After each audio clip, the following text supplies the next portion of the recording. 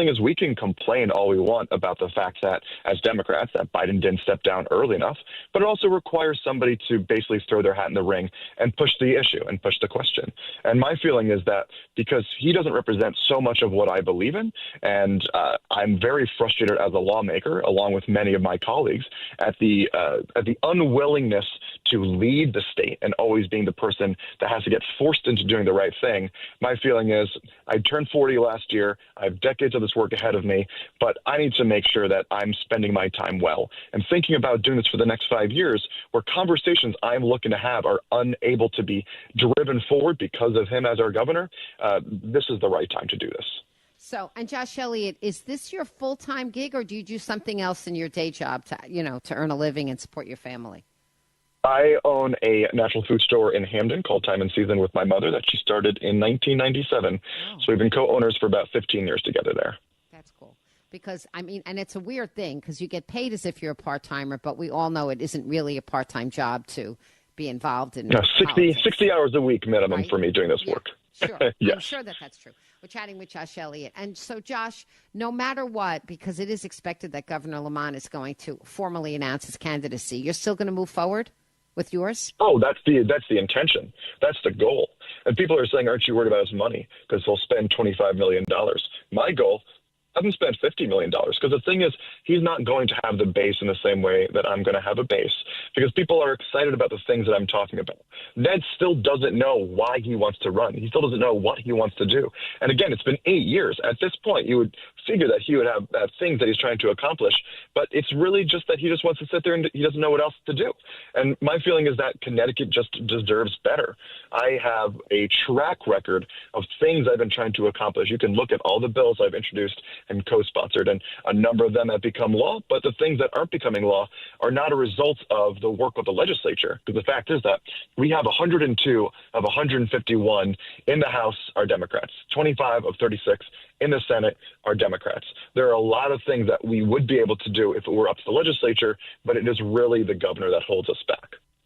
So, I know. I remember you were one of the sponsors of the recreational marijuana legislation. I think I had you on the show to talk about that a few years ago, right? That's right. You years were the ago. vanguard of that, right? Yeah. I remember yes, that. That's correct.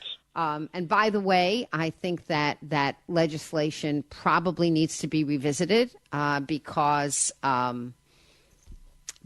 in practice, or at least let me put it this way, we need to have a much more robust public education campaign about the dangers of marijuana, and we are woefully negligent in doing so. And I am seeing this in my other capacity as a probate judge because of so much of the cannabis abuse that is ending up in our psychiatric hospitals.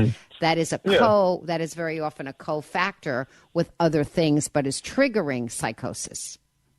Sure. I guess what I would say about that is just like with our alcohol laws, our liquor laws, we come back every year to make corrective changes. We come back every year to make corrective changes to our cannabis laws.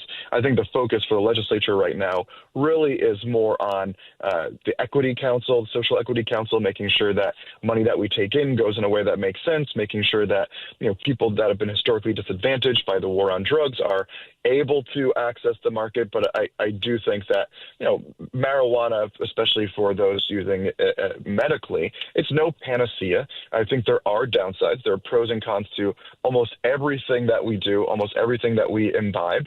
And I think that we need to be smart. And I think that more education is certainly something that I can get behind.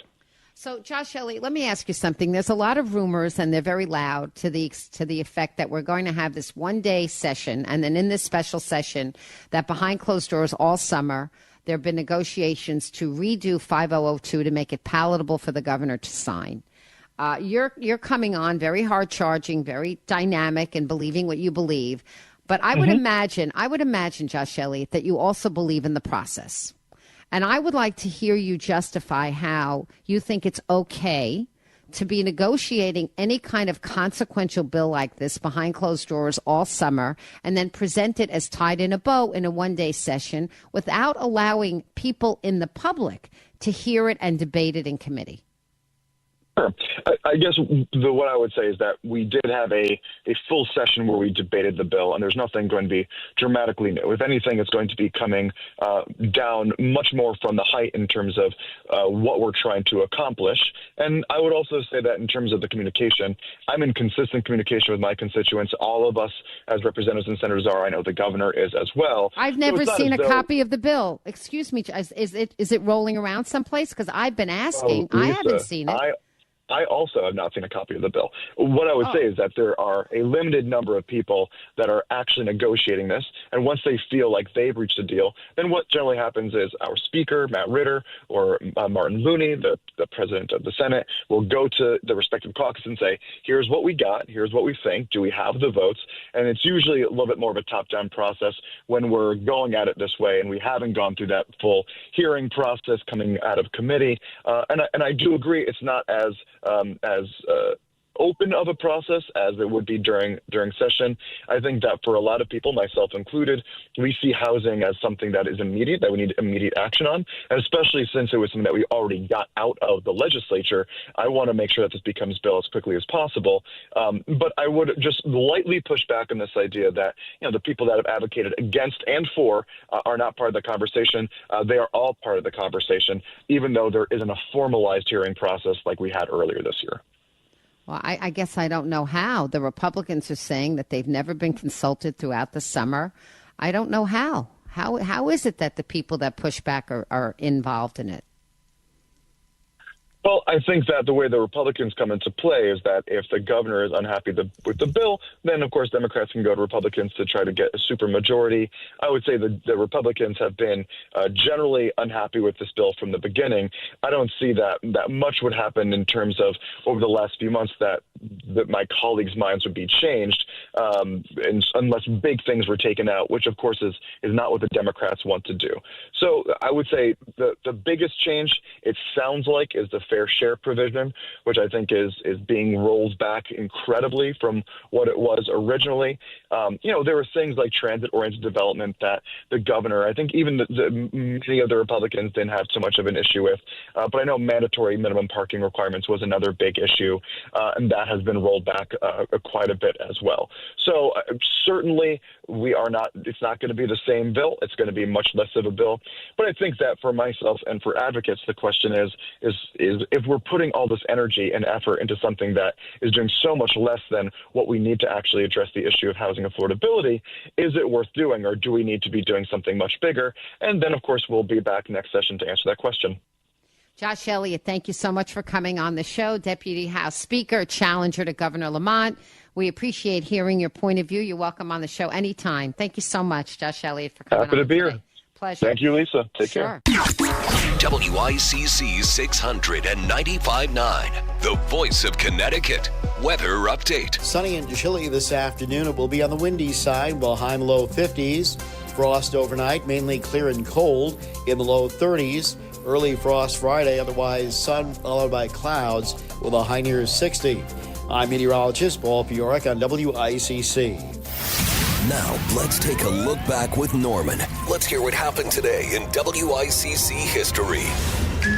It's November 6th. On this day in 1891 in Springfield, Massachusetts, James Naismith invented the game of basketball.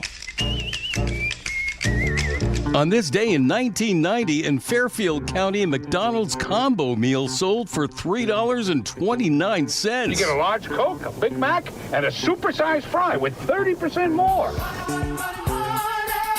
The number one TV show in 2001 featured Kiefer Sutherland in 24. We have reason to believe that by the end of the day, an attempt will be made on David Palmer's life. And counterterrorism expert Jack Bauer will have just 24 hours to stop it. November 6th. That was today in WICC history. Every day just before 2 on the voice of Connecticut, WICC 695.9.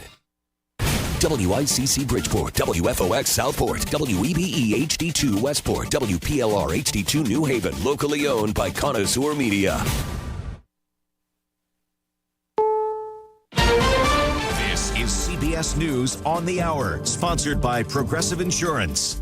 I'm Stacey Lynn. A jury in Virginia has awarded $10 million to a former teacher shot by a student. Abigail Werner alleged the assistant principal failed to act on repeated warnings that the student had brought a gun to school. On January 6, 2023, the first grader used a 9mm pistol to shoot Zwerner in the hand. The bullet passed through and struck her in the chest. Zwerner sued for $40 million, saying she's still afraid to leave the house. Today, the jury reached its verdict. We, the jury, on the issues joined, find in favor of the plaintiff, Abigail Zwerner, and assess her damages at $10 million. Christopher Cruz, CBS News. You planning on flying somewhere this weekend? It is going to be stressful as the FAA says it's planning on canceling thousands of flights beginning tomorrow at 40 major airports across the country due to staffing shortages because of the government shutdown. Reporter Karen Huaz in Houston. We've been here at Houston's Bush Airport all throughout the week, seeing how the traffic has ebbed and flowed. It's certainly a lot calmer right now, but because of these staffing shortages as well, some airports like Bush have had to cut the number of security screening points they have. So all of this in combination with each other could just lead to something of chaos.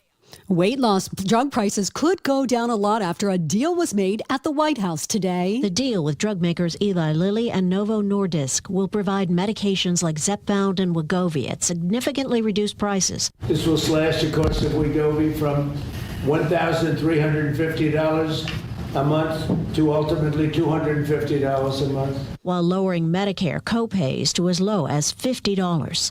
Linda Kenyon, CBS News, the White House. A prominent lawmaker announced her retirement as we hear from Allison Keyes. Former House Speaker Nancy Pelosi has never pulled any punches, especially in her view of President Trump. Just days ago, she called him the worst thing on the face of the earth during a CNN interview. In 2020, she ripped up Trump's State of the Union address, calling it a manifesto of mistruths.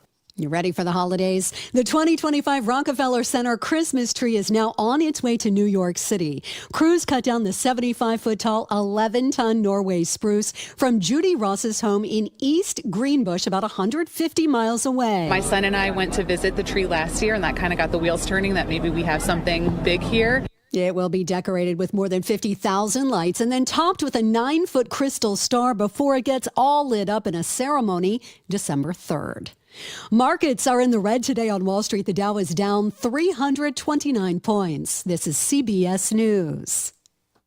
Brought to you by Progressive Insurance. Not only does Progressive let you bundle your insurance, they also give you round-the-clock protection. Quote today at Progressive.com.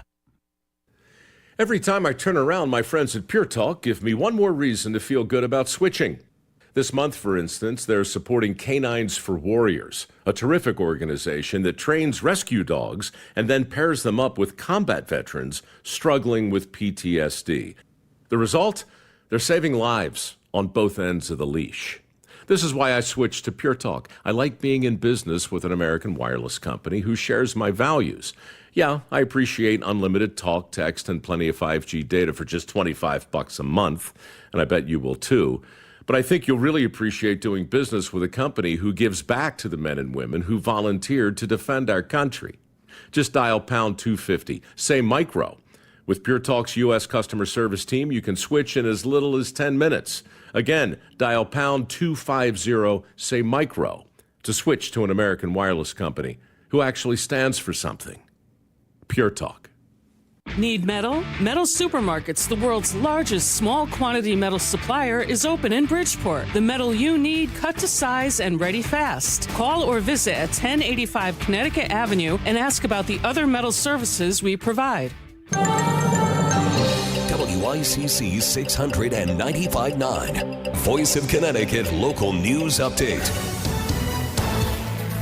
Connecticut Democrats won 29 mayor and first selectman positions that were held by Republicans on Election Day, including in Danbury. It sends a message that Democrats are delivering. So we're proud of the work we're doing. Mayor Roberto Alves won re-election, easily defeating Republican Emil Bouzaid to earn a second term in office.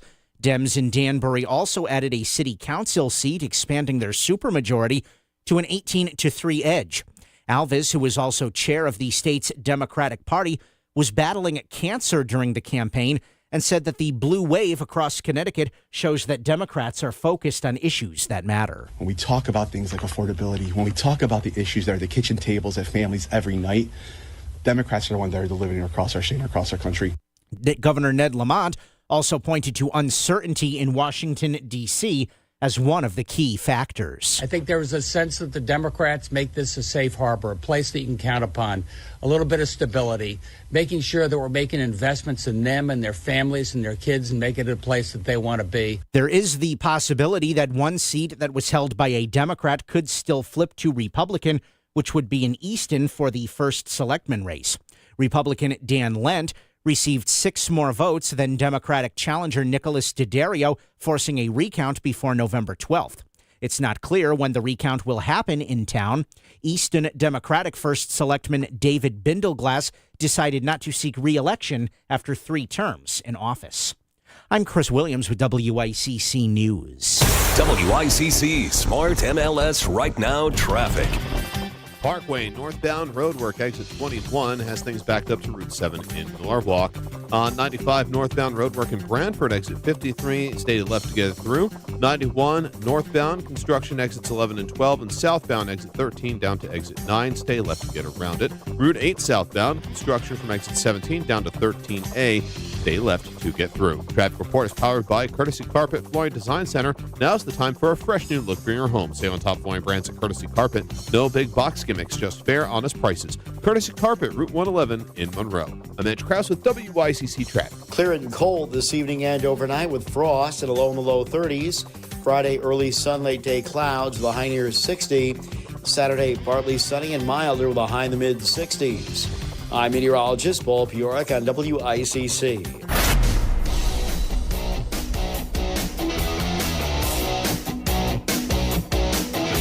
You're listening to Connecticut Today with Paul Piselli on WICC 600 and 95.9, the voice of Connecticut.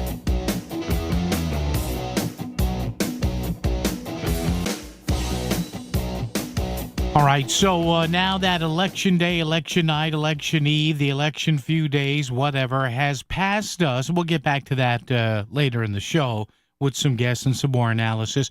Now you have a little bit of and you probably know this already, but I'll give this to you again as a little bit of a homework assignment. How about this? So, and you probably know this because I know the audience to this program and also to Lisa's show and to Melissa's show in the morning.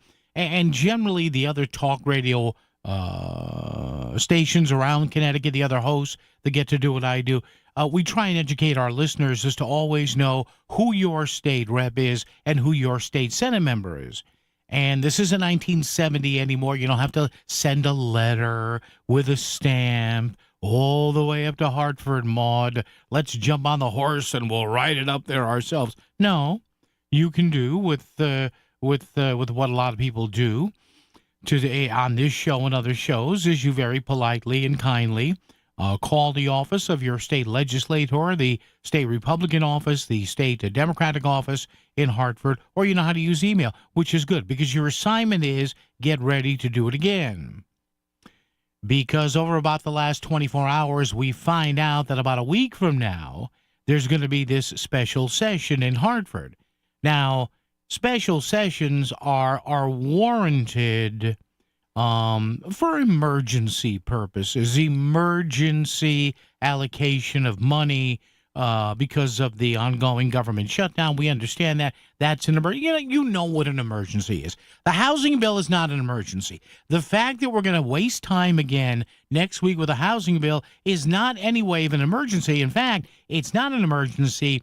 It again illustrates the incompetence, the rank, arrogant incompetence of the Democratic majority in Hartford. And to answer that, and the reason I'm telling you to get ready is that we're getting ready in about a week or so. We will get rank incompetence Chapter 2, 2.0 from the majority Democrats in the state Senate, led by Bob Duff and Martin Looney, and the majority Democrats, the incompetence in the state House, led by Matt Ritter and Jason Rojas, talking about housing. Oh, my God, housing. Oh, my God. Oh, well, we need all this housing. oh, these developers are so benevolent, aren't they? Oh, they're going to come in and they're going to save Connecticut. No, here's the bottom line. The reason you have to make sure you know who your state rep is, your state Senate member is, you got to better get on the horn to them next week and say, why are you doing this all in secret? See, what's going on now? And you may have heard, yeah, they're going to do a special session or whatever, but what's going on right now is they're essentially rewriting the housing bill in secret. This is called legislative slop. This is called legislative, if I may be so bold as to say, manure, fertilizer, vigorole, compost. So supposedly there's a housing bill. And again, this isn't no short change here. You have to understand something. The Democratic majority in Hartford right now is putting together a bill because they're still seething at Governor Lamont for vetoing round one on this bill. So they're doing this in complete and utter secrecy. I made a couple of phone calls before I went on here with you today and asked a couple of people I know, hey, do we have any idea what's in this bill? And granted, they were from the Republican side, but they said, no, we don't. So understand this, folks. Get your phone numbers ready for your state House member, your state Senate member, your email, because even if you tend to be a Democrat and vote for Democrats, understand this housing bill will, in all likelihood, it's not definite. There are very few absolutes in life. This upcoming housing bill will have the chance to change the value of your home. For a lot of you, like me, if you're like me, I don't own a business. I love doing what I do here, but I in no way, shape, or form own this radio station or own any radio stations or even own my show. There are some hosts in this business who own their show and they contract it out to a station. I don't work that way. I thought about it once or twice, maybe in the future, but not now. But having said that, for most of us, the value of our homes is our largest nest egg for retirement or to fall back on, even if you have a portfolio. So the majority Democrats in Hartford, and I'm not lying here, I'm not trying to be partisan, I'm just letting you know, and I want you to start spreading this around. Make sure you're calling their offices, make sure you're doing it politely, no yelling and screaming, no emailing. But in a week, we're going to find out what's in another housing bill. Now, you're probably sitting there saying, well, Paul, what if it's a good bill? Yeah, well, if it's such a good bill, why are you doing it in private? And by the way, because they're doing it now in a special session, the regular rules of the legislative slop in Hartford don't apply, like public hearings, committee hearings, or whatever. So there's another dynamic to this, too. But we start there, and we start with this question. And I want to peel back the layers on it here, because, look, you have a right to know what's in that bill. And the fact that a lot of you, no matter what side of the political aisle you fall on, the fact that a lot of you are not going to know what's in that bill until maybe the last minute is, like I said, it's slop. It's sloppy lawmaking. It's legislative slop. It's not an emergency. There's no reason. This has to be done the way it is. I'm not saying you don't bring the housing bill back up again. No. Don't put those words in my fat little mouth. No. What I'm saying is this is legislative slop. This is a scramble to please the left of the Democratic Party here in Connecticut before the elections next year. And it's to turn the screws on Governor Ned Lamont, His Excellency, Governor Lamont. So we'll talk about that and more. But the question here is, I asked on Facebook, facebook.com/Voice of Connecticut, Voice of CT, the Democratic majority in Hartford is putting together a revised affordable housing bill in secret. What are they hiding? Why is this being done in secret? Nobody, if there's not a D next to your name, nobody knows what's going on with this bill. A bill that could potentially have the power to alter the cash value of your home. But the majority in Hartford chooses not to tell you or me or anybody else until it's too late. The floats, the bands, and all those giant balloons. It's the return of the Stamford Downtown Parade Spectacular, Sunday, November 23rd. Join WICC hosts Melissa Sheketoff, Paul Pacelli, John Kamal, and Chris Williams along the parade route. The parade steps off at noon and travels through the streets of Stamford downtown. The holiday season officially begins with the annual tradition, the Stamford Downtown Parade Spectacular, Sunday, November 23rd. Did you know tens of thousands of mothers, fathers, children, and seniors right here in Southern Connecticut face food insecurity? Moms going without so they can feed their children? That's why the Bridgeport Rescue Mission is relaunching their mobile kitchen, so they can deliver fresh hot meals directly into our streets and communities that need it most. Please help the relaunch of the Bridgeport Rescue Mission's mobile kitchens. Give today to bridgeportrescuemission.org, because no child, no senior, no human should ever go hungry. Progressive knows there are some surprisingly expensive things in life, like rugs. People say a rug would really bring the room together. And sure, you don't know what that means, but it sounds important. Suddenly you're using words like jute and sisal. Then you see the price and lose it, because how can the thing you walk and spill on cost so much? So you devote your life to taking down Big Rug. But then you remember that switching your home and auto to Progressive could save you hundreds. So, looks like Big Rug is safe. For now. Progressive Casualty Insurance Company, affiliates, and other insurers. Not available in all states. In the real estate ecosystem, trust and transparency create harmony. But one elusive species disrupts this balance: the rogue agent. Their secrecy with off-market listings leave home buyers confused, frustrated, and inventory-starved. And that's bad news for sellers too. With Smart MLS, over 20,000 realtors unite, creating more demand, offers, and better results. Ask your agent if your home is on Smart MLS. Bumped your bumper? Kissed a curb? With Sono Collision, your car will be back to top notch in no time. Because we don't just repair, we care. Visit sonocollision.com. Your car will thank you. Sometimes the most important personal breakthroughs are made possible by medical ones. And that's why Yale New Haven Health's Heart and Vascular Center delivers the pioneering science of Yale School of Medicine, like groundbreaking research that helped redefine the international guidelines for treating heart failure, and a new procedure to detect coronary microvascular disease, often misdiagnosed in women. Yale New Haven Health and Yale School of Medicine. Together, we're powering breakthroughs with the greatest of care. Want to know how business gets made in Connecticut? Check out the Made podcast at voiceofct.com. It's the official companion to the Made Leadership Series. Want to stay ahead of the curve and learn from top minds? Check out Connecticut-made.com and get made. This Thanksgiving at Total Wine & More, find bourbons and Cabernets that you adore. Our helpful guides are so friendly and nice. So many bottles to try at the lowest price. So gather with friends as you sit down to eat. Grateful for all who made Thanksgiving complete. With the lowest prices for over 30 years, you'll always find what you love and love what you find. Only at Total Wine & More. Now open at the North Village Shopping Center next to Trader Joe's. Drink responsibly, B21. WICC Smart MLS Right Now Traffic. Parkway northbound roadwork exit 21 has things backed up to Route 7 in Norwalk.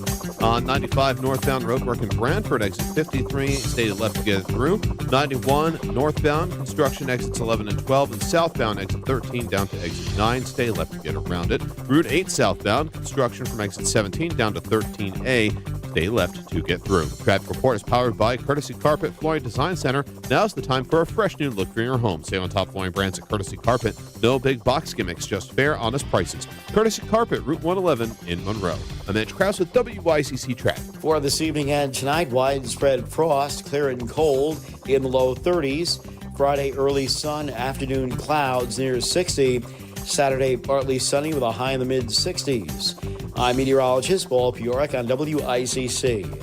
As soon as you hear it in the news, Paul already has his opinion on it. Back to Connecticut Today with Paul Pacelli on WICC 695.9, the voice of Connecticut. All right, great to have you with us right here at 203-333-9422, 333 WICC. So just letting you know, because there's no build up to this. You have to understand this. Keep an eye out next week on, I think, the 11th, 12th, and 13th. of next week, heading into the tail end of next week, there is going to be a special legislative session in Hartford, maybe 2 or 3 days. They're going to address, I think, maybe more food aid for as long as this idiotic government shutdown continues. They may address a few other things. You know, the folks up there in some of the cities want more protections for migrants against ICE. But one thing that's probably going to happen, it's not definite. They could, run into some problems here, but they are going to resurrect this housing bill. And you remember, the housing bill passed the House, passed the Senate. It was a mixed vote. Well, there actually weren't any Republican yes votes, I think, in either chamber. It was all no on the Republican side, no on a lot of Democrats, too. And, yeah, a lot of them were in, what a surprise, what did I keep telling you, Fairfield County. And it's going to happen again. Don't think that there's going to be a lot of minds changed in Fairfield County on this one. There won't. There's not going to. This bill, it has Fairfield County in the crosshairs. This is the other 7 counties of Connecticut saying, sorry, Fairfield County, you can't have your current setup. And I know it covers everywhere in the state. I get it. But come on, let's please. None of us fell off a fruit truck yesterday. Let's not kid ourselves here. So what's going to happen is they're going to unveil a bill next week that, unlike, more than likely, things could change. If they do, I'll let you know. But unlike the first bill, which was debated like crazy, I did shows on it, Lisa did, Melissa did, everybody in this state who does this kind of a show on these kinds of stations, did shows about this. So there was a good deal of time to actually parse the bill, read the bill. That's not likely what's going to happen next week. So you, my friends, need, now whatever side of the argument you're on, look, if you're a resident of a city or town, especially if you are a property owner, this is going to affect you, and it's going to be done or attempt to be done on the sly here. Now, how do I know that? Well, you go to the Connecticut Mirror today, and shocking, the Connecticut Mirror, and I'm not faulting them because this is the news cycle, I get it. The Connecticut Mirror says, what a surprise, there's a new poll out there showing support among certain policies in the housing bill among Connecticut residents. Oh, that's shocking. I'm stunned that this comes out a week before the special session, as the housing bill is still being hidden behind closed doors from every Republican in Hartford and every other person in the state. A new poll shows the Connecticut residents rank the cost of housing and taxes as the top 2 issues facing the state, and that there's bipartisan support for state zoning level reform. Oh, my God, I'm shocked. Really? How about you reform our taxes? By the way, I got to talk about this later. Mr. Alves and Governor Ned Lamont, the Democrats did so well because we care. Oh, we watch out for people. Really? When was the last time the Democratic Party in the state cared about taxes? And you didn't have guys like Bob Duff and Martin Looney trying to screw people. Oh, but we care. Oh, yeah. Oh, we care. You can't script this stuff. It's so obvious. The poll was released today by YouGov and commissioned by here's another shock. A poll commissioned by the Regional Planning Association, a research and advocacy group focused on land use and transit policy. Really? You mean the kind of people that are in favor of transit-oriented development, which is mentioned in the, here it comes, housing bill. I'm stunned. YouGov surveyed more than 800 Connecticut residents across the spectrum, asking them about specific policies, including the sweeping housing bill vetoed over the summer. Housing Bill 5002. The polls showed that 42% of respondents said housing was the most important issue facing Connecticut. 40% says taxes. Yeah, but we never do anything about the taxes, do we?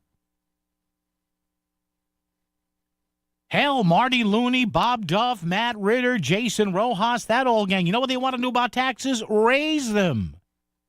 Turn the screws on people more. But housing, oh, you people in Fairfield County. Ooh. The survey also found that respondents generally supported most of the major policies in HB 5002, including turning vacant buildings into housing, boosting the number of housing near transit, and requiring towns and cities to allow more homes, and easing parking requirements. Let me tell you something. Those people that said they're in favor of this are full of crap, because they're sitting there going, oh, yeah, I think other cities and towns should do that. Where are they going to, how loud are they going to start screaming if it happens down the street from them? And listen, if these cities and towns want that to be their realization and their reality, fine. Hartford needs to shut up about it. I'm sorry they do. Well, Paul, you're just NIMBY. No, I'm not NIMBY. I'm not NIMBY. What I am is let my city and town, or however many cities or towns, decide it the way they want to decide it. Well, some of these cities and towns are racist. Oh, we're going the racist route now. We've gone down that road before as well. All right, 203-333-9422, 333-WICC. Oh, here's a shock, too. Desegregate Connecticut, a program of the Regional Planning Authority that was started by Luke Broden's wife, by the way, lobbied for a part of HB 5002 that would have pushed towns to allow more housing near train and rapid transit stations. Oh.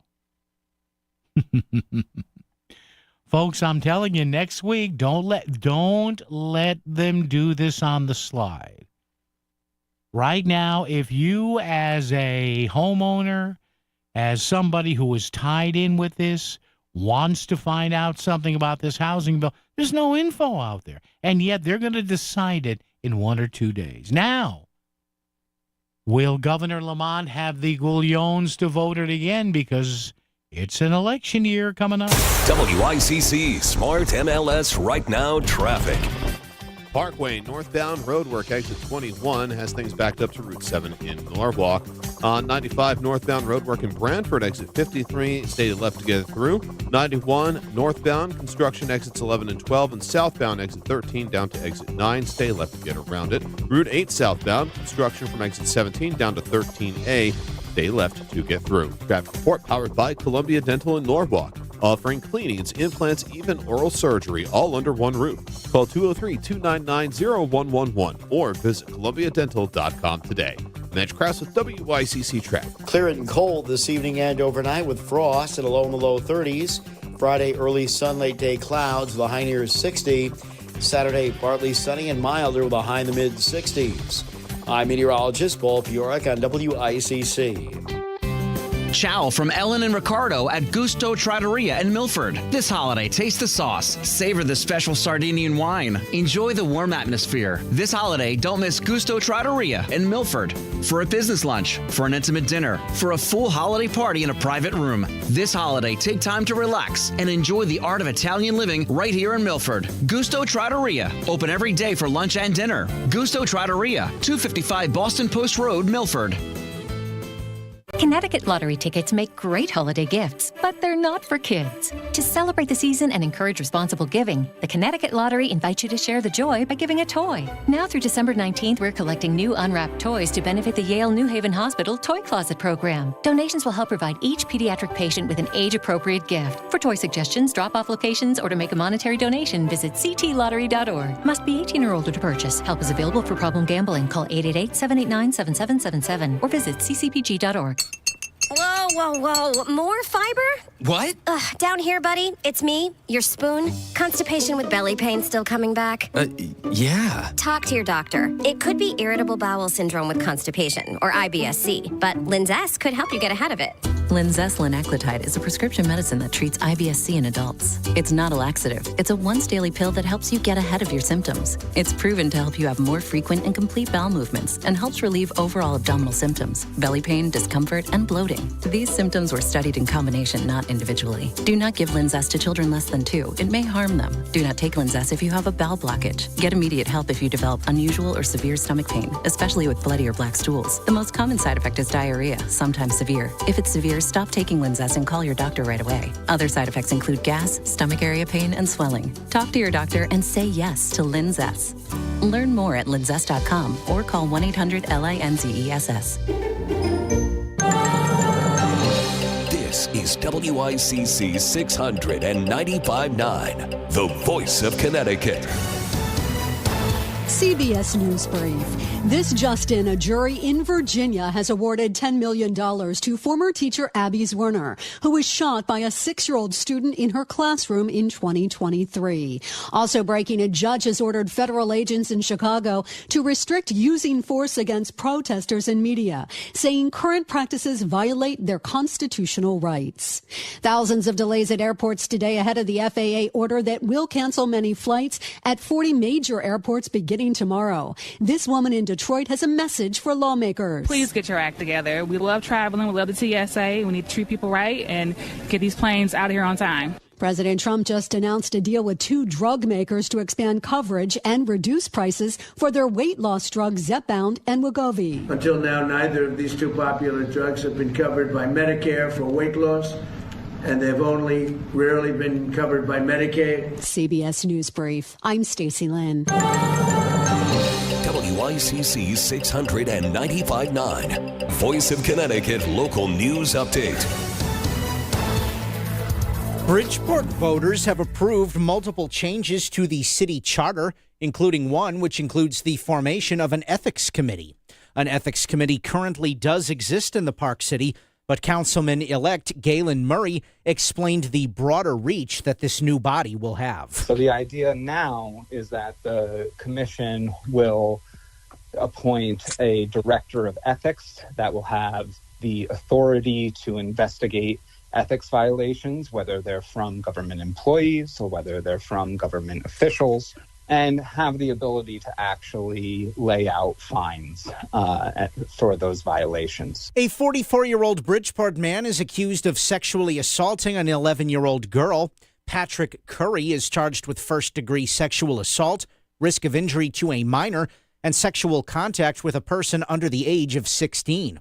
Curry was arraigned Wednesday in Bridgeport Superior Court and was ordered held on $200,000 bond. He's due back in court on December 3rd. A judge is allowing the suspect in a homicide last year in Bridgeport to withdraw his guilty plea. Roche Williams entered into a plea agreement in May that would send him to prison for 35 years for killing Akeem Shokayar Grant. The victim was shot multiple times, allegedly by Williams, and prosecutors say the killing was captured on video. The 47-year-old Williams remains in custody on over $1 million bond. The Rizzo parking garage at Danbury Hospital is open again after being closed early today when a suspicious package was found by hospital security. Police responded to the scene around 2:45 a.m. During the investigation, Hospital Avenue was closed between Tamarack Avenue and 6th Street. It was determined the package was harmless. The FAA announced that tomorrow, thousands of flights at some of the busiest airports in the country will be grounded due to a shortage of air traffic controllers. The controllers have been working without pay since the beginning of the government shutdown. Some of the busiest airports in the country, including in New York, will see limited air traffic, with 4% of all flights being canceled tomorrow, going up to 10% next week. So far, Bradley International Airport has not received word of any flight reductions. Classes resumed at Flood Middle School in Stratford today after the building was treated for bed bugs. Classes were called off at the school Wednesday after it was determined that there were bed bugs present. The bed bug treatment was completed Wednesday afternoon, and the evening was spent airing out the building. Classes started on time today at the school. The state legislature will be meeting next week in a special session. Governor Ned Lamont says the session will be to finalize compromise housing legislation. Lawmakers and the governor are seeking to create up to 150,000 new units of housing in the state with the legislation. Lamont says numerous changes have been made to the proposal since he vetoed a housing bill in June. The session will also be to create a $500 million contingency fund to help cover possible losses of federal funding, including SNAP benefits. We've got the green light. We'll be able to put something on those cards. Not a full complement, but everything we reserved out of that reserve fund, and I think we'll have that within 4 or 5 days. And Fairfield Republican State Senator Tony Wong gathered with multiple public officials and food pantry operators to hold a news conference Wednesday on the rise of food insecurity statewide. Food security in Connecticut has reached a critical level. So this is a moment for all of us to unite, to put politics aside, nationally, statewide, locally, and focus on the people in need, particularly as we go to the Thanksgiving holidays. Over 360,000 people in Connecticut rely on the currently unfunded SNAP program, and Connecticut food share operator Jason Jakubowski spoke about how the lack of resources is affecting Connecticut families. We've had people come up to us and say, I usually donate to you. I can't believe I have to use your services. We tell them, don't worry about me. This is what we're here for. The bipartisan group urged anyone who is able to donate this holiday season to reach out to their nearest food pantry. I'm Chris Williams with WICC News. WICC Smart MLS Right Now Traffic. 95 northbound, looks like a stalled vehicle, exit 13 at the on-ramp over in the shoulder. Folks are slowing down for a look. The congestion delays start back in Stamford.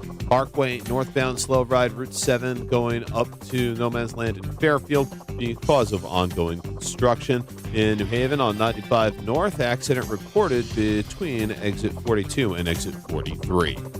I'm Andrew Krause with WICC Traffic. For this evening and tonight, widespread frost, clear and cold in the low 30s. Friday, early sun, afternoon clouds near 60. Saturday, partly sunny with a high in the mid-60s. I'm meteorologist Paul Piorek on WICC.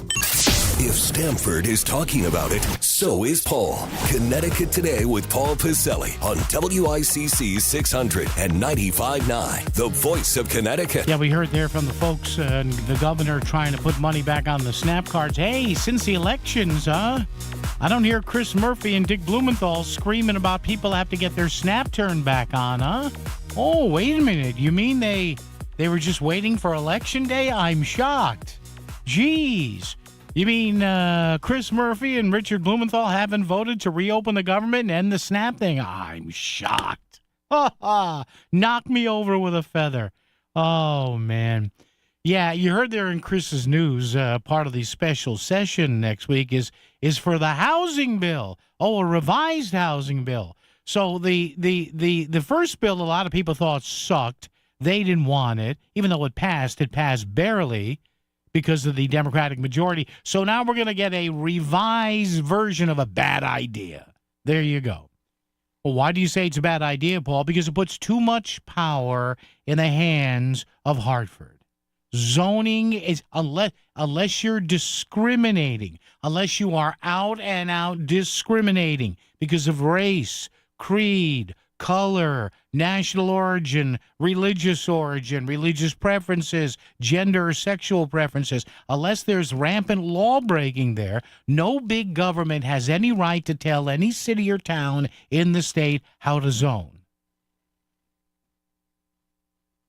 And the people out there who are so freaking naive to think, well, this is going to help the housing crunch in the state. Really?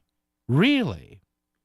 Again, I meet so many people who think this is low-income housing. It's not. It's affordable housing, meaning if a big-pocketed developer goes into a Fairfield County town, as long as they meet the formula for X amount of units to be quote-unquote affordable, whatever that is, they can make as much money as they want on the other units here. So the notion that this thing is going to somehow have an appreciable effect on Connecticut, where even the affordable housing is expensive. This is laughable. And everybody is in favor of this, that, and the bill until it's their town. Because going with one of my axioms I live by, everybody at one time or another is full of crap. Well, that's NIMBY. Yeah, you're damn right it's NIMBY. It's my backyard. Get the hell out. Jose in Shelton's here. Jose, how are you? Hey, what's up, Paul? Hey. It's so nice to hear your voice and how positive you're. Well, I'm a realist, Jose. That's what I am. I'm a realist. Here's the thing. Here's the thing, Paul. Yeah. You're against housing. I'm pro housing. Oh, yeah, I'm against housing. I don't want anybody to have a house. No. I bet you when they were building the condos that you live in right now, if you could have protested them, you would. I would have. Been. You would. So you wouldn't have no house. Why is there? Look, how we need 500 units. 500,000 units. Yeah. Here in Connecticut. Yeah, of course we do. And putting housing by railroad stations is a good idea because you have less traffic. Yeah. Why are you against that? What if the city or town doesn't want that? They have the right. That's why we got local zoning. Well, you're against housing outright. You're against all housing. I want everybody. If you had it your way, Paul, if you had it your way, you put a moratorium on all building in Connecticut. Absolutely. I want people to live in grass huts. No building, nothing. If you had it your way. Jose, how many nips did you have today? 1.5. Jose, have a nice day. Paul in Milford's here. Paul, good afternoon. How are you? That was laughable, Paul, but let me just make the statement. Yeah. We're talking about the housing and all the issues that go along with it. Yeah. Can you give me some insight of knowledge that you may have as to how many seats were flipped from Republican to Democrat this last go-around? Yeah, it's a lot. It was like 28 or 29 or 30 seats or whatever. 29 seats. Yeah. Yet everybody that you talk to keeps saying, the Democrats up in Hartford are screwing us left and right, yet they vote all these Democrats in at the lower levels that are supporting Hartford. What are you trying to tell us, folks? How much of that is Trump, though? I mean, I know a lot of people. Come on.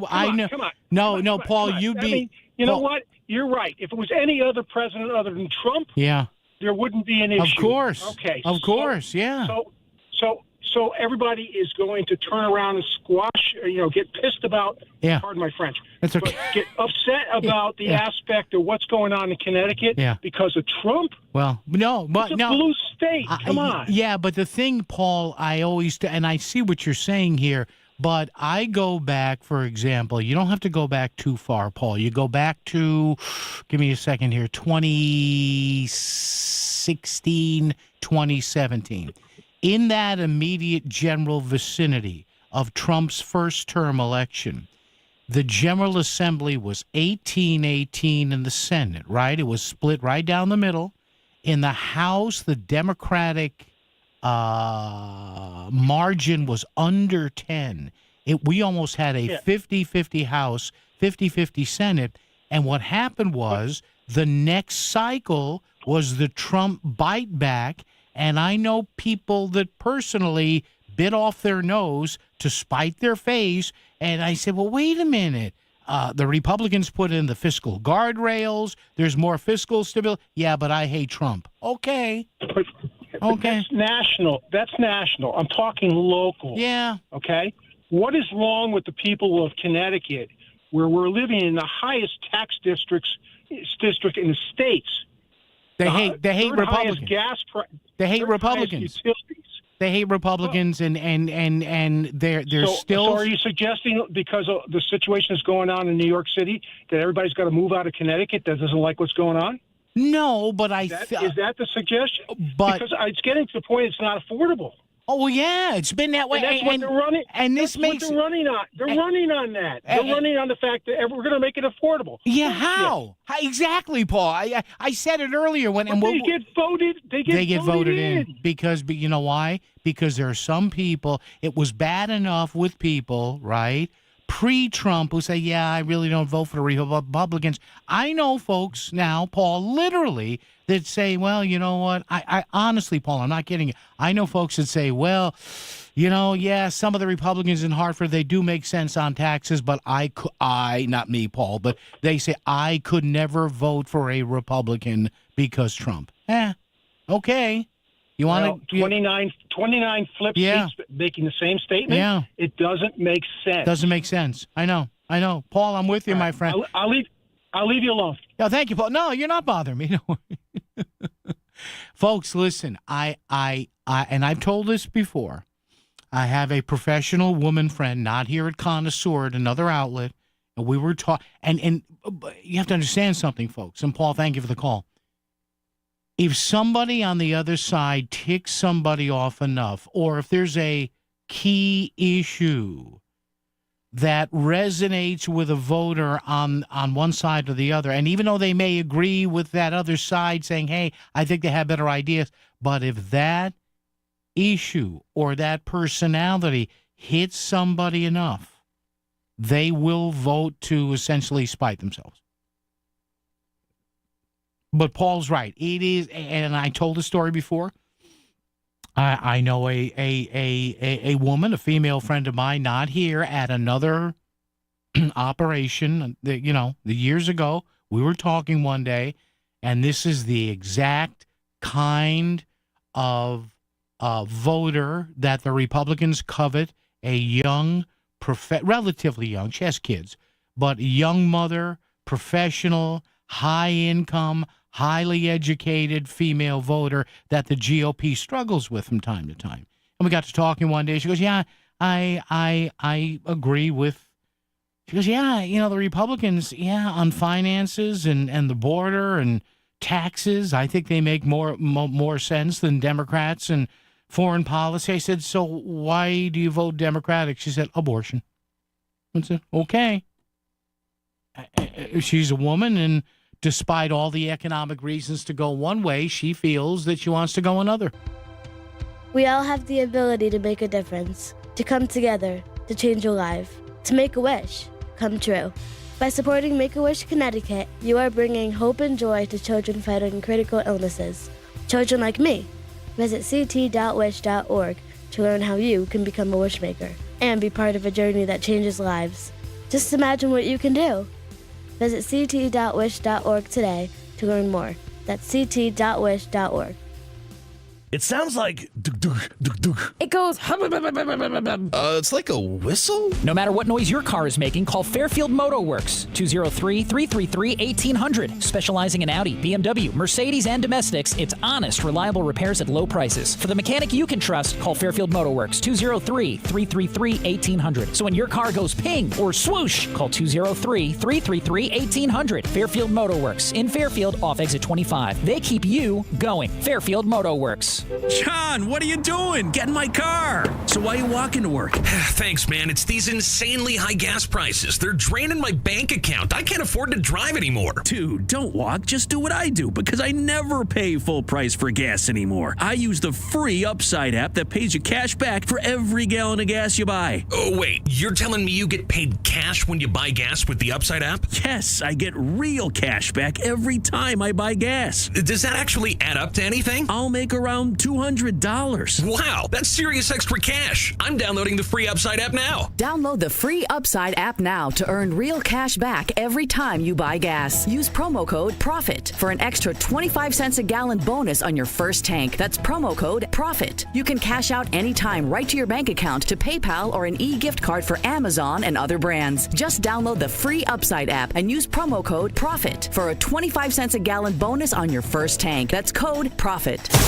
WICC Smart MLS Right Now traffic. 95 northbound slow ride Stamford going into Westport with an accident. Exit 13 over in the shoulder. Further ahead In West Haven, crash exit 42. Left lane is out, and that has things backing up towards Milford. Parkway overall is your best bet. I'm Mitch Krause with WICC Traffic. Clear and cold this evening and overnight with frost and a low in the low 30s. Friday, early sun, late day clouds, the high near 60. Saturday, partly sunny and milder with a high in the mid 60s.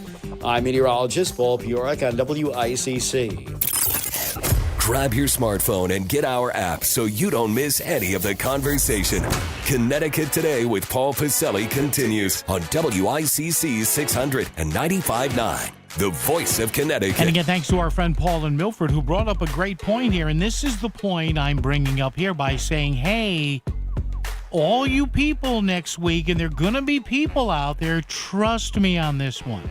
They're going to unveil the housing bill again, and a lot of people aren't going to like it, and they're going to say, well, why weren't we told about this? And a lot of you people who aren't going to like the housing bill are people who voted for Democrats. Kick me. Go ahead. Please, sir, can I have some more? You just know it's going to happen. And that's okay. I don't give a good damn about who you vote for. I don't. But for all you people that complain about housing like I am, and I have nothing, I know Jose and I were just kidding around. Of course you need affordable housing. But mandating that Hartford or anybody else at the Capitol Bigfoots your zoning laws is not the way to do it. And people, again, like Paul, our last caller, who say, geez, it's really expensive in this state. Well, yeah. And I applaud Paul for bringing up the hypocrisy of people, again, who bitch and moan and whine about taxes and fees. And I always ask them, well, who did you vote for? And I know, as Paul says, it doesn't make sense. It doesn't. It doesn't. Every year with the General Assembly, in the short session or long session, every single year people get roasted and toasted at taxes and fees and nickeled and dimed. And I ask people, who'd you vote for? I could show them the roll call vote from the State House or the State Senate. It's easy to find if you get off your ass and stop watching some true crime thing on Netflix. Go to your computer, go to your phone, and find out who's voting for stuff. You may be surprised that the people you vote for and you mindlessly give your vote to every 2 years are voting to screw you. So, Paul from Milford, thank you. Yes, you lit my fuse here today, but it's something I talk about all the time. And I'm not telling anybody they have to vote for one party or the other, but just understand how it works here. I can't tell you the amount of times I'm on a discussion forum at night and housing or taxes come up, and literally somebody on this string, either somebody I know or somebody I don't know, I belong to these community forums, somebody on these strings will say something like, well, where are the Republican ideas? And I'll say, they never see the light of day. Well, why is that? Somebody says, how is that even possible in a democracy? I said it's possible and happens because the majority party, whoever that may be, controls what even gets talked about in Hartford. A lot of you folks still don't understand. When you hear people like Bob Duff or Matt Ritter or Marty Looney say, well, if the Republicans had any serious ideas, the Republicans in this state have a ton of serious ideas, but the Democrats keep them hidden. They are not brought up for any sort of a discussion or serious debate in a public hearing in Hartford. Now, if you want to change that, you may want to do it by, next year, who you vote for. Now, they are going to turn around the Democratic majority in Hartford. All you're going to hear next year for the legislative elections in Connecticut for stuff that emanates from Hartford that you and I actually have a little control on a micro basis, all you're going to hear is Trump. Trump, Trump, Trump, Trump, Trump, Trump, Trump, Trump, Trump. That's all you're going to hear. Wait till the governor's race starts, and there's questioning of, Ryan Fazio, who's a declared candidate, Aaron Stewart, maybe whomever is going to get in, who knows? And everything, every question is going to be redirected toward the Republicans for Trump.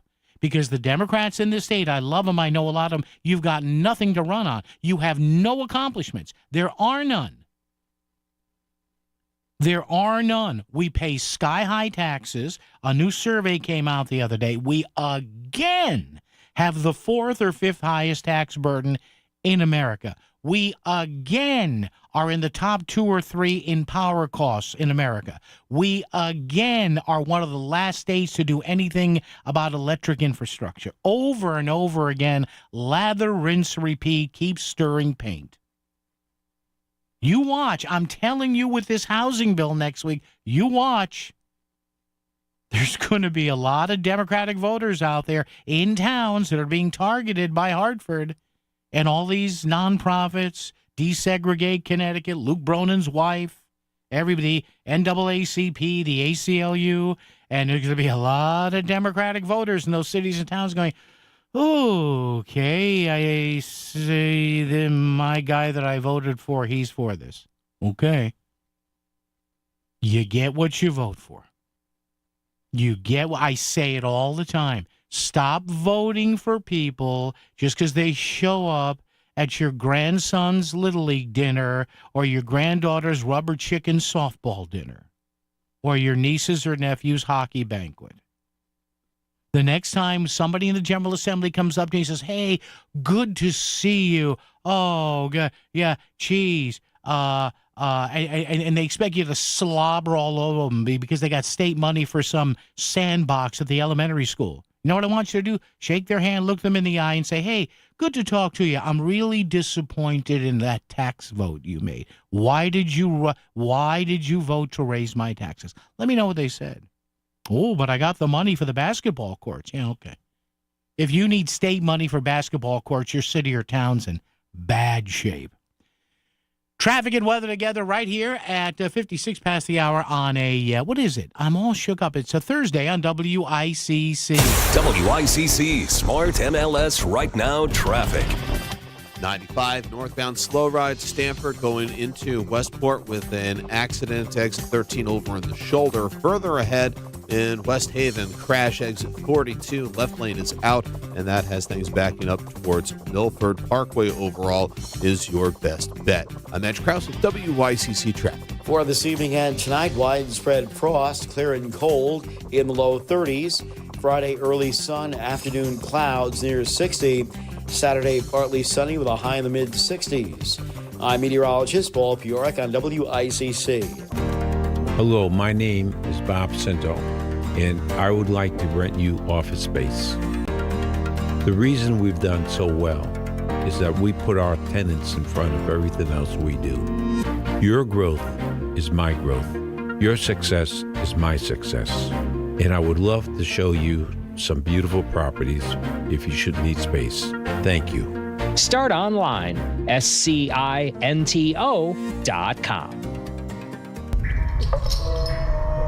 This is the sound of captivity.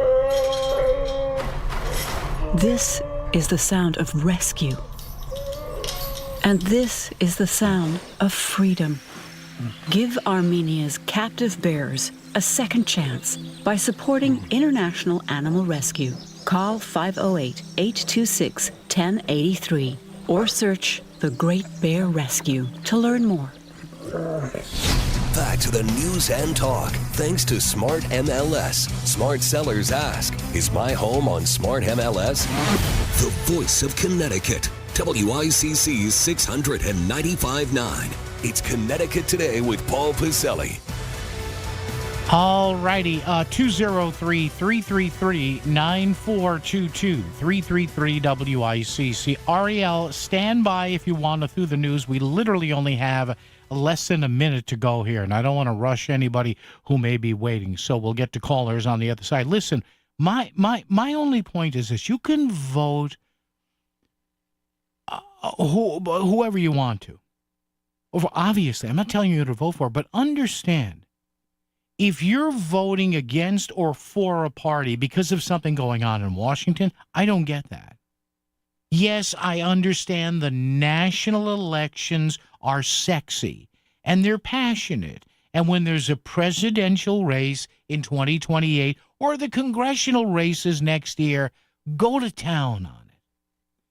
But anybody who, and I know people that do this, who vote by party when there's nothing national on the ballot for a municipal race, you're out of your minds.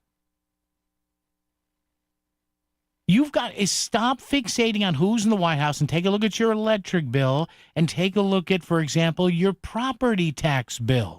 WICC Bridgeport, WFOX Southport, WEBE HD2 Westport, WPLR HD2 New Haven, locally owned by Connoisseur Media.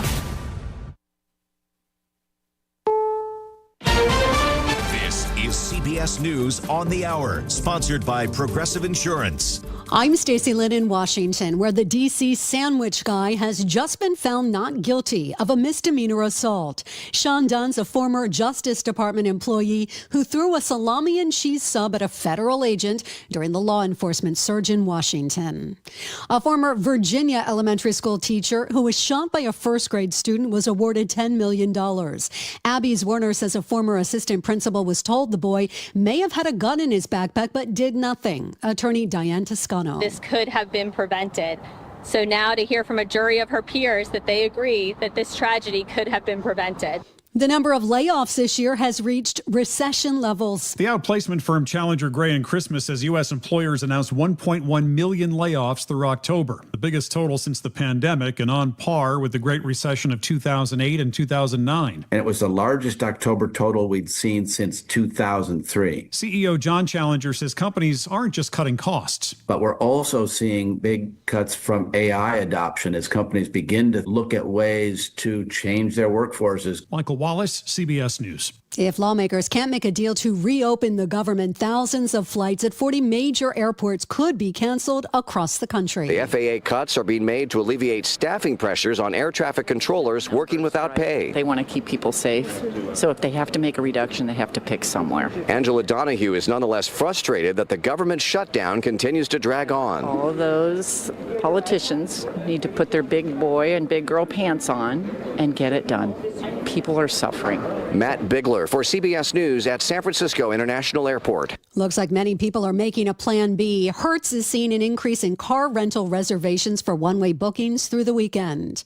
In Louisville, Kentucky, the bodies of 12 people have been recovered from the UPS cargo plane crash. But Mayor Craig Greenberg says there are still 9 people missing. Teams will be out there searching through the debris now in what's called a delayering search in coordination with the NTSB and their investigation. The plane's engine fell off just after takeoff, sparking a massive explosion.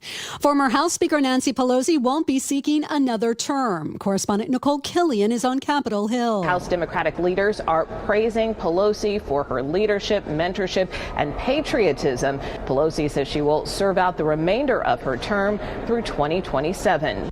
Checking Wall Street this afternoon, a lot of red for the markets. The Dow's down 270, NASDAQ off 306. This is CBS News. Sponsored by Progressive. See why over 43 million drivers trust Progressive to stay protected on the road. See for yourself at Progressive.com. Maybe this is you too. People are enormously frustrated with the cost of health care right now. There is an option. Hundreds of thousands of people have gone with MediShare. They like it more, and they're saving a lot of money. Perfect time for you to join, too. Apply before October 31st, and they will waive your application fee. That's $100 you'll be saving right off the bat, in addition to the thousands you can save every year. Call them now. Here's the number, 877-26-BIBLE. That's 877-26-BIBLE. MediShare is a community of Christians who've shared more than $9 billion in medical bills. It has worked beautifully for decades. And with so many people re-examining their options right now, seeing premiums going up and up, this is a great time to take advantage of this offer. Just tell them the promo code SHARE and save $100 before October 31st. Call 877-26-BIBLE. That's 877-26-BIBLE, 877-26-BIBLE. Want to know how business gets made in Connecticut? Check out the Made podcast at voiceofct.com. It's the official companion to the Made Leadership Series. Want to stay ahead of the curve and learn from top minds? Check out Connecticut-made.com and get made. WICC 695.9, Voice of Connecticut Local News Update. The state legislature will be meeting next week in a special session. Governor Ned Lamont says the session will be to finalize compromise housing legislation. Lawmakers and the governor are seeking to create up to 150,000 new units of housing in the state with the legislation. Lamont says numerous changes have been made to the proposal since he vetoed a housing bill in June. The session will also be to create a $500 million contingency fund to help cover possible losses of federal funding, including SNAP benefits. We've got the green light. We'll be able to put something on those cards. Not a full complement, but everything we reserved out of that reserve fund, and I think we'll have that within 4 or 5 days. Bridgeport voters have approved multiple changes to the city charter, including one which includes the formation of an ethics committee.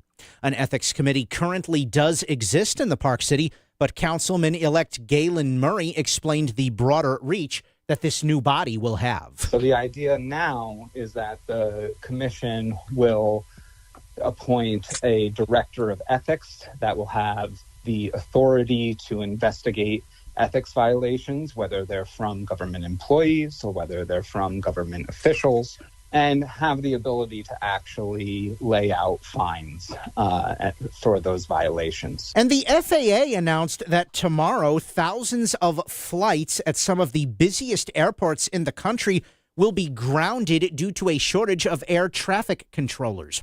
The controllers have been working without pay since the beginning of the government shutdown. Some of the busiest airports in the country, including in New York, will see limited air traffic, with 4% of all flights being canceled tomorrow, going up to 10% next week.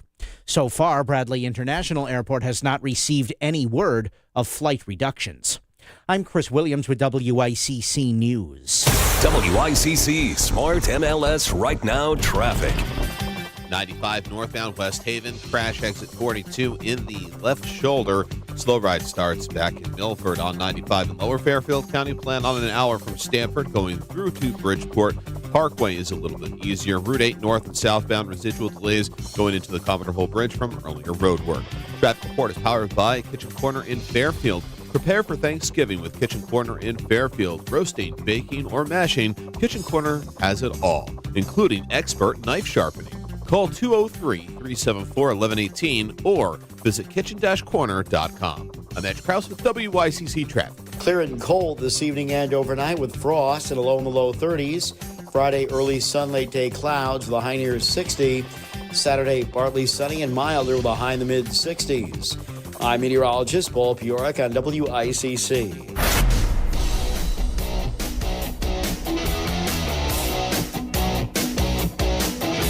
You're listening to Connecticut Today with Paul Piselli on WICC 695.9, the voice of Connecticut. And so glad that yous out there, yous are with us here. Thank you so much. We know there's like 50,000 things to listen to now. Not like when I was growing up, just a wee tot pulling in like 3 radio stations on my mom's gaudy pink 1960s kitchen radio there. So thanks so much for bringing us into your lives every day right here at Connoisseur Media, WICC 600 AM, 95.9 FM, and of course online, voiceofct.com. All right, talking housing here. And look, if they want to do a housing bill, fine. Don't do it in secret. I'm sorry. This is when you lose me. This is when I tell people, I know housing is tough out there, but I would vote no. We have no idea what's in this bill. There's no idea. It's being put together in secret. And here's the rub, kids. Because this is a special session next week, which, by the way, by the state constitution only says you call a special session because of emergencies, like you just heard the governor say at the top of the hour, filling in for the missing SNAP food benefits and things like that from the feds. That's an emergency. Housing isn't. But you see, there's an election next year, and the short session in next year is only 2 or 3 months in 2026, from January to March. But no, I'm telling you, I'm serious. I'm a big fat no on this. I'm going to say no, no, no. Tell me what's in it, and why are you doing this in secret? Why? Why? And then if the Republicans have some ideas on this, which they do, you hear from, the big Quinella there, Marty Looney and Bob Duff. Well, no, these aren't serious things. Okay, then. We're not serious. Whatever. Ariel in Trumbull has been hanging on. Ariel, good afternoon. How are you? Good. I'm just calling in because I couldn't agree with you more about people changing their votes for this law. Yeah. I don't think people are currently aware of what the current housing law is. Yeah. The 830G, because we currently have the 830G regulation, which a lot of people are becoming more and more informed on. Yeah.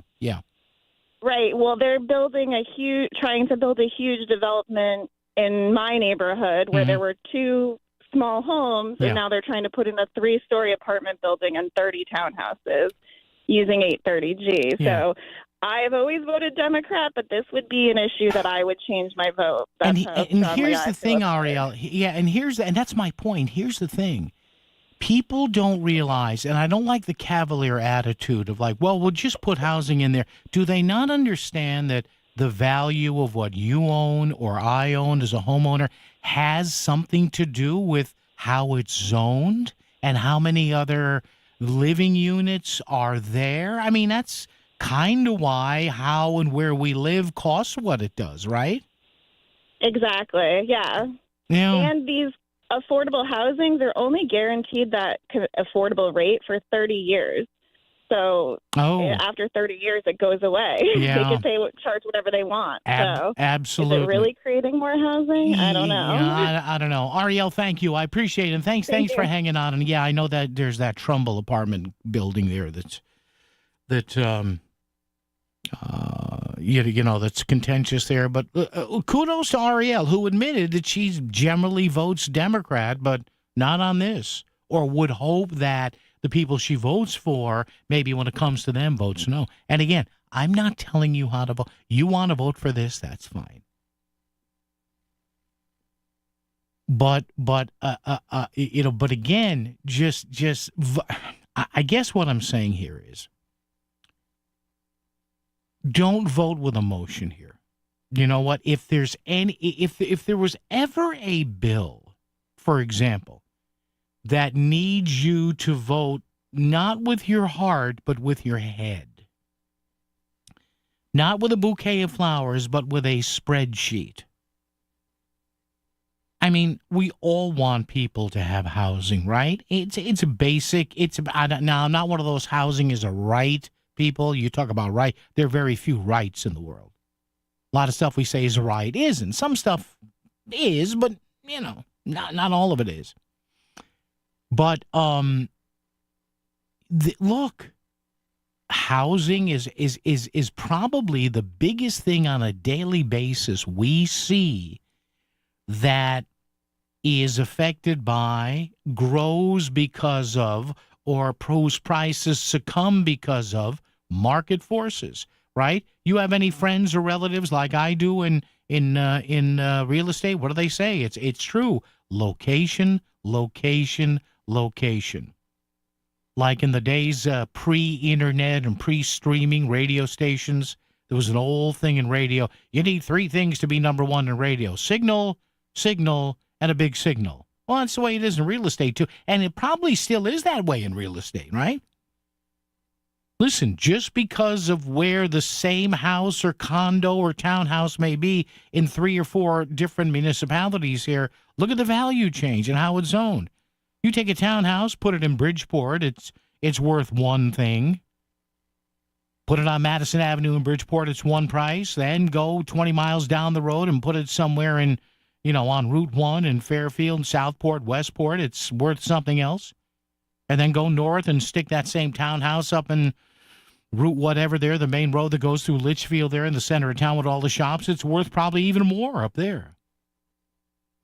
And it has to do with open space and what's near it and all that. I get that. And again, I in principle, I am not in any way, shape, or form against affordable housing. I'm not.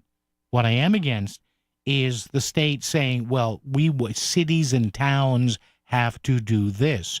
Unless, now this is a big thing the governor was into last time, carrot versus a stick. All right, now maybe, who knows, we'll see. I'm just telling you to pay attention here. Maybe, is there enough of a carrot here? Maybe that's the governor's office quietly telling Democrats, hey, we can't F this up again going into an election year. Let's make it, let's do a Godfather offer here. We're going to make him or her or thems or yuns in that town over there, an offer you can't refuse. You listen to WICC for your favorite talk, but you also want to know what's happening around your neighborhood. We've heard you, and now you're getting more news on the Voice of Connecticut. Live and local news updates at the top and bottom of every hour. If it's happening in and around Fairfield County, we'll let you know about it first. All day, every day, even weekends too. The Voice of Connecticut, WICC 600 and 95.9. It's Duchess Restaurants. It's fresh, made to order, and it's what makes Duchess food so good. Duchess Restaurants has so many choices for breakfast. Bacon, egg, and cheese. On a hard roll, wrap, whole wheat toast, any way you'd like it. Or a Big D breakfast with 2 pancakes, 2 eggs, and bacon, ham, or sausage. You can't go wrong with one of Duchess Restaurant's many items, including breakfast platters, sandwiches, muffins, bagels, and more. All of Duchess's menu items are made to order, adding to their fresh flavor. You gotta eat breakfast at Duchess. Go to GoDuchess.com for the one nearest you. Duchess Restaurants. Fresh food, served fast. Ever notice that feeling your worst also seems to happen at the worst time in the worst places? Like sudden nausea at 9 p.m. when you're out of town. Really? Now? Fortunately, with Hartford Healthcare's HHC 24/7 app, you can get answers, diagnosis, prescriptions, even speak live with clinicians anytime, anywhere. So maybe there's never a good time to be sick, but at least the best care's always there. Download the app at your app store or hhc247.org. Join us for a musical experience like no other. Greater Bridgeport Symphony presents Horizons of Fire, featuring Maestro Eduardo Leandro, Saturday, November 15th at 7:30 p.m. at the Mertens Theater, University of Bridgeport. Immerse yourself in an intimate setting that brings you close to the fire of the performance. A select group of GBS musicians performing works by Bartok, Villalobos, and more. Tickets $18 to $72. Kids under 19 are free. Don't miss this bold new chapter for Greater Bridgeport Symphony. Get your tickets now at gbs.org. Have you heard that Milford, Connecticut was recently voted the 3rd best place to retire in the United States? Come see for yourself and visit Forest Hills Milford, offering newly constructed rental units in an active 55-plus community. Assigned garage parking with direct access to your building's elevator, storage units, and a state-of-the-art fitness center included free with your monthly rent. No additional cost for the things that make life easy. Visit ForestHillsMilford.com for more information or to schedule a tour. Forest Hills Milford, bringing ease and comfort to your everyday life. Who picks Post University? People who pick Post are people who believe in themselves and their potential. Post people want a school that helps them succeed on their terms, on their budget, and on their schedule. They want on-campus activities and online flexibility. Most of all, they want an education that could help prepare them for success in over 50 fields. Because when you're an Eagle, the sky's the limit. Are you a Post person? Find out now at post.edu. Having the right winter tire matters. So take control of the roads this winter with a new set of Bridgestone Blizzak tires from Town Fair Tire. Town Fair has the region's largest inventory of Bridgestone tires, all at the guaranteed lowest prices you'll find anywhere. And with 100 locations, you'll find a Town Fair near you. For the guaranteed lowest price on Bridgestone Blizzak tires and the most free services for life, nobody beats Town Fair Tire. Nobody. Name brands at discount prices. Town Fair Tire. Do you truly understand the impact of taxes on your retirement savings? Would you like to keep more of your hard-earned money? Attend Bridgelight Financial's Taxes and Retirement event, November 6th and 13th at El Palio in Shelton. It's a free workshop discussing real tax saving strategies. Click BridgelightAdvisors.com and register. This is Bill Levitt, president of Bridgelight Financial Advisors. We'll show you real tax savings on your savings. Come to our next event at El Palio in Shelton. Register today at BridgelightAdvisors.com. BridgelightAdvisors.com. WICC Smart MLS Right Now Traffic. 95 northbound West Haven, crash exit 42 in the left shoulder. Slow ride starts back in Milford on 95 in Lower Fairfield County. Plan on an hour from Stamford going through to Bridgeport. Parkway is a little bit easier. Route 8 north and southbound residual delays going into the Commodore Hole Bridge from earlier road work. Traffic report is powered by Kitchen Corner in Fairfield. Prepare for Thanksgiving with Kitchen Corner in Fairfield. Roasting, baking, or mashing, Kitchen Corner has it all, including expert knife sharpening. Call 203-374-1118 or visit kitchen-corner.com. I'm Edge Krause with WICC Traffic. For this evening and tonight, widespread frost, clear and cold in the low 30s. Friday, early sun, afternoon clouds near 60. Saturday, partly sunny with a high in the mid-60s. I'm meteorologist Paul Piorek on WICC.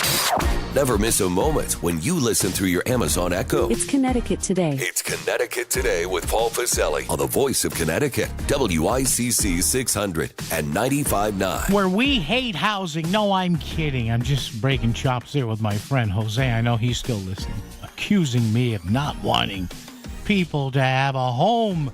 What are you, nuts? I love homes, especially mine, where I just had to dump $2,000 into new windows. Jeez. The cost of home ownership. That's why I tell everybody and anybody, hey, we just got married. Hey, we're buying our first condo, our first home. Okay, Rent the Money Pit. Not a great movie, but you remember that with the Tom Hanks? The late 80s, I think, 87, 88. Tom Hanks and Shelley Long. I keep telling people, just go ahead. The Money Pit. It's out there. I think you can stream it or it's on DVD or something. There's a couple of scenes in that movie, right? Have you seen it? The Money Pit? Where you sit there and you go, yep, yeah, that was us. Right, honey? Right, Snookums? But again, this time next week, we'll probably be talking about another housing bill in a special session, which in and of itself is not necessary. You don't need a special emergency session to do housing. It's not an emergency. By the way, how many housing units are being taken up by illegals? Oh, I can't ask that. Oh, don't say that. Man, oh, man. Oh, Connecticut needs how many thousands of more units of housing? Where? Where is all this going to go? What was the number I saw for Greenwich? 900. Oh, yeah.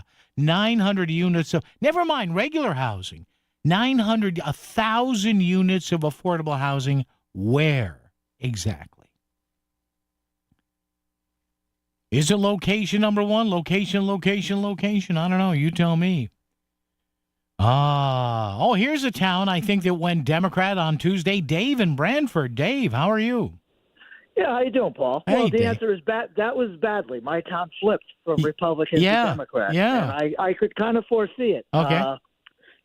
This is a bit of a bad joke. My poll place had like a U-shaped driveway. Yeah. And the Democrats had grabbed all the spots on the inlet side of the U. Geez. You know, it was one way, and the Republicans were camped out on the outbound side of the parking lot. Maybe that says it all. Well, who let that happen? Who's your, where's the GOP's? Dave, where's the ground game, Dave, at the polling place? Come on, jeez. The people I wanted lost the ground game. Yeah. I heard one of the best takes on this subject was Lisa Wexler's interview with Josh Elliott this morning. On your station. Yeah. She really did a good job. Yeah. Saying people want low cost, own it yourself, detached single family property. Yeah. That's where the problem is. It's the building codes and the zoning codes. Nobody wants to live in a rent for life high rise that's ugly as sin, looks like a prison block. That is not what people want. That's what the progressives want because it can be captured. You know, these large rental units. Sure. It can be captured by the tenants unions, and what's even worse is the New Haven Housing Authority. This would be an example. They could buy, develop, own, and rent out large-scale rentals in my town. Yes. And who's to stop them from? And that has happened in the senior citizen housing. Yeah. That used to be 55 and up. We rebuilt and enlarged it recently. It's right next to the Little League fields, which, as you know, I'm there all. That's your hangout. Yeah. I talked to those old people. They are now forced to rent those spaces out to the mental defectives and the drug addicts and the urinator in the halls. So the old people are commingled with your hip-hop generation. It's an ugly scene. Let me finish up on this. Yes. One of the catch points is the parking requirements. Oh, yeah. It costs money to put in parking. Yep. So they've got, these progressives have in mind, they'll put the building near a railroad station. Yeah. We won't need cars, which wreck the climate. You know the story. Dave, However, you're not supposed to drive a car, Dave. You're killing Mother Earth. Don't you know that? However, you're going to get all the, I live on a street of single-family houses. Yeah. There's always the Amazon trucks, the UPS trucks, Yeah. the FedEx, the Yeah. USP, the food delivery trucks, Yeah. the pizza trucks, the landscapers with the dump trucks full of Yeah. mulch. Yeah. There's always emergency medical and the plumbers, the Yeah. furniture delivery, the snow plows, the painters. Where do all these big vehicles park if there's no parking? Because some wise guy decided, this is housing for people without cars. We don't need parking places. Well, and what I noticed in yeah. West Haven, Yeah. to make it pedestrian friendly, you'll Yeah. end up with your sleepy residential street will have bike lanes and sidewalks and speed bumps and pedestrians. It's hideous. Do you drive Beach Drive where Chicks used to be in West I Haven? know where they haven't been there in years, but go ahead. Yeah. Yeah. There's speed bumps there, and it's totally horrible driving down Beach Run. Thanks for letting me Hey, on, Dave, Mike. I got one question. Before you go. You said one of the inlets there with the lawn companies. Is there room to get ICE agents in? I'm just wondering. They'll hide them in the second van full of mulch, and they'll dump off the mulch. The workers show up with the wheelbarrow, and the Don't ice move. agents appear out of the second dump truck. I haven't seen that yet, but you have a point. All right, you let me know, Coming to Dave. a Let me town know. near you. Thank you, Dave. Appreciate it. I couldn't resist when Dave said, "Yeah, there's landscapers there, and the ice raid is being." Oh, relax. It's a joke. Come on, jeez. My God, you people, as if, oh my God, he made a joke. Well, you've got people in Fairfield County. It's the only time they see people who aren't white. If you have other people there, honey, I think they have lawn equipment. WICC Smart MLS Right Now Traffic. 95 northbound West Haven, crash exit 42 in the left shoulder. Slow ride starts back in Milford on 95 in Lower Fairfield County. Plan on an hour from Stamford going through to Bridgeport. Parkway is a little bit easier. Route 8 north and southbound residual delays going into the Commodore Hole Bridge from earlier road work.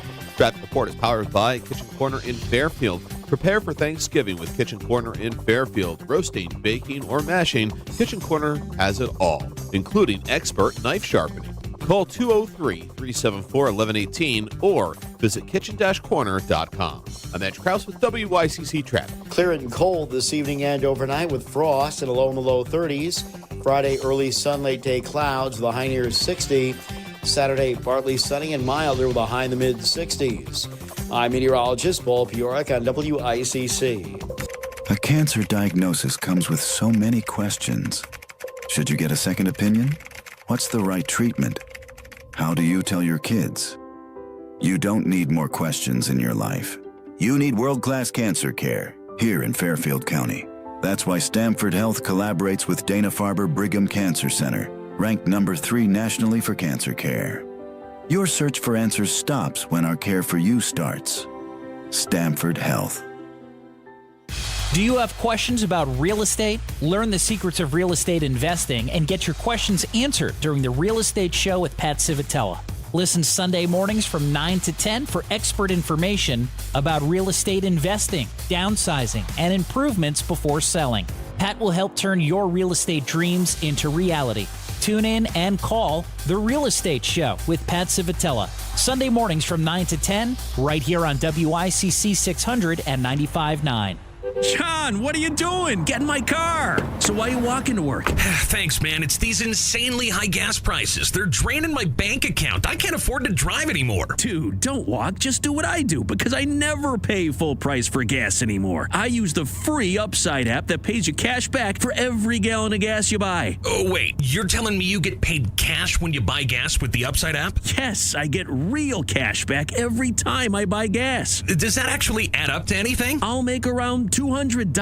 Wow, that's serious extra cash. cash. I'm downloading the free Upside app now. Download the free Upside app now to earn real cash back every time you buy gas. Use promo code PROFIT for an extra 25 cents a gallon bonus on your first tank. That's promo code PROFIT. You can cash out anytime right to your bank account, to PayPal, or an e-gift card for Amazon and other brands. Just download the free Upside app and use promo code PROFIT for a 25 cents a gallon bonus on your first tank. That's code PROFIT. The Connecticut Lottery reminds you that gambling can be a fun form of entertainment, but it's not risk-free, so it's important to play responsibly. Make sure you understand how the games work. Know the odds, set time limits, and take breaks. To find out more, visit ctlottery.org or responsibleplayct.org. Must be 18 or older to purchase lottery and 21 or older to place sports wagers. Help is available for problem gambling. Call 888-789-7777 or visit ccpg.org. Fall is the season for fresh starts, so why not start with your smile? At Downtown Dental, transform your look with Invisalign or veneers. The best quality at the lowest price. I lost a tooth from an accident, but Downtown Dental gave me my smile back with same-day implants. Just $999. It was easy, painless, and affordable. Now I'm smiling brighter than ever, thanks to Downtown Dental. 3 convenient offices in Bridgeport, Norwalk, and West Haven. Call Downtown Dental today or visit downtowndentalct.com. This is WICC 695.9, the voice of Connecticut. CBS News Brief. $10 million was awarded to a former Virginia teacher shot by a first-grade student in her classroom. We, the jury, on the issues joined, find in favor of the plaintiff, Abigail Zwerner, and assess her damages at $10 million. After 38 years in Congress, Nancy Pelosi announced she won't be seeking another term. House Speaker Mike Johnson. Former Speaker Nancy Pelosi has now announced her retirement. Even the famous San Francisco liberal is not far left enough for the neo-Marxists. U.S. employers announced 1.1 million layoffs so far this year, the most since the pandemic. John Challenger is the CEO of outplacement firm Challenger Gray & Christmas. We're also seeing then on the side big cuts from AI adoption as companies begin to look at ways to change their workforces. And just in a verdict in the Sandwich Guy trial in D.C., Sean Dunn has been found not guilty. CBS News Brief. I'm Stacey Lynn. WICC 695.9, Voice of Connecticut Local News Update. A judge is allowing the suspect in a homicide last year in Bridgeport to withdraw his guilty plea. Roche Williams entered into a plea agreement in May that would send him to prison for 35 years for killing Akeem Shukayar Grant. The victim was shot multiple times, allegedly by Williams, and prosecutors say the killing was captured on video.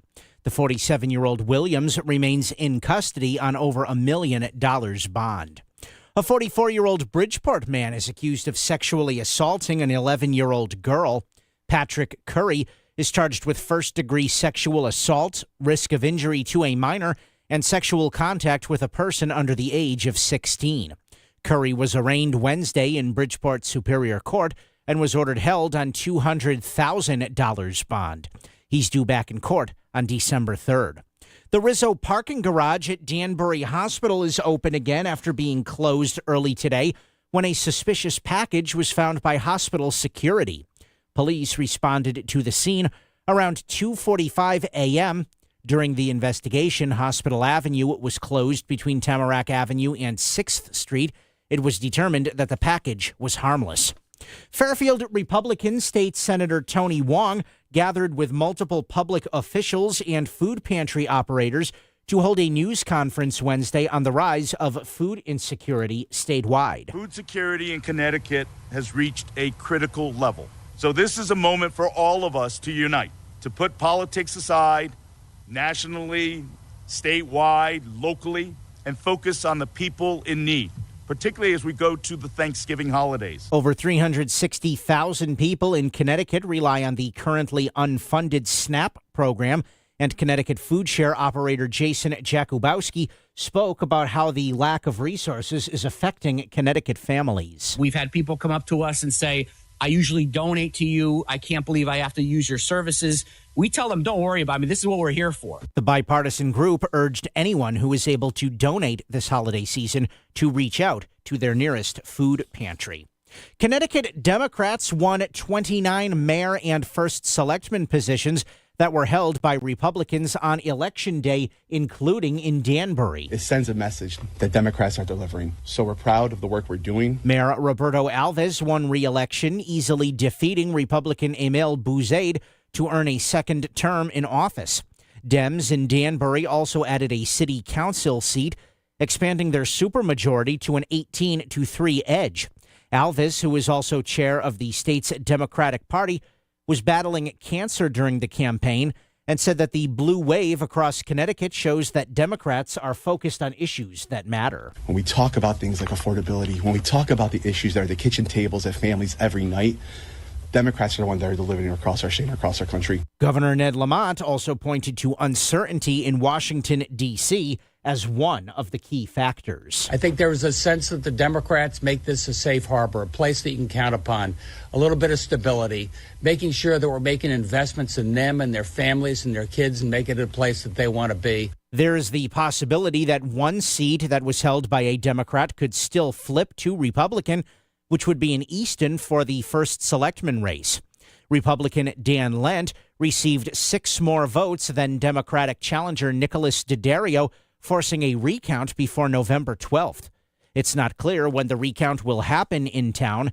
Easton Democratic First Selectman David Bindleglass decided not to seek re-election after 3 terms in office.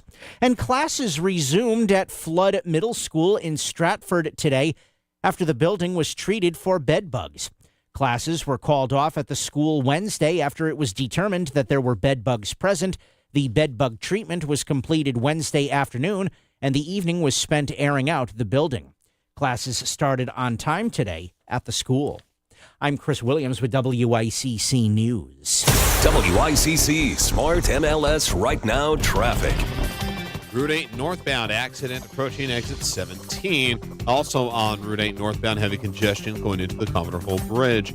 In Lower Fairfield County, 95 northbound, a solid hour. Greenwich to Bridgeport Parkway isn't much help. And into New Haven on 95 north, residual delays Milford through West Haven from an earlier accident that has been cleared. And then Krause with WICC traffic. For this evening and tonight, widespread frost, clear and cold in the low 30s.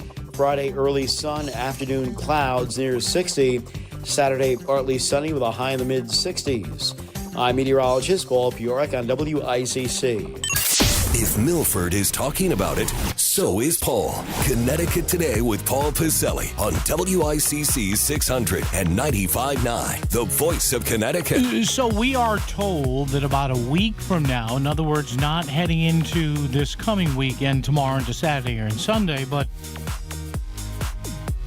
about a week from now, there's going to be this special session in Hartford. Now, special sessions are, according to how the state runs, or supposed to run, they are for emergencies. And yes, you could say that it's good that the General Assembly is going to get involved in allocating, $400 or $500 million from the rainy day fund to make up for SNAP benefits from the feds. That's good. Housing is not an emergency. It's not. I'm sorry, it's not.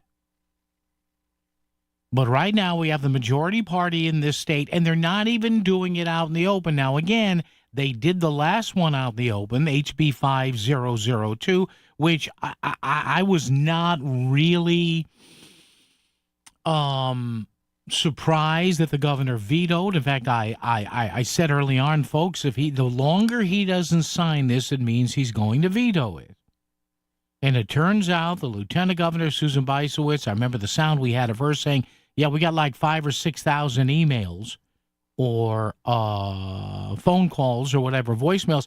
Now, remember, any number that a politician admits to, we got 5,000 or 6,000, they immediately turn that into votes. In other words, oh boy, if 5,000 or 6,000 people say they don't like it, that means if they're coming from a family, that 5,000 or 6,000 is 10, 12, 15,000 votes. So again, they're going to redo it, but they're doing it now in a way where they can hide the whole thing from you and you and you and from me. And from what I'm hearing from some of my sources here, the plan is introduce it, do a quick announcement, and vote on it. So there you go. So the crosshairs are being refocused once again on Fairfield County. I know, well, this is for the whole state, but trust me, come on. Come on. None of us fell off. Well, maybe some of us did. I didn't fall off a turnip truck yesterday. We all know what this is about. And that's why a lot of Fairfield County legislators, including some who got caught on text messages with the governor last time, said, well, I hope you sign it, but I'm going to vote no. Yeah, I'm going to save my ass, Governor. You just sign it, please. I mean, come on. So we'll see what happens next week. But again, this is no emergency. It's not. And it's not that I'm not for affordable housing or more housing options. It's none of Hartford's business. It's not. I'm sorry, it's not. Local zoning is local zoning is local zoning is local zoning. Well, we don't like the way that town zones. Too bad. Too bad. Are they breaking any laws? Are they discriminating because of race, sexual orientation, gender affirmation? Well, if they're not, then as my mother used to tell me when it was time for me to shut up, stop the Zed.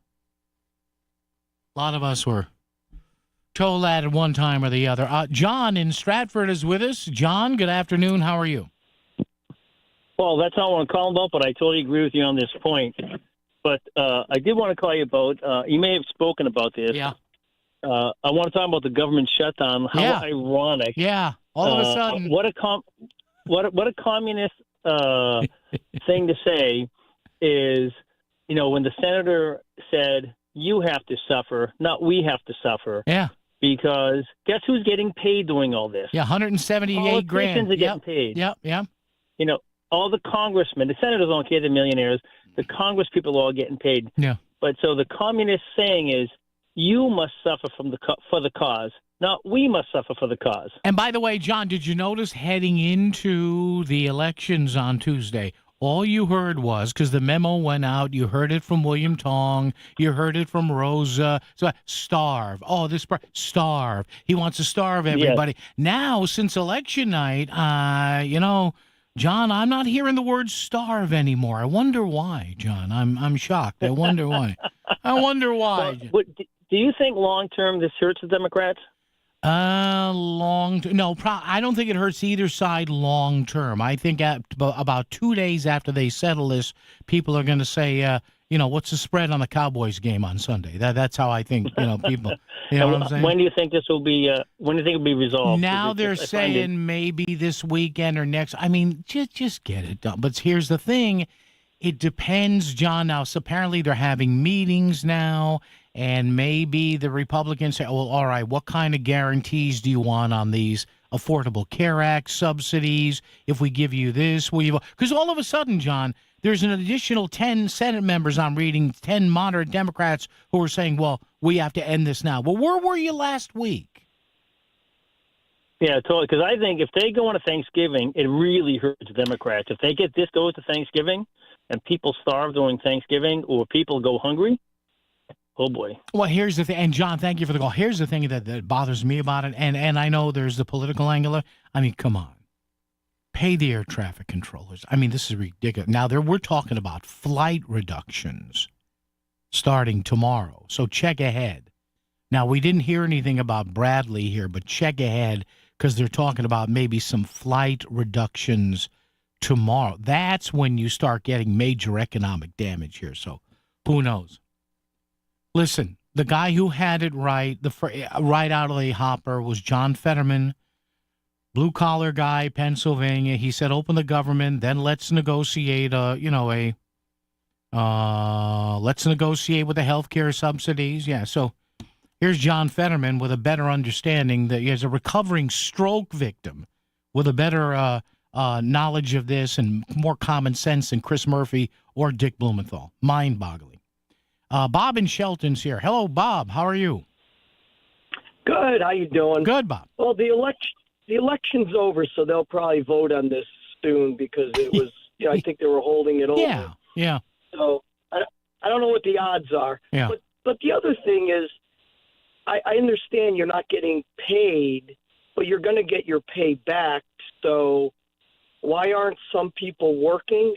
Like, in other words, you're going to get paid, but why aren't they working? Because I believe if technically, Bob, there's no budget in force.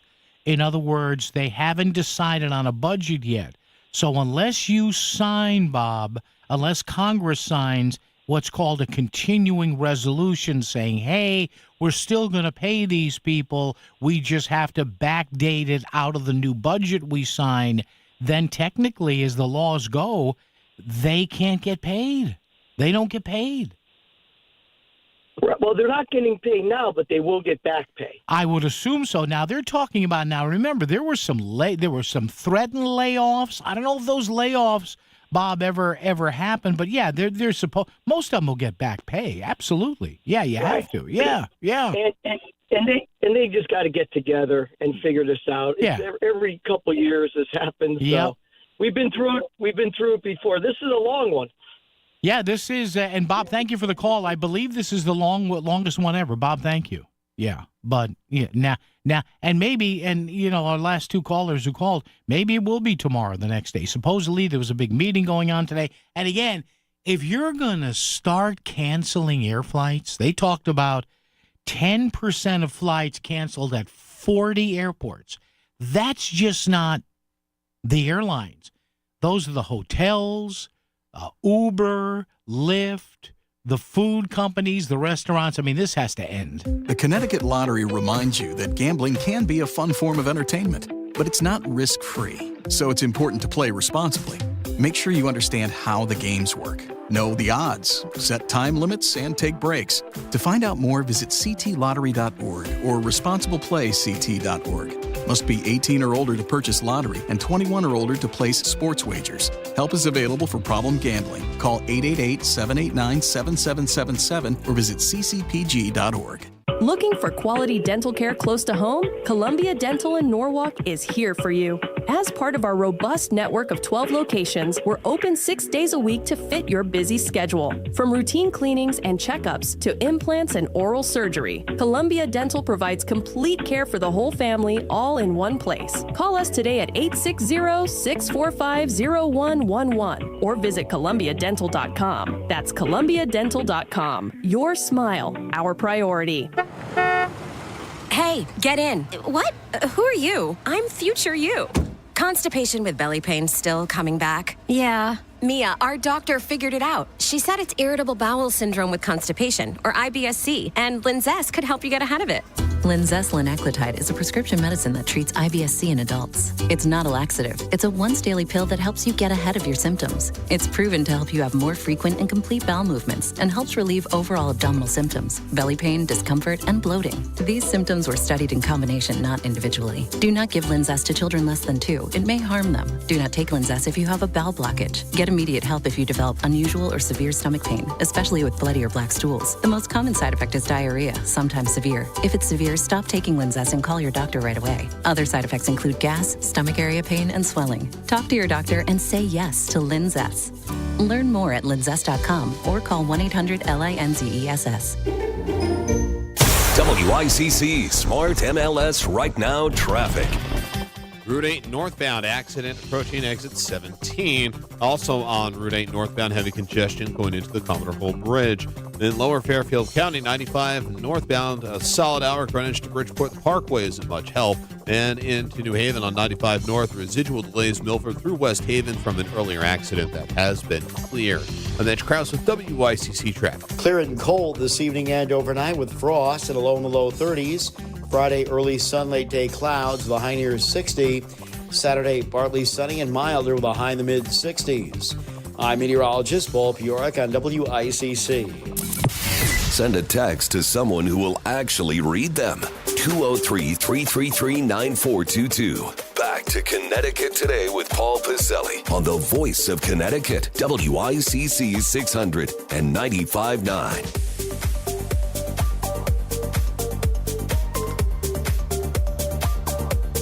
Dan, speaking of text messages, as Mr. Big Voice said there, I got a message here Governor Lamont is the anti-5,002 housing bill's best ally. Josh Elliott is a declared opponent of Lamont. Why would Lamont hand Elliott a win on this controversial bill? Good question.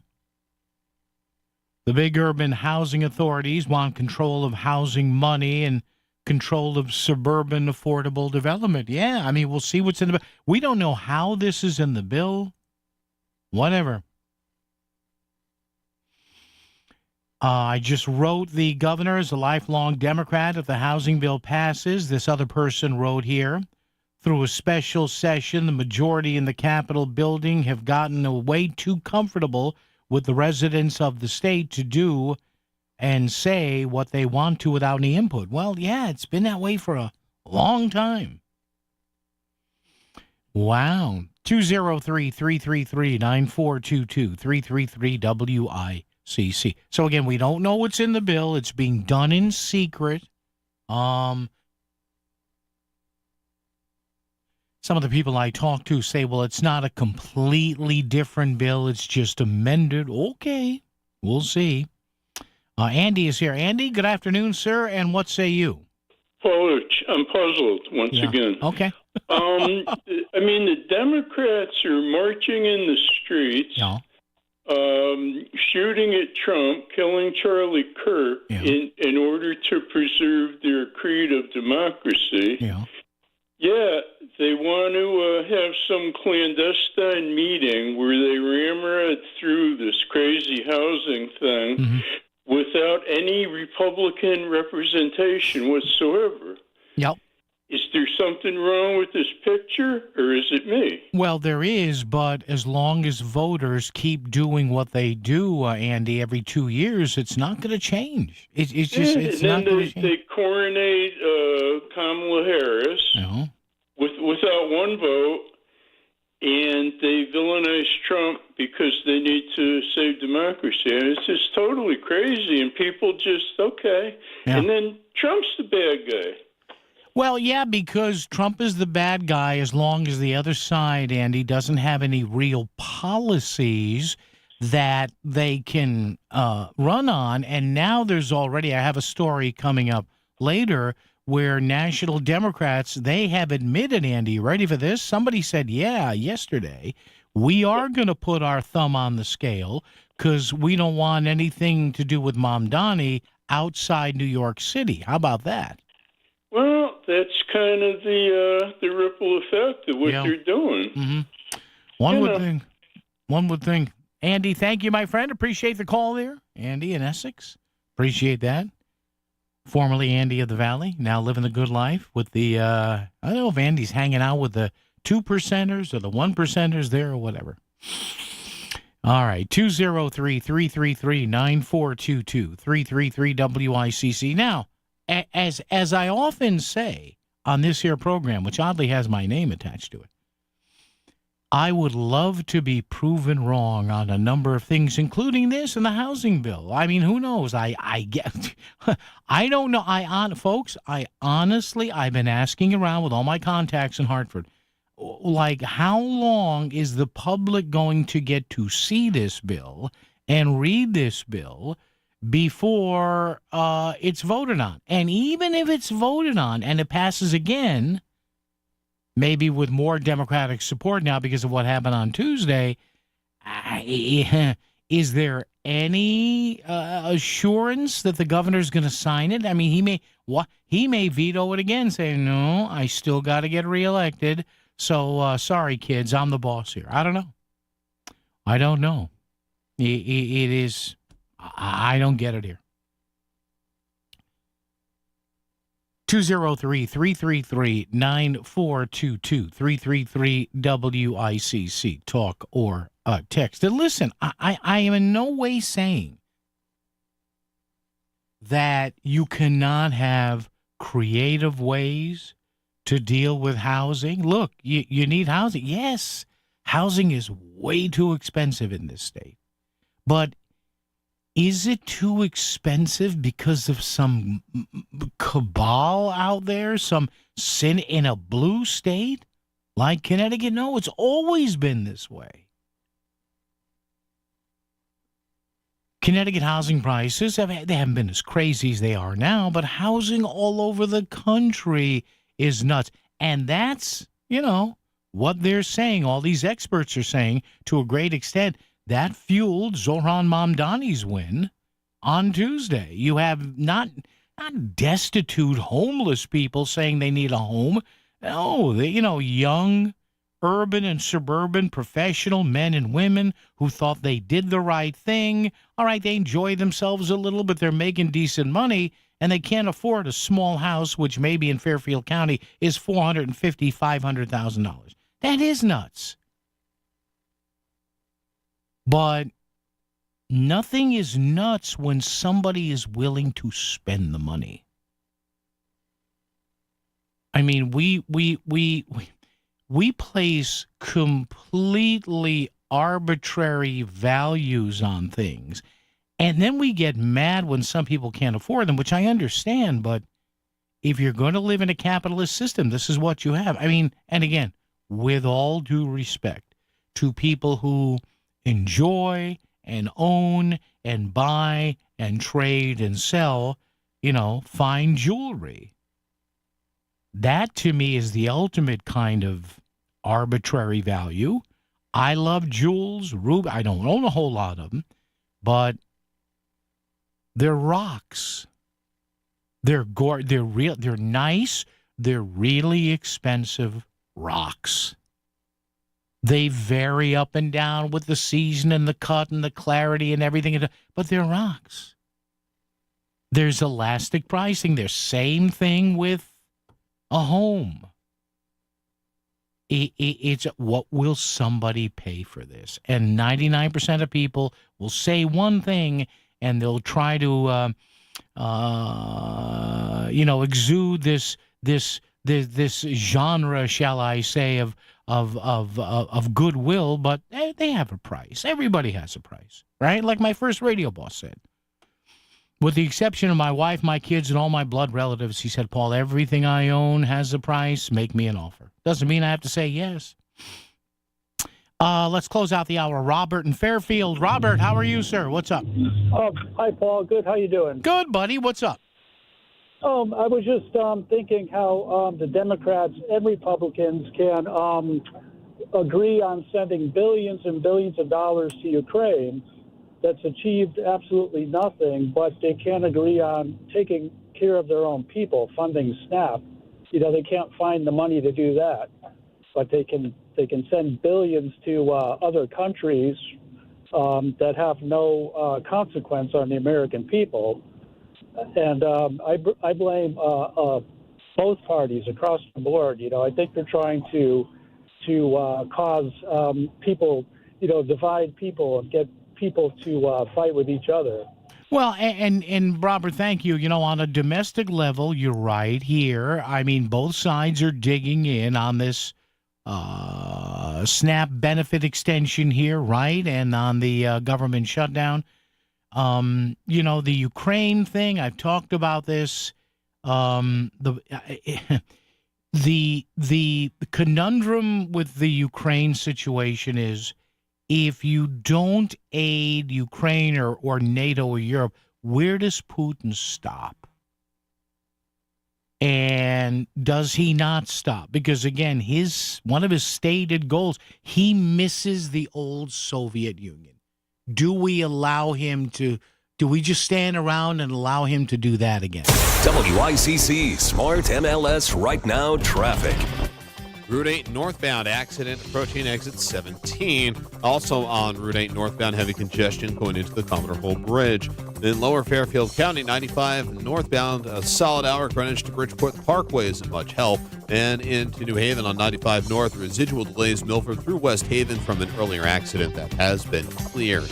And then Krause with WICC traffic. For this evening and tonight, widespread frost, clear and cold in the low 30s. Friday, early sun, afternoon clouds near 60. Saturday, partly sunny with a high in the mid-60s.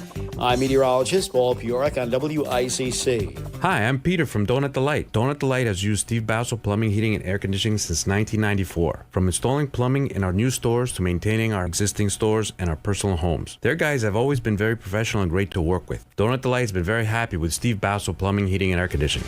Looking for a reliable plumbing or HVAC company? Steve Basso Plumbing, Heating, and AC has proven customer satisfaction since 1974. Go to BassoPHAC.com. That's BassoPHAC.com.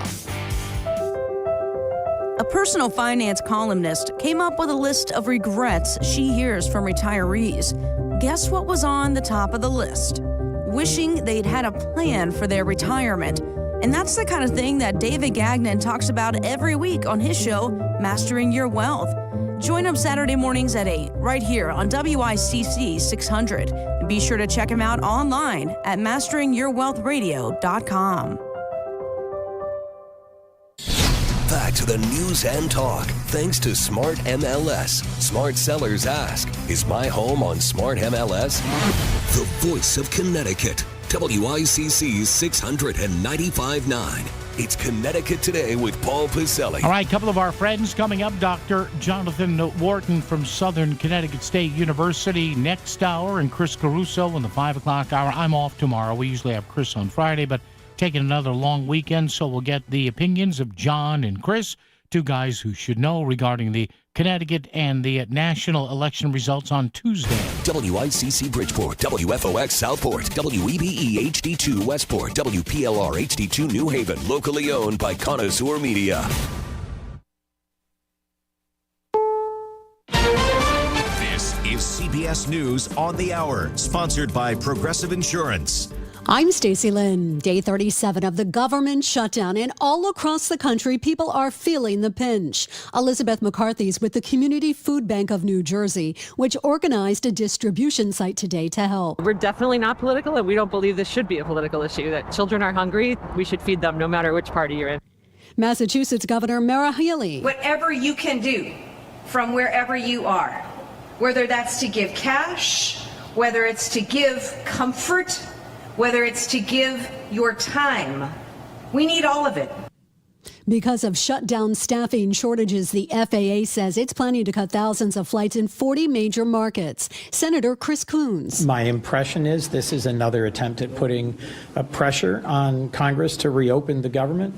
Reporter Marla Diamond is at LaGuardia in New York. Eric Rowland from Brooklyn was headed to Dallas. It's ridiculous. The government needs to get back going. There's too many people out of work. The holiday decorations are already up here in Terminal B, where Lauren Levy worried about what a prolonged shutdown would mean for her holiday travel. Going to Texas for Thanksgiving. I'm hoping to go to visit my sister in Thanksgiving, so we're just crossing our fingers. The D.C. sandwich guy was found not guilty today for hurling a sub at a federal agent. Sean Dunn told reporters, I am so happy that justice prevails. The video went viral, making him a symbol of resistance to the deployment of federal agents in the nation's capital. Former Virginia teacher Abby Zwerner was awarded $10 million after a first-grade student shot her. Legal analyst Lori Levinson says the message that the administrators have to pay close attention to the children, that they might have weapons, and if something's amiss, they have to take it very seriously. An update on the investigation into the deadly UPS cargo plane crash. NTSB's Ton Inman is in Louisville. UPS has told us at this time there were no maintenance work done on the aircraft in question immediately prior to the flight that would delay it in any way, shape, or form. At least 12 people were killed, 9 are still missing. The Supreme Court's being asked to rule on the legality of the president's tariffs. CBS's Linda Kenyon at the White House. President Trump is hoping the nation's highest court does not rule against the foundation of his economic policy. I think it's one of the most important cases in the history of our country. If the Supreme Court strikes down those tariffs, I think it would be devastating for our country, but I also think that we'll have to develop a Game 2 plan. This is CBS News. The annual Progressive Keys to Progress program provides vehicles to deserving veterans, helping our heroes drive their lives forward. Learn more at keystoprogress.com. Maybe this is you too. People are enormously frustrated with the cost of health care right now. There is an option. Hundreds of thousands of people have gone with MediShare. They like it more, and they're saving a lot of money. Perfect time for you to join, too. Apply before October 31st, and they will waive your application fee. That's $100 you'll be saving right off the bat, in addition to the thousands you can save every year. Call them now. Here's the number, 877-26-BIBLE. That's 877-26-BIBLE. MediShare is a community of Christians who've shared more than $9 billion in medical bills. It has worked beautifully for decades. And with so many people re-examining their options right now, seeing premiums going up and up, this is a great time to take advantage of this offer. Just tell them the promo code SHARE and save $100 before October 31st. Call 877-26-BIBLE. That's 877-26-BIBLE. 877-26-BIBLE. WICC 695.9, Voice of Connecticut Local News Update. A 44-year-old Bridgeport man is accused of sexually assaulting an 11-year-old girl. Patrick Curry is charged with first-degree sexual assault, risk of injury to a minor, and sexual contact with a person under the age of 16. Curry was arraigned Wednesday in Bridgeport Superior Court and was ordered held on $200,000 bond. He's due back in court on December 3rd.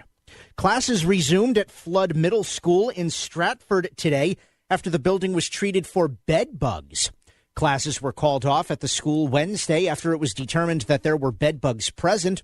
The bed bug treatment was completed Wednesday afternoon, and the evening was spent airing out the building. Classes started on time today at the school. And Fairfield Republican State Senator Tony Wong gathered with multiple public officials and food pantry operators to hold a news conference Wednesday on the rise of food insecurity statewide. Food security in Connecticut has reached a critical level. So this is a moment for all of us to unite, to put politics aside, nationally, statewide, locally, and focus on the people in need, particularly as we go to the Thanksgiving holidays. Over 360,000 people in Connecticut rely on the currently unfunded SNAP program, and Connecticut food share operator Jason Jakubowski spoke about how the lack of resources is affecting Connecticut families. We've had people come up to us and say, I usually donate to you. I can't believe I have to use your services. We tell them, don't worry about me. This is what we're here for. The bipartisan group urged anyone who is able to donate this holiday season to reach out to their nearest food pantry. I'm Chris Williams with WICC News. WICC Smart MLS Right Now Traffic. 95 or the Parkway northbound. Plan on over an hour from Greenwich through Fairfield. The Parkway maybe a couple minutes faster, but it's not by much. On 95 out of New Haven, jamming through Long Wharf into West Haven. Northbound residual delays through Milford and Orange because of an earlier problem that's been cleared. Wilbur Cross, plenty of company northbound Route 34 up to the West Rock Tunnel. Route 8 jamming northbound into the Commodore Hope Bridge. Traffic report is powered by Columbia Dental in Norwalk, offering complete dental care from A to Z. Call 203-299-0111 or visit columbiadental.com today. And that's Kraus with WICC Traffic. Clear and cold this evening and overnight with frost and a low in the low 30s. Friday, early sun, late day clouds, the high near 60. Saturday, partly sunny and milder with a high in the mid 60s. I'm meteorologist Paul Piorek on WICC.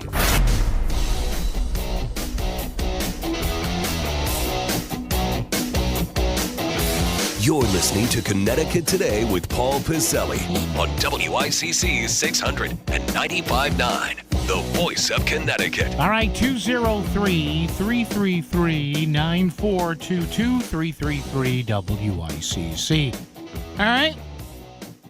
A lot more to go. 2 more hours of the big program. By the way, come in. You're not going to want to miss this. Well, you should never miss any of this show or any of the great shows we have right here on WICC. But coming up to close out the show here and close out the week for me, I'll be off tomorrow. You don't want to miss this. Later on in the show, producer Michael Pack, he has produced a number of documentaries. And the latest production is The Last 600 Meters, the battles of Najaf and Fallujah from the Iraq War. And this debuts this coming Monday night, Veterans Day Eve, on PBS stations all over the country, and I would assume Connecticut Public here. So I recorded it a few days ago. Michael Pack, the producer of the last 600 meters, the battles of Najaf and Fallujah. All right? So check that out. And, of course, so we're playing that as the prelude to Veterans Day coming up next week. Thanks to all you men and women. An early thank you on Veterans Day. All right, question of the day is the Democratic majority in Hartford is putting together a revised affordable housing bill in secret. Now, there are some answers there who take issue with it. I'm just telling you what's going on. I'm telling you what my sources are telling me. What are they hiding?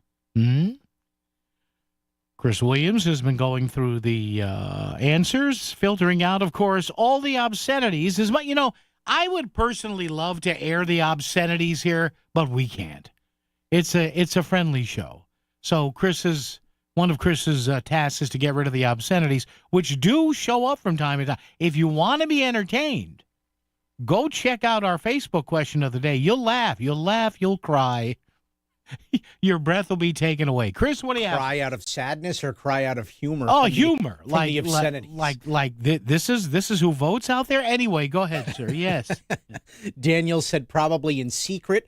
Paul thinks they're hiding the affordable part, and he hopes that they find it. Sue said more demands from developers that will further destroy towns, property values, as well as quality of life. Vincent said it is their usual routine to screw the public, everything in secret. And Nick said taking away local control, another state. Oh, let's do Mark 2, corrupticate being corrupt again. Yes, there's also one there. I'll take the lead on this. Somebody said, a woman named Nicole, thank you, Nicole, appreciate the response there. Hey, WICC, is this a sensational and trolling headline? No, it's not. If something is being hidden, how about deploying journalists, for some old-fashioned reporting instead of this lowbrow hype? Ooh, lowbrow hype.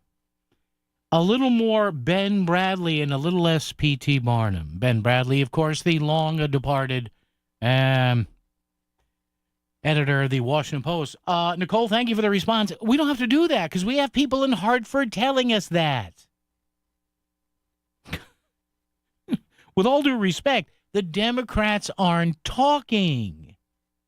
It's not just us here at the radio station that can't get anyone to say anything. They're not. The only thing we have seen online is a photo from the House Majority Leader Eric Rojas of East Hartford with a picture of the top page of the bill by the Connecticut River like 3 weeks ago. That's it. Nobody knows anything. But, Nicole, thank you. But it's not just us. The Democrats aren't talking. They never do when they don't want to. They don't have to. They're the majority. But we'll see. But gosh darn it, Nicole, when that bill is unveiled 30 seconds before it's voted on, we'll be right here with you on WICC. 203-333-9422, 333-WICC. We continue on a Thursday. As the holiday season nears, families who are hungry and struggling need our help now more than ever. And that's why we're asking for your help to feed neighbors in need at the WICC Smart MLS Great Fairfield County Food Drive all day Thursday, November 20th. We're collecting non-perishable food items, canned goods, and cash at Palmer's Market in Darien. Every donation goes directly to Bridgeport Rescue Mission and the Food Bank of Lower Fairfield County. The WICC Smart MLS Great Fairfield County Food Drive, presented by East Haven and Ridgefield Building Supply and First County Bank. Sometimes the most important personal breakthroughs are made possible by medical ones. And that's why Smilo Cancer Hospital delivers the pioneering research of Yale Cancer Center, like targeted therapies based on your genetic makeup and groundbreaking clinical trials that offer hope when you need it most. All delivered by a multidisciplinary team dedicated to you and your specific type of cancer. Smilo Cancer Hospital and Yale Cancer Center.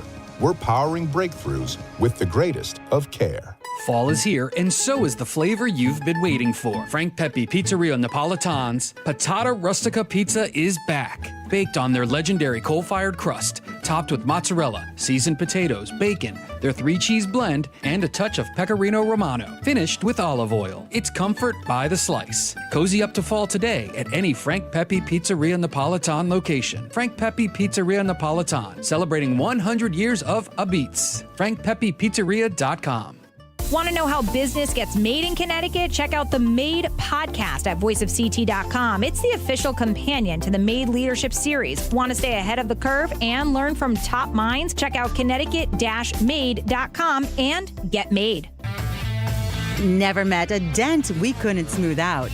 At Sono Collision, we turn your oopsie-daisy into amazing with our top-notch repair. No more crying over crumpled fenders. We'll erase your car's memory of that pesky light pole. Cruise over to Sono Collision today, where even your car forgets its accidents.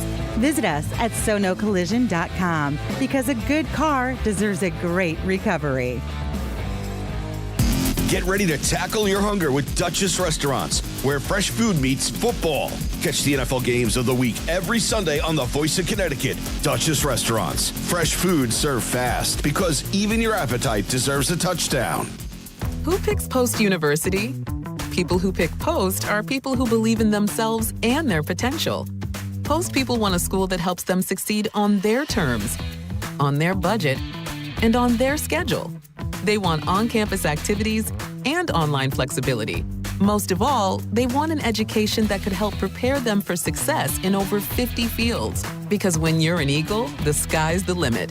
Are you a Post person? Find out now at post.edu. When you switch to Progressive, you could save bundling your home and auto. Then you could put that money towards some of the surprisingly more expensive things in life.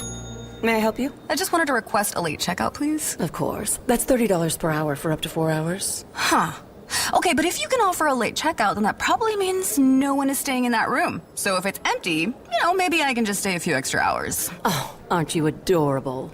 Life costs a lot, so bundle and you could save with Progressive. Progressive Casualty Insurance Company, affiliates, and other insurers. Not available in all states. WICC Smart MLS Right Now Traffic. 95 or the Parkway northbound. Plan on over an hour from Greenwich through Fairfield. The Parkway maybe a couple minutes faster, but it's not by much. On 95 out of New Haven, jamming through Longworth and West Haven. Northbound residual delays through Milford and Orange because of an earlier problem that's been cleared. Wilbur Cross, plenty of company northbound Route 34 up to West Rock Tunnel. Route 8 jamming northbound into the Commodore Hope Bridge. Traffic report is powered by Columbia Dental in Norwalk, offering complete dental care from A to Z.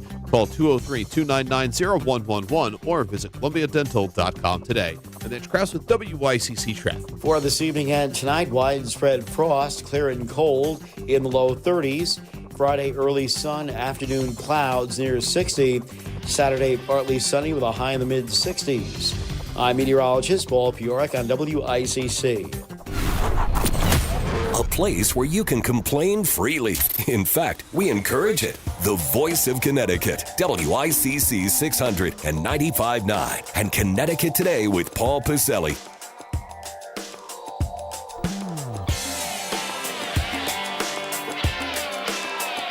All right, we'll get back to open phones a little bit later on in the hour. 203-333-9422, 333-WICC.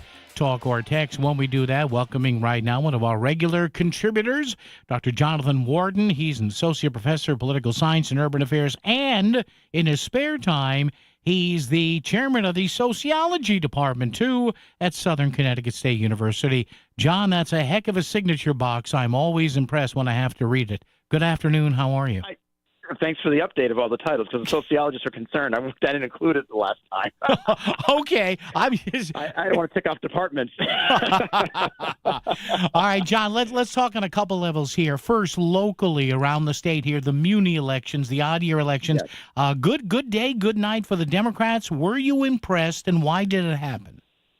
I was surprised how many executive leaders they picked up. Was it close to 30, if I remember correctly? Yeah. And, of course, as you know, down your way, I mean, between Stratford and Milford, I think that was the one that shocked me the most. Really? Maybe you're the only one thinking that, but to me, those mayoral pickups was quite interesting, mm-hmm. Especially since they were incumbent mayors, obviously. Yeah, I'm wondering, John, how much of that is a direct reaction to what's going on at the White House, cascading down, or is maybe just a point where all municipalities every so often say, yeah, he or she is okay, but let me just try something new. You know, I don't know. What do you think?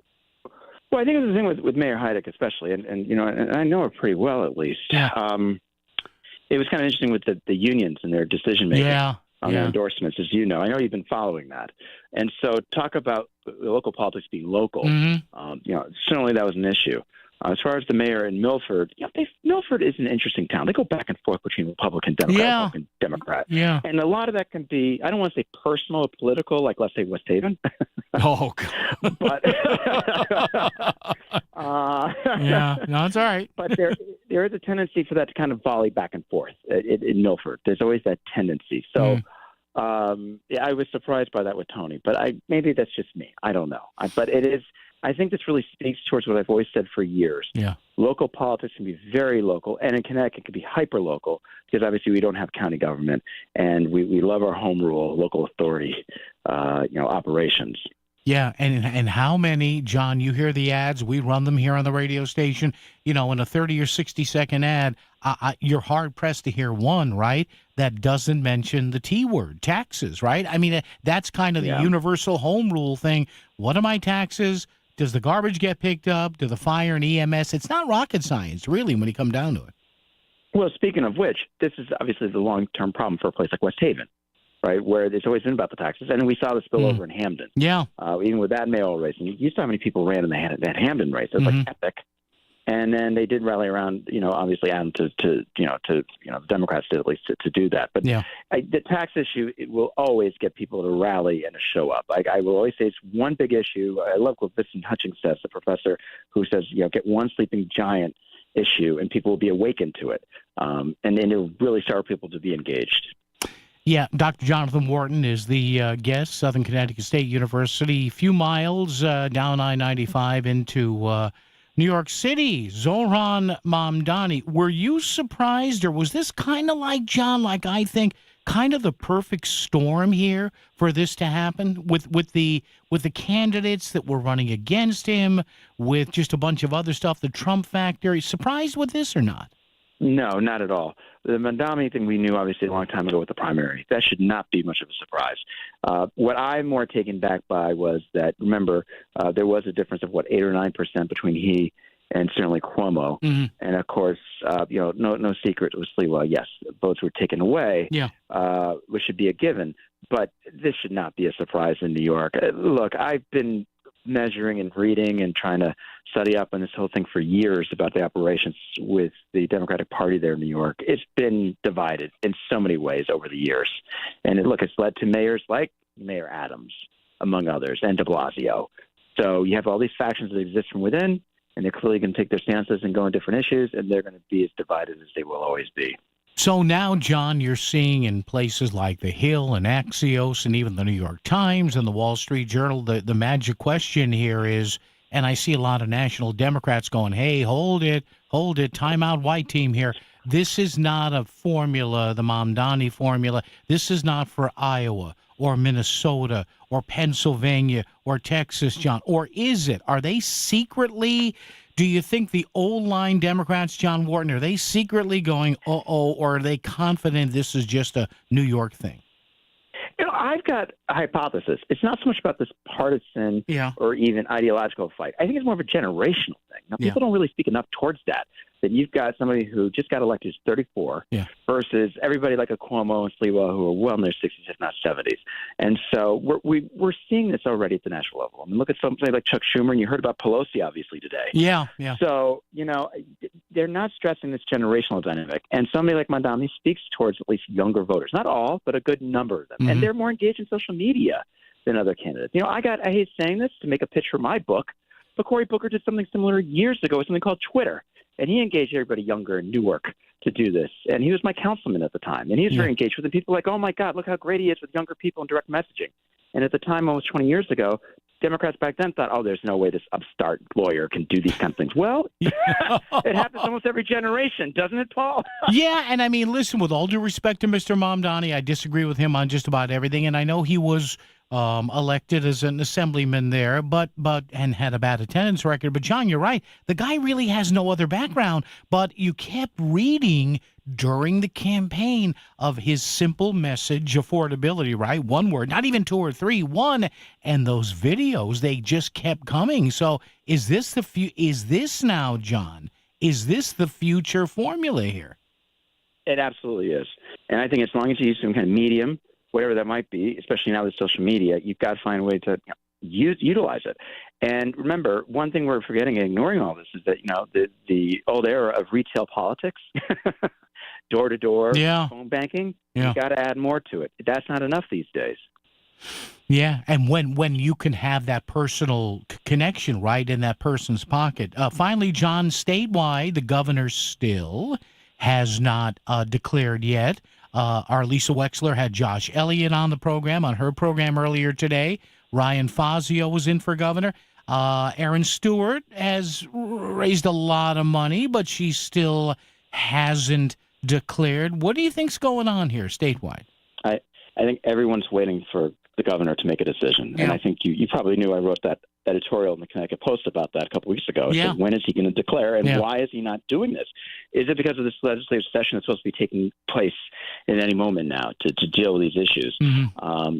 So I've heard different things, but it is intriguing that it's taking him this long for him to finally declare. But of course, hey, Paul, let's be fair. He doesn't have to go out and campaign and fundraise. No. He's got his own money. He doesn't apply for the CEP grant, for the campaign election grant from the state. So I think he can hold on to it as long as he wants to. He's able to do that. Yeah, and one thing I do marvel about him, John, and I praise him for this all the time, even though he and I are of opposite parties. John, you and I have been watching this stuff for a lot of years. He's right near the top of when both sides, John, or whatever the argument is, when they're screaming and yelling at each other and saying some dumb and stupid things, you look over there and there's Ned Lamont, right, going, okay, all right, everybody we'll be all right. Well, everybody just calm down. And I think he plays that perfectly. I really do. And I think it's reflected in his ratings. Well, I was about to say, he is one of the top 5, highest approval ratings governors in the United States, and has been for a while. It's not like it just happened yesterday. It's been happening this way for years, including during the pandemic. And so that says a lot. But don't forget that third-term curse. Do I dare bring that up to you, Paul? Everybody mentions that, whether I have you or anybody else, Sacred Heart, Fairfield, UConn, they all mention that. Explain that to my listeners, please. So, we have never had a governor, since we've made the changes or reforms for 4-year term governors, to at least complete 3 terms. They can win 3 terms like John Rowland, right? But then they ultimately face either, a trial or corruption, or they don't get elected to a 3rd term. So this is going to be critical for him not just win re-election, but also to stay in there and remain in there. So this is going to be interesting, about his announcing it, because it'll be historic in that sense. Interesting. John, always great to have you. Dr. Jonathan Wharton, Southern Connecticut State University. John, grab the popcorn, the peanuts, the pork rinds. It's all just beginning. All right? Absolutely, Paul. Thanks so much. Wait, pork rinds are keto, aren't they? They tell me that anyway, so. It helps. It helps. Thank you, John. Appreciate it, my friend. Thank you. Thanks, Paul. All right, Dr. Jonathan Wharton, great guy from Southern Connecticut State University in my hometown of New Haven. WICC Smart MLS Right Now Traffic. 95 or the Parkway northbound. Plan on over an hour from Greenwich through Fairfield. The Parkway maybe a couple minutes faster, but it's not by much. On 95 out of New Haven, jamming through Longworth into West Haven. Northbound residual delays through Milford and Orange because of an earlier problem that's been cleared.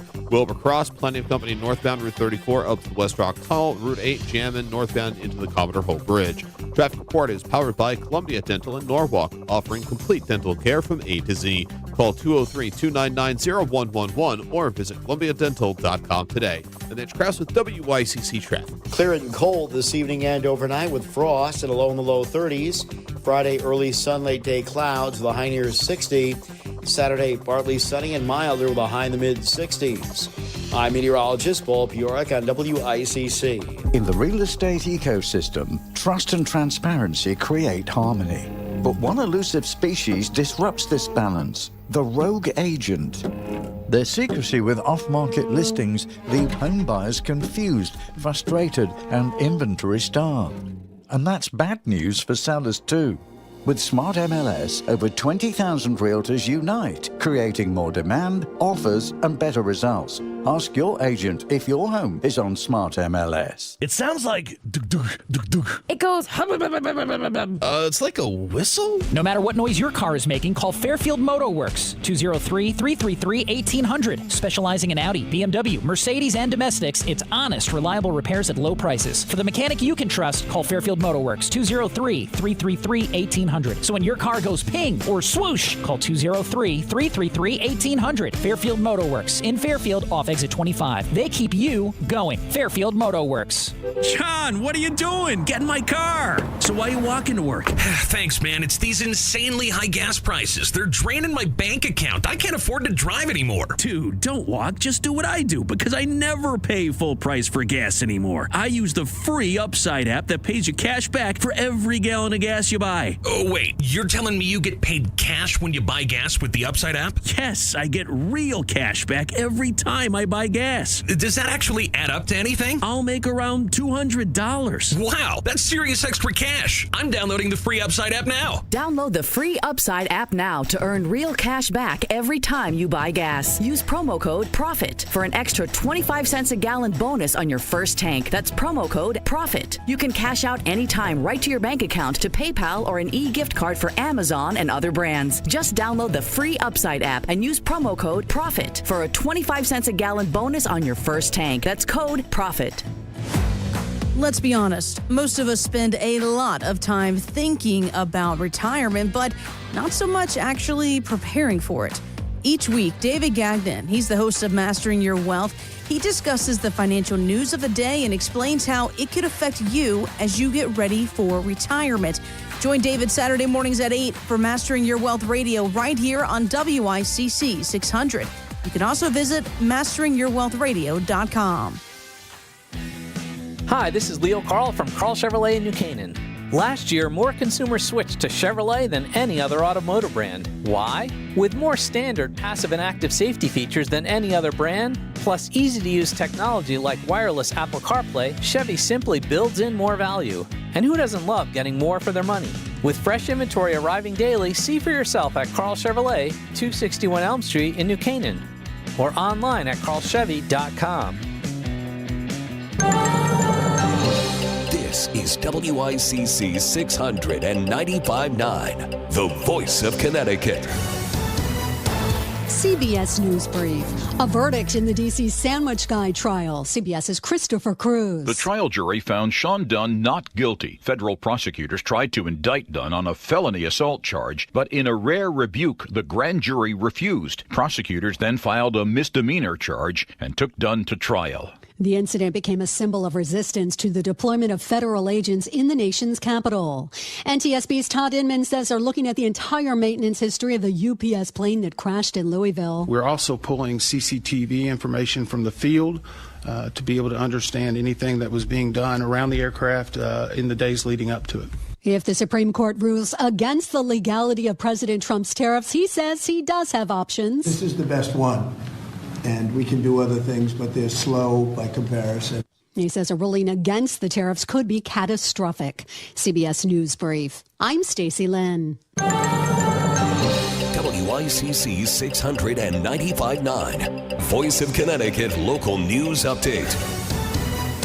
A judge is allowing the suspect in a homicide last year in Bridgeport to withdraw his guilty plea. Roche Williams entered into a plea agreement in May that would send him to prison for 35 years for killing Akeem Shukayar Grant. The victim was shot multiple times, allegedly by Williams, and prosecutors say the killing was captured on video. The 47-year-old Williams remains in custody on over $1 million bond. The Rizzo parking garage at Danbury Hospital is open again after being closed early today when a suspicious package was found by hospital security. Police responded to the scene around 2:45 a.m. During the investigation, Hospital Avenue was closed between Tamarack Avenue and 6th Street. It was determined the package was harmless. Connecticut Democrats won 29 mayor and first selectman positions that were held by Republicans on Election Day, including in Danbury. It sends a message that Democrats are delivering. So we're proud of the work we're doing. Mayor Roberto Alves won re-election, easily defeating Republican Emil Bouzaid to earn a second term in office. Dems in Danbury also added a city council seat, expanding their supermajority to an 18-3 edge. Alves, who was also chair of the state's Democratic Party, was battling cancer during the campaign and said that the blue wave across Connecticut shows that Democrats are focused on issues that matter. When we talk about things like affordability, when we talk about the issues that are the kitchen tables at families every night, Democrats are the ones that are delivering across our state and across our country. Governor Ned Lamont also pointed to uncertainty in Washington, D.C. as one of the key factors. I think there is a sense that the Democrats make this a safe harbor, a place that you can count upon, a little bit of stability, making sure that we're making investments in them and their families and their kids and make it a place that they want to be. There is the possibility that one seat that was held by a Democrat could still flip to Republican, which would be in Easton for the first selectman race. Republican Dan Lent received 6 more votes than Democratic challenger Nicholas D'Addario, forcing a recount before November 12th. It's not clear when the recount will happen in town. Easton Democratic First Selectman David Bindleglass decided not to seek re-election after 3 terms in office. Bridgeport voters have approved multiple changes to the city charter, including one which includes the formation of an ethics committee. An ethics committee currently does exist in the Park City, but Councilman-elect Galen Murray explained the broader reach that this new body will have. So the idea now is that the commission will appoint a director of ethics that will have the authority to investigate ethics violations, whether they're from government employees or whether they're from government officials, and have the ability to actually lay out fines for those violations. The state legislature will be meeting next week in a special session. Governor Ned Lamont says the session will be to finalize compromise housing legislation. Lawmakers and the governor are seeking to create up to 150,000 new units of housing in the state with the legislation. Lamont says numerous changes have been made to the proposal since he vetoed a housing bill in June.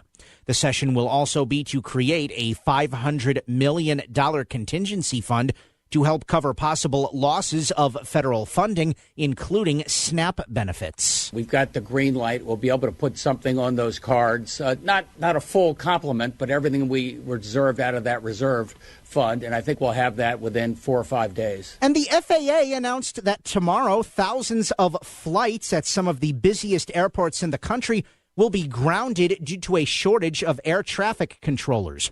The controllers have been working without pay since the beginning of the government shutdown. Some of the busiest airports in the country, including in New York, will see limited air traffic, with 4% of all flights being canceled tomorrow, going up to 10% next week. So far, Bradley International Airport has not received word of any flight reductions. I'm Chris Williams with WICC News. WICC Smart MLS Right Now Traffic. 95 northbound up to 90 minutes from Greenwich to Bridgeport right now. Parkway overall a little bit easier. Further ahead on 95, crawling along through Milford and West Haven. Southbound side, heavy volume and sun glare delays getting through Brantford and Long Wharf. On Route 8 north and southbound, you're on the brakes either side going into the Commodore Holt Bridge. And on the Wilbur Cross north and southbound, same deal going into the West Rock Tunnel. Traffic report is powered by the Connecticut Lottery. Now play your favorite draw games at ctilottery.org. Odds vary by game. Must be 18 or older to purchase. Help is available for problem gambling. Call 888-789-7777 or visit ccpg.org. Match Krause with WICC Traffic. For this evening and tonight, widespread frost, clear and cold in the low 30s.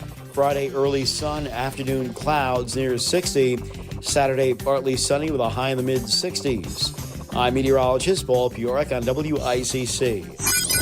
Let's get back to the conversation. 203-333-9422. It's Connecticut Today with Paul Pacelli, the voice of Connecticut, WICC 600 and 95.9. All right, so I'm a little confused here at 437, 438. Maybe you can help me out here. Help a guy out, will ya? Huh? Oofa, like my people like to say. 203-333-9422, 333-WICC. Our buddy over there, side of the other glass, the side of the glass, we should say. Roberto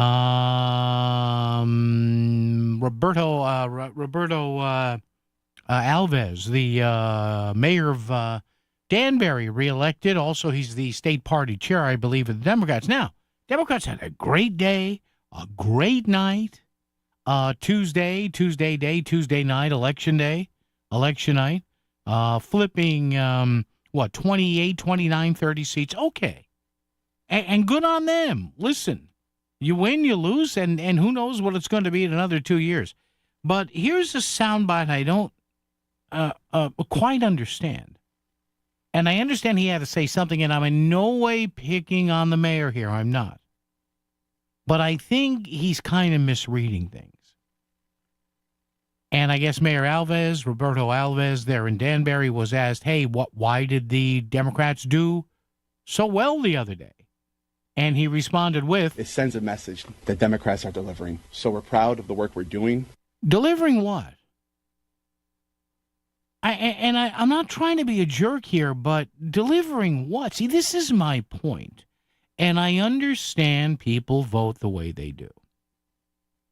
But in and of itself, flipping 28 or 29 or 30 municipal seats from one party to the other, maybe it's that I think this was a reflexive, angry vote against Trump and the Republicans, which that's fine. But again, when Mayor Alves says, it sends a message that Democrats are delivering. So we're proud of the work we're doing. All right, you're proud of delivering what? And I open this question to fellow Democrats out there. What? And look, if he says, well, people are obviously disgusted with Republicans on the national scale and local Republican politics, whatever, then that's fine. I mean, that's fine. See, that's what happened. But as far as the Democrats delivering what, and I'm not saying that the Republicans are doing a great job, but again, it sends a message that Democrats are delivering. Delivering so we're what? Proud of the work we're doing. Delivering the fourth highest tax burden or fifth highest burden in the country. Delivering the second or third highest electricity prices in the country. Delivering continuously one of the worst, most burdensome business climates in the country. The party that had to have their arms twisted to get rid of the public benefits charge. So again, Mayor, congratulations on what your party did, but come on, delivering what? See, this all goes into my theory here, and you can't argue it. You can't. You cannot retort me on this. Whatever gets better in this state, you tell me what gets better in this state under majority Democrat rule. Now, again, they win fair and square. I get it, despite Bridgeport. They win fair and square. But listen, this is an obvious case on Tuesday, and God bless people who did this. This was a vote angry at Trump, angry at the Republicans, maybe for the government shutdown, that's fine. But to say these gains were made on what Democrats delivered what? I'll ask again, what have they delivered in the past 10 or 20 years? 203-333-9422, 333-WICC. All right, by the way, I'm looking up at the monitor here, more reports that there may be a quick end to the government shutdown. Wait a minute. I'm shocked. You mean they may have kept it going and may have made people scared they wouldn't eat because of the elections? I'm stunned. I started working with K&J Tree Service about a year ago, and I know it can be really expensive to have tree work done at your home. But listen, I've had actually a tree fall across our driveway and keep us stranded in our home for 2 days before. I've had fences break because of trees that have fallen. You want to make sure that your property is protected. And if you are worried about the costs, well, this is the good time to work with K&J Tree Service because they are having unprecedented savings right now with flash sales like 25% off tree pruning. And they also have some really great discounts right now if you were to call them at 203-248-TREE. By the way, they do a free tree risk assessment as well. One of their licensed arborists will come to your home, check things out, and then let you know what their recommendations are. And there's no obligation to do the work with them. Give them a call at 203-248-TREE or go to their website, kjtreeservice.com, and book your appointment. Trust K&J Tree Service to keep your trees and your property safe and stunning. And take advantage of those incredible offers right now with K&J Tree Service. Go to kjtreeservice.com. The hard-hitting football action is even better with Prize Picks. The weather might be changing, but the feeling of being right never gets old, so don't miss any of the action this season with Prize Picks, where it's good to be right. Download the Prize Picks app today, use the code ROAM, and get a $50 bonus credit instantly in lineups when you play $5. That's code ROAM on Prize Picks to get a $50 bonus credit instantly in lineups when you play $5. Win or lose, you'll get $50 bonus credit in lineups just for playing. It's guaranteed. Prize Picks, it's good to be right. You do have to be present in certain states. Visit prizepicks.com for restrictions and details. Hey, I'm Mike Slater. My dad passed away at the age of 63. It's out of nowhere. Had a stroke. Super hard, obviously, for the whole family, but my dad had life insurance. This is why I have life insurance for my family, for my wife and 4 kids. And the best place to get life insurance is ethos.com because you can do it in 10 minutes. And there's no medical exam and no blood test, just a few health questions. Get life insurance in 10 minutes so your family is protected. Ethos, ETHOS, ethos.com/Mike. It's time for the Market Scoreboard Report with Ron and Sana. Now on WICC 695.9, the voice of Connecticut. Stocks resumed their downtrend today as tech stocks, particularly AI-oriented stocks, got revalued to the downside once again, and a big jump in announced layoffs, according to Challenger J and Christmas, more than 150,000 last month, the most in 22 years for a single month, also upset the market as the Dow plunged nearly 400 points, about 397 change, 0.8% decline to 46,913. The S&P down 1.1%, almost 76 points to 6720. The Nasdaq down 1.9% or 445 points to 23,053. On the week economic data, 10-year note yields dropped to 4.09%. Also in the absence of any government numbers from jobless claims nor tomorrow's unemployment report, which won't be coming out either. The dollar weakened broadly. Crude oil futures slipped 6 cents to $59.54 a barrel. And gold, no flight to quality there, down $3 to $39.89 the ounce. And crypto got hit again with Bitcoin sitting right at $100,000, down $3,000 on the day. John, what are you doing? Get in my car. So why are you walking to work? Thanks, man. It's these insanely high gas prices. They're draining my bank account. I can't afford to drive anymore. Dude, don't walk. Just do what I do because I never pay full price for gas anymore. I use the free Upside app that pays you cash back for every gallon of gas you buy. Oh, wait. You're telling me you get paid cash when you buy gas with the Upside app? Yes, I get real cash back every time I buy gas. Does that actually add up to anything? I'll make around $200. Wow, that's serious extra cash. I'm downloading the free Upside app now. Download the free Upside app now to earn real cash back every time you buy gas. Use promo code PROFIT for an extra 25 cents a gallon bonus on your first tank. That's promo code PROFIT. You can cash out anytime right to your bank account, to PayPal, or an e-gift card for Amazon and other brands. Just download the free Upside app and use promo code PROFIT for a 25 cents a gallon bonus on your first tank. That's code PROFIT. WICC Smart MLS Right Now Traffic. 95 northbound up to 90 minutes from Greenwich to Bridgeport right now. Parkway overall a little bit easier. Further ahead on 95, crawling along through Milford and West Haven. Southbound side, heavy volume and sun glare delays getting through Brantford and Long Wharf. On Route 8 north and southbound, you're on the brakes either side going into the Commodore Hole Bridge. And on the Wilbur Cross north and southbound, same deal going into the West Rock Tunnel. Traffic report is powered by the Connecticut Lottery.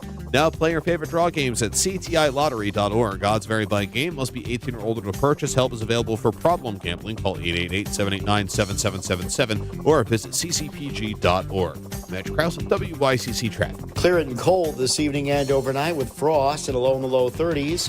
Friday, early sun, late day clouds with a high near 60. Saturday, partly sunny and milder with a high in the mid 60s. I'm meteorologist Paul Piorek on WICC. Always live, always local, and always with something on his mind. Back to Connecticut Today with Paul Pacelli, WICC 600 and 95.9, the voice of Connecticut. Did Mr. Piorek say frost tonight? Well, all right. Now, what is it? This is the first week of November. Usually we get the first measurable snow like Thanksgiving week, maybe the week before. All right. Which reminds me, yes, those 3 bad words you hear from your mechanic. You need tires.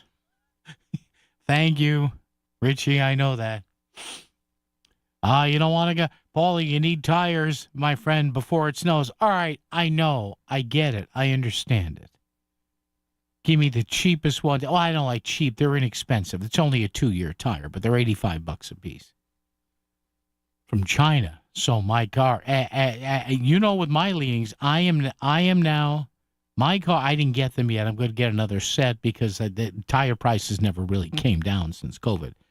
So I will be riding around for the foreseeable future, probably for the rest of how long I own this car, on leftist communist Chinese tires. But hey, they work, and they're $85 a piece before we get the mounting and the balancing and the, what else do we do? The tire disposal. Oh man, is there another state that fees you and nickels and dimes you more than Connecticut? It's like opening up your cell phone bill or your cable bill. Oh, make it stop. Just give me a number. All right, Tim in Hamden's here. Hamden, where they had 37 people running for mayor. Hi, Tim. How are you? That's true. And this is the Democratic Socialist capital of the world. We had that long before New York. Yeah. Josh Elliott and stuff, and about 4 or 5 avowed Democratic Socialists around here got elected in the neighboring counties and stuff. So, well, kudos to who won there. I forgot. I read the name yesterday. I forgot. Well, kudos to him. Ashoff, yeah. So I wouldn't want to be, Well, yeah, because you guys have a little bit of fiscal issues there, but we digress. Yes. Well, he did run. The guy was a longtime Democrat, and he ran against a Republican candidate, all of 24 years old. So, it's like get your first, start. Yep. And, the big issue was whether to audit the books. It's like, how is that ever an issue? To me, every city and town should do that, but maybe I'm just nuts. Well, I know. But, but as opposed to the 2 or 3 leaf pickups, that's you told me, yes. You told me that was a major sticking point. Yes, the leaf. Well, it was a couple of elections ago. There were actually lawn signs. Yeah. Out on people's lawns and stuff. So, but it's just wonderful here. Yeah. Where all of these guys, including Mondani. Yeah. Who I heard one person on network on Fox talking about the fact that he might have the ability to make the clothes you wear, that you will be wearing, being kind of like, what are you talking about? Soviet Union maybe uniforms? You don't know. You don't know. Well, I don't know. We just don't know. And good old the Post. I hadn't seen good old red baiting, with the big hammer and sickle. Oh, I loved it. That was a great day. Yeah, I loved it. I was laughing about I know that. It's to be laughed at. Yeah. But, it's like Soviet. Come on. Really. Call Chairman Brezhnev. Get him on the line. Get him on. Yeah, really. Yeah, we got to do something about this free busing situation. I don't know. Yeah. All those difficult issues. And now you see,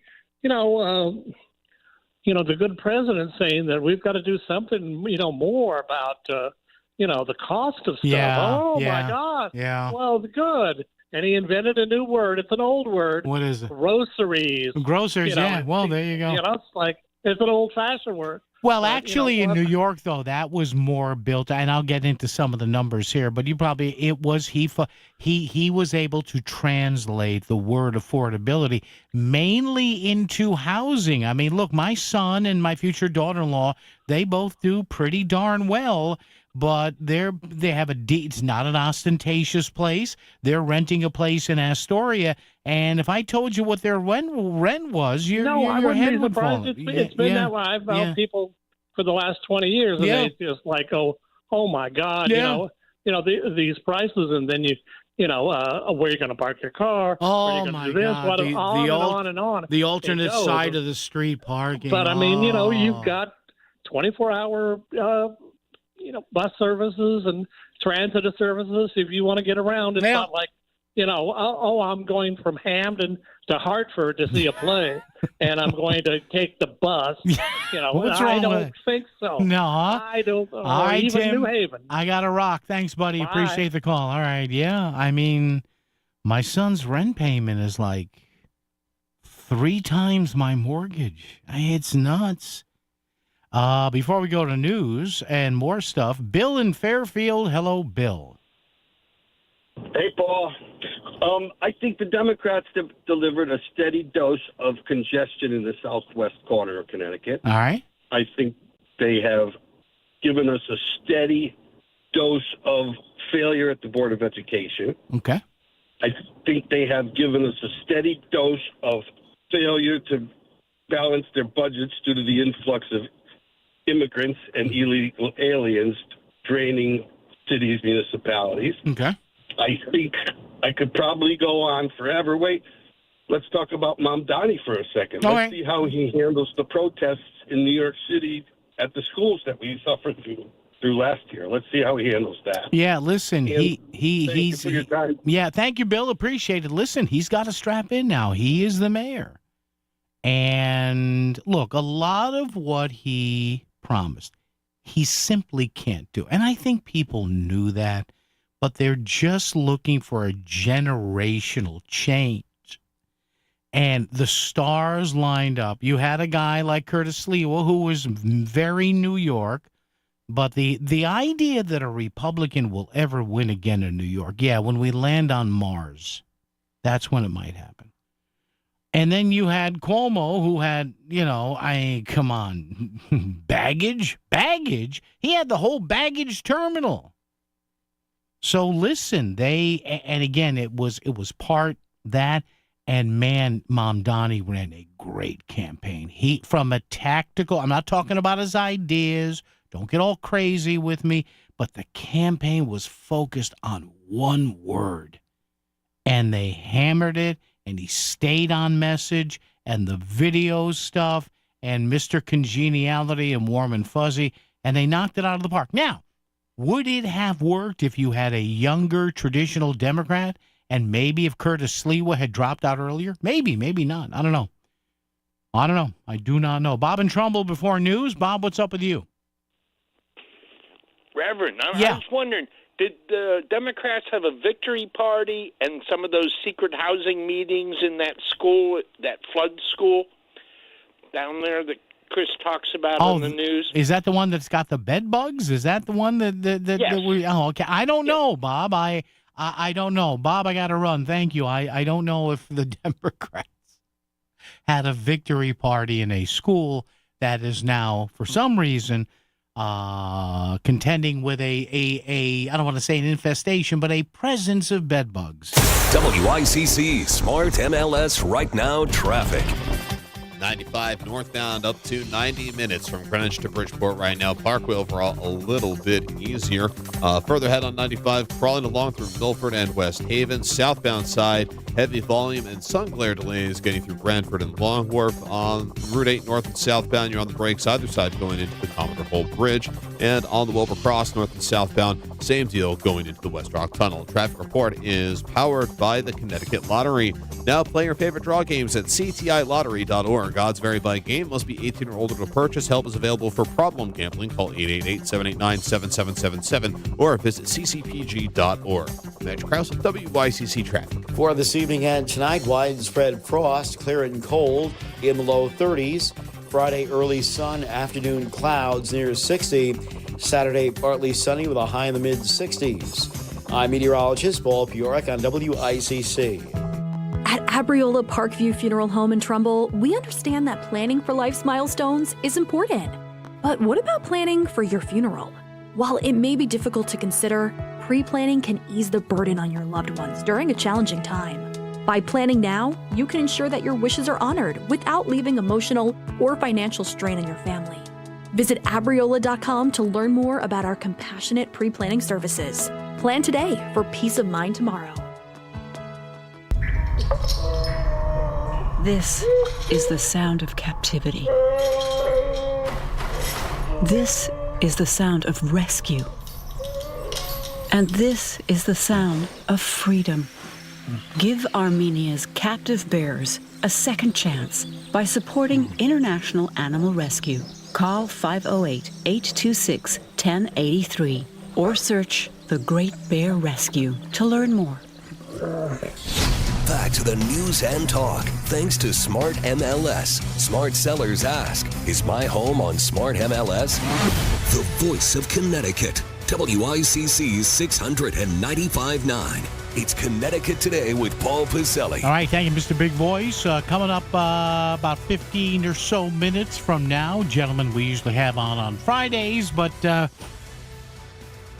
taking a vacation day tomorrow for a long weekend. So Chris Caruso will talk to us about the Connecticut and area election results from Tuesday, including the ballot questions in Bridgeport. Also, the battle now going on for the head of the city council. That's always interesting, huh?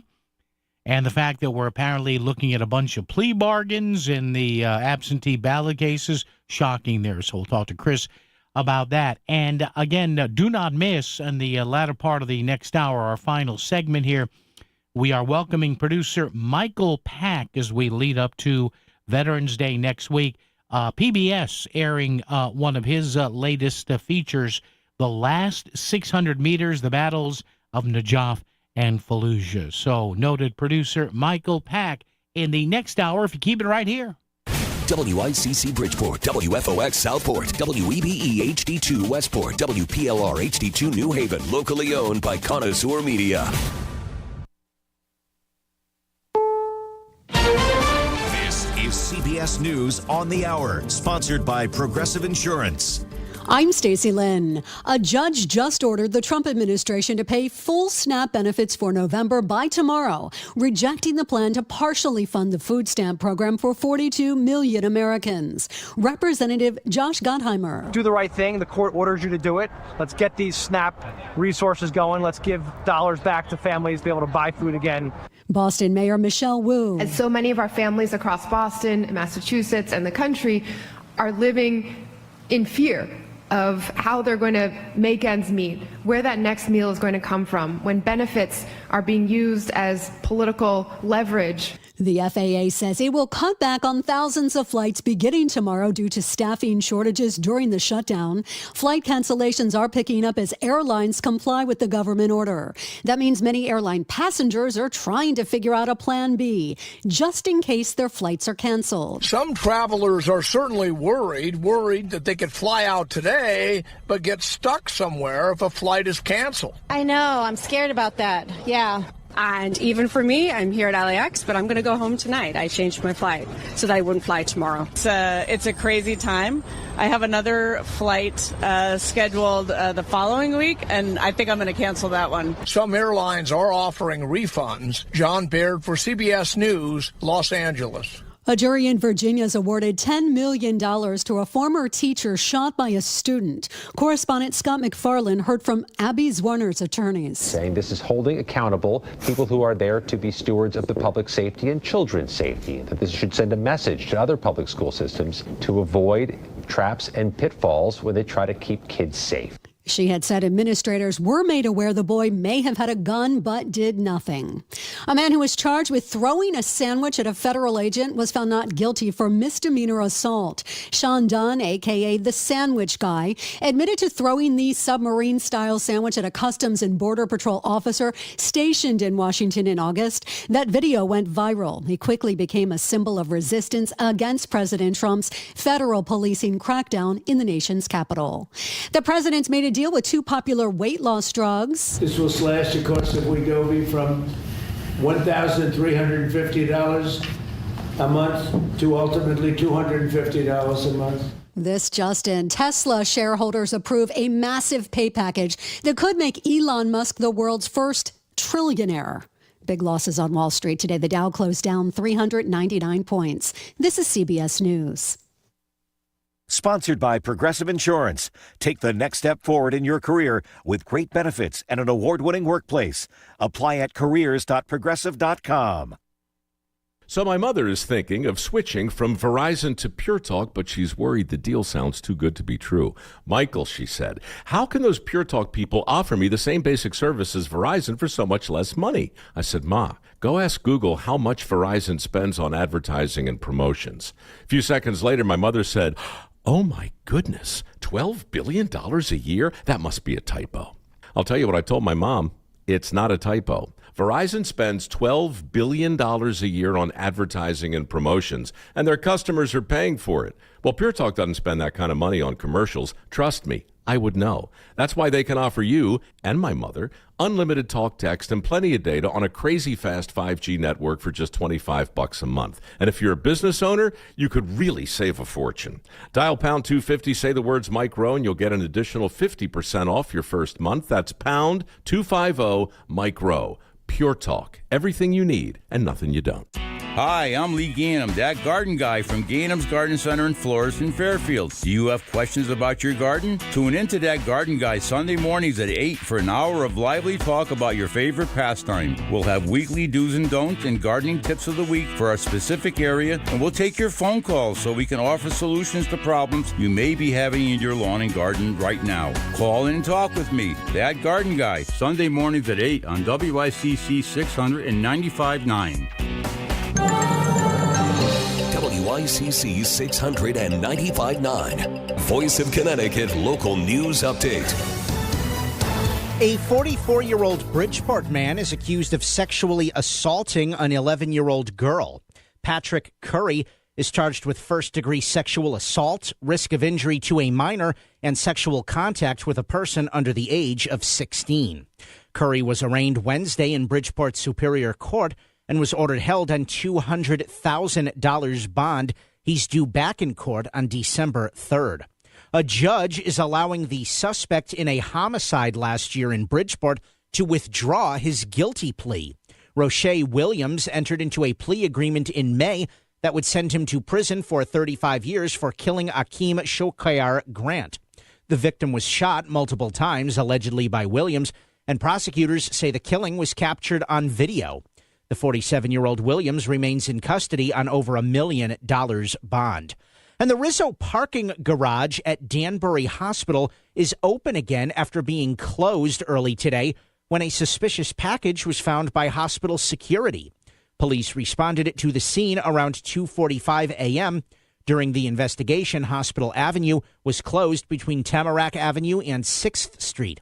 It was determined the package was harmless. I'm Chris Williams with WICC News. WICC Smart MLS Right Now Traffic.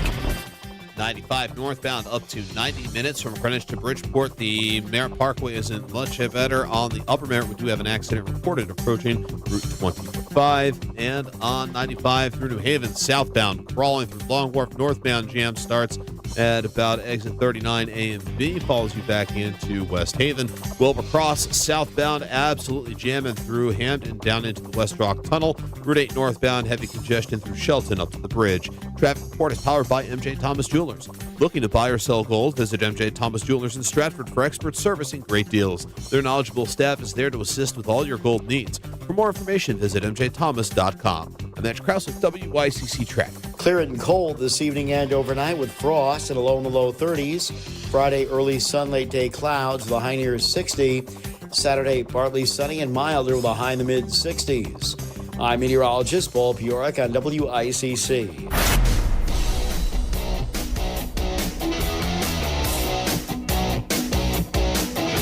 You're listening to Connecticut Today with Paul Piselli on WICC 600 and 95.9, the voice of Connecticut. All righty then. Great to have you with us at 203-333-9422, 333 WICC. About a week from now, we'll all be sitting here once again like we did a few months back, talking about a housing bill, an aim to as the governor said, set up maybe more carrots than sticks to, in some way, shape, or form, make it more inviting, more easy, more flexible for cities and towns and developers, maybe to work together and alleviate a housing crunch here in the state. Now, I'm not necessarily against that. I'm really not. It shouldn't be done in a special session. And the reason it's being done in a special session is the majority Democrats in Hartford are upset that the governor saw too much blowback, he thought, heading into an election year the first time this was done,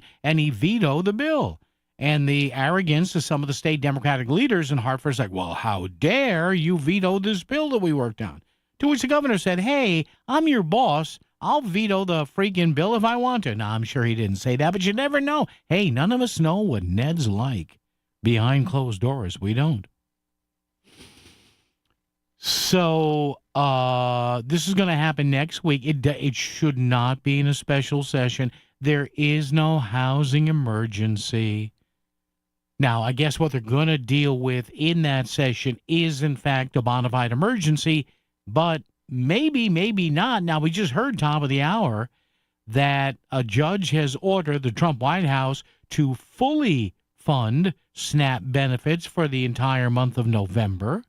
Previously, it was going to be nothing. Then the order was going to be about 2/3, and now it's going to be all the way. So what does that do to the plans that we're going to get taken care of in this special session? Don't look at me. But seriously, my point here, and I asked this early on.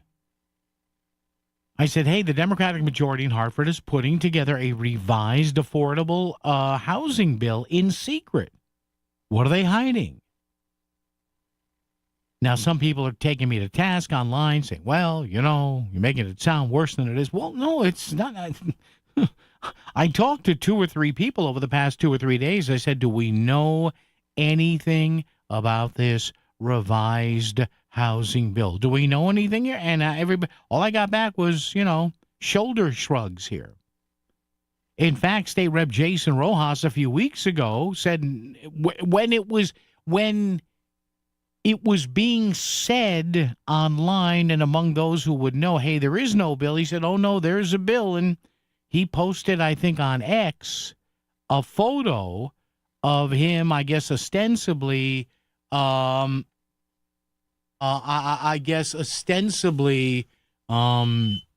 sitting by the river, in the Connecticut River, and reading a bill. So we were all told by that time there wasn't a bill, and now there is. So I don't know where we are here. Why is this being done in secret? You tell me. Because it ain't good.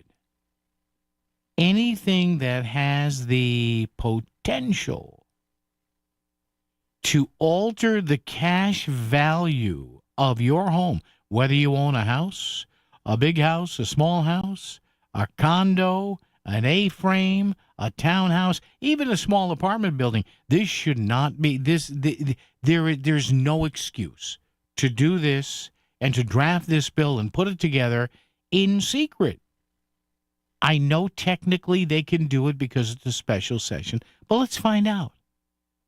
I've said this before, folks. One thing that drives me up a wall, I can't stand legislative crap. Legislative slop. Legislative manure. Now, hopefully, the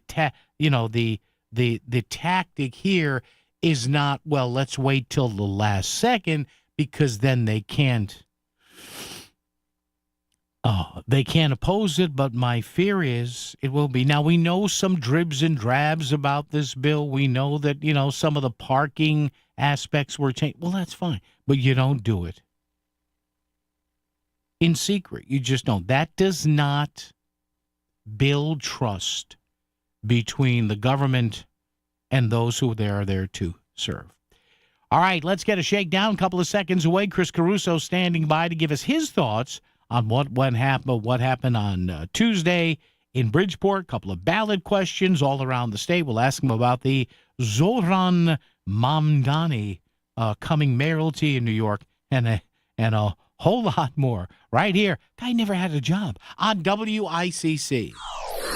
The floats, the bands, and all those giant balloons. It's the return of the Stamford Downtown Parade Spectacular, Sunday, November 23rd. Join WICC hosts Melissa Sheketoff, Paul Pacelli, John Kamal, and Chris Williams along the parade route. The parade steps off at noon and travels through the streets of Stamford downtown. The holiday season officially begins with the annual tradition, the Stamford Downtown Parade Spectacular, Sunday, November 23rd. It's time to make an appointment to tour Forest Hills Milford, one of the newest luxury rental 55 and over communities in Connecticut. Step into a home where every detail is designed to offer ease and comfort. Forest Hills Milford's spacious, brand new luxury apartments include assigned garage parking with elevator access and use modern technologies to bring ease and comfort to everyday living. Nestled in the beauty of Milford, close to beaches, golf, marinas, and more. Visit foresthillsmilford.info to learn more. Forest Hills Milford, home made easy.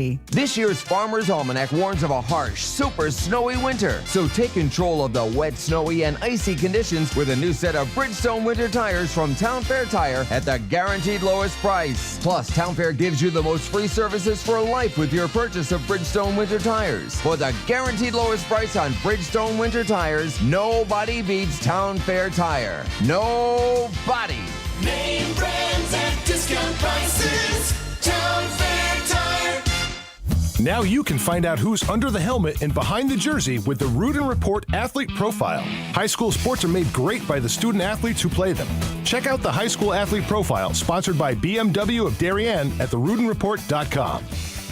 It's Duchess Restaurants. It's fresh, made to order, and it's what makes Duchess food so good. Duchess Restaurants has so many choices. Try the Big D Philly cheesesteak, or how about a combo meal like a Big D cheeseburger, long dog, or grilled chicken sandwich with fries and a drink, or a roasted turkey, bacon, and cheddar on wheatberry bread. You can't go wrong with one of Duchess Restaurants' many menu items: sandwiches, wraps, burgers, hot dogs, and more. All of Duchess's menu items are made to order, adding to their fresh flavor. You gotta eat at Duchess. Go to GoDuchess.com for the one nearest you. Duchess Restaurants. Fresh food served fast. Hey, it's Melissa Sheketoff, host of Melissa in the Morning, here on the Voice of Connecticut. I want to tell you about MADE, a leadership series of events I've been hosting with the Department of Economic and Community Development and the Connecticut Business and Industry Association. MADE is designed to equip Connecticut's industry professionals with connections, resources, and insights to create opportunity in today's business landscape. Join me at Reputation Made this Thursday, November 6th at UConn Stamford from 11:30 to 3.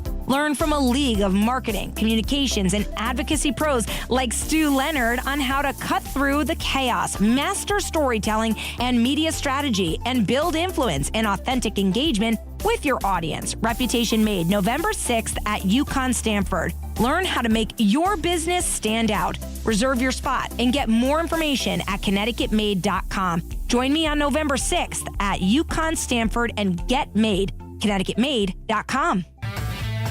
Bumped your bumper? Kissed a curb? With Sono Collision, your car will be back to top notch in no time. Because we don't just repair, we care. Visit SonoCollision.com. Your car will thank you. WICC Smart MLS Right Now Traffic.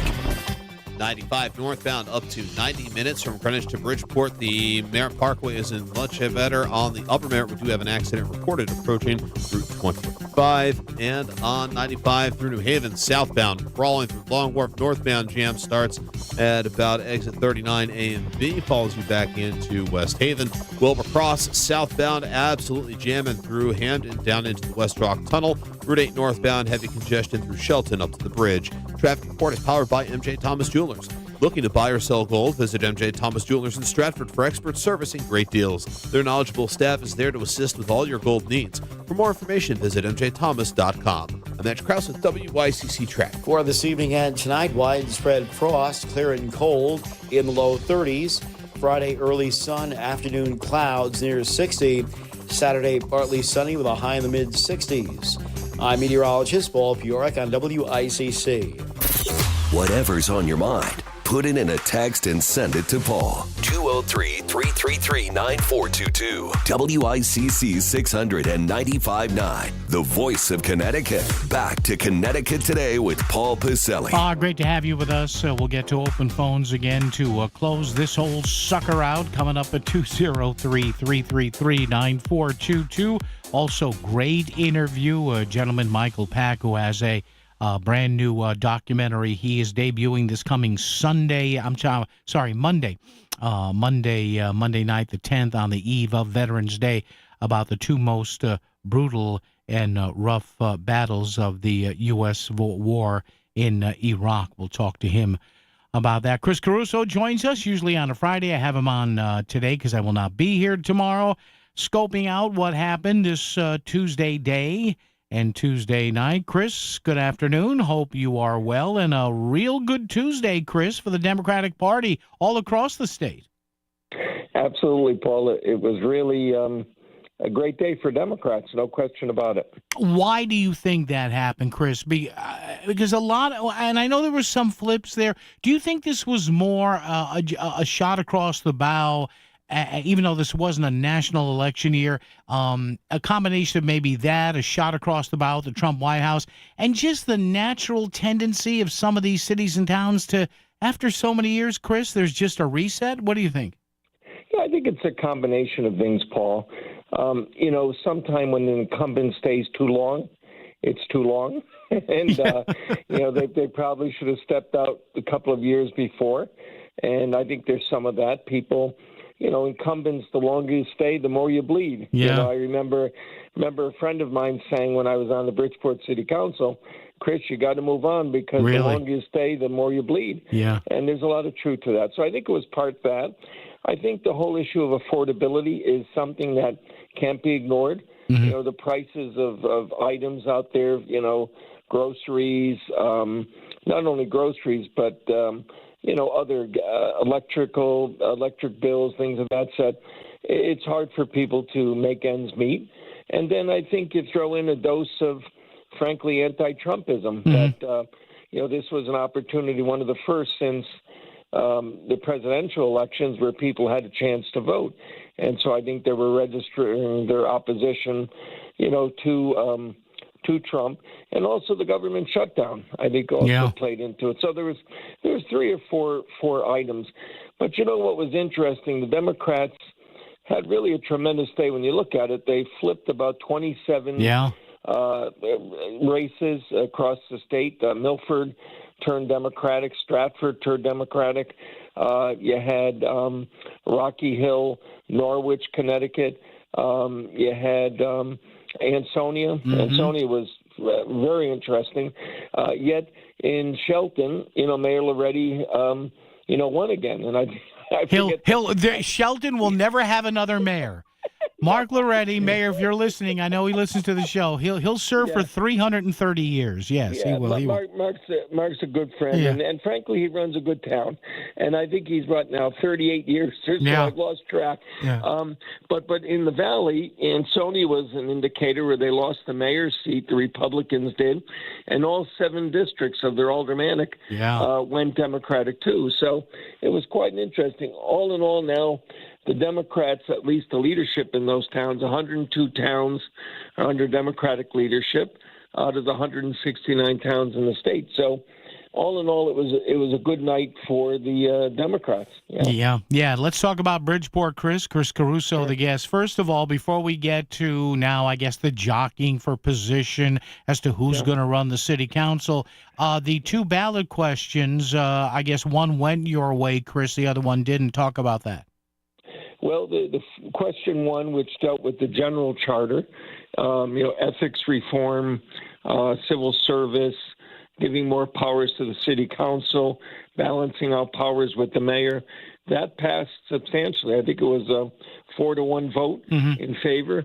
And the question 2, which dealt with eliminating the town clerk and city clerk, the sheriff positions, and having the town clerk and city clerk appointed through civil service through the mayor, was passed, but by a slim margin.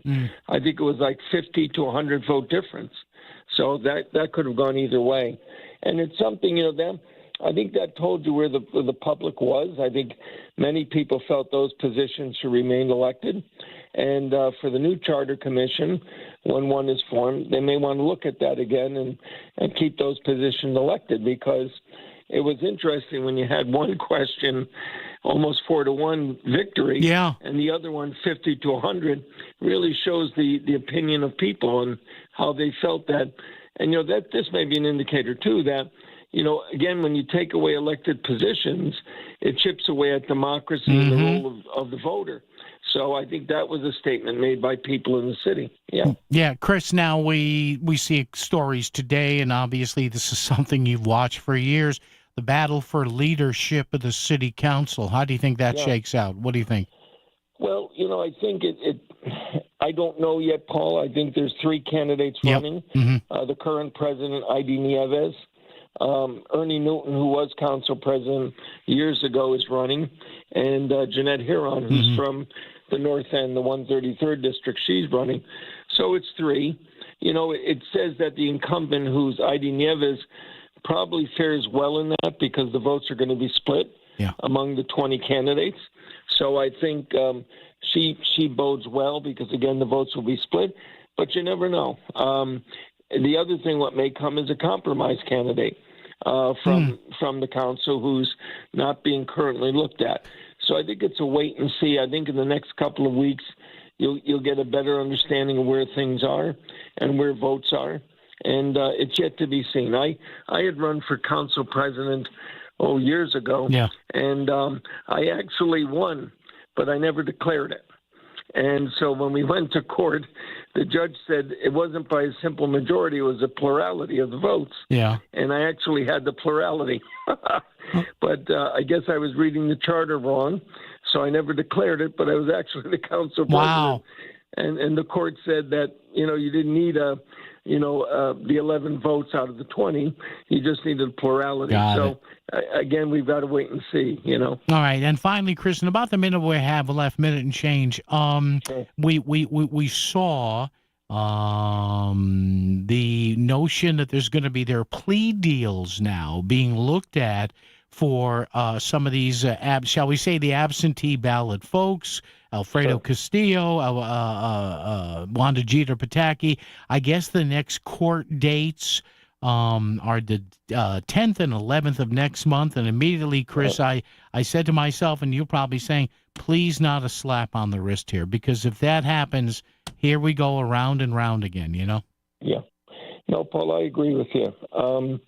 If the court allows people to go that are found guilty without substantial punishment, and substantial is the wrong word, but without punishment, the problems will continue in Bridgeport. And not only Bridgeport, they'll spread, because at that point, people will say, we could rob the absentee ballots. We can defraud the people of a community and get away with it. So I really think the courts aren't going to be that easy on this. I think there may be some plea bargaining, which is normal, which may be reduced sentencing.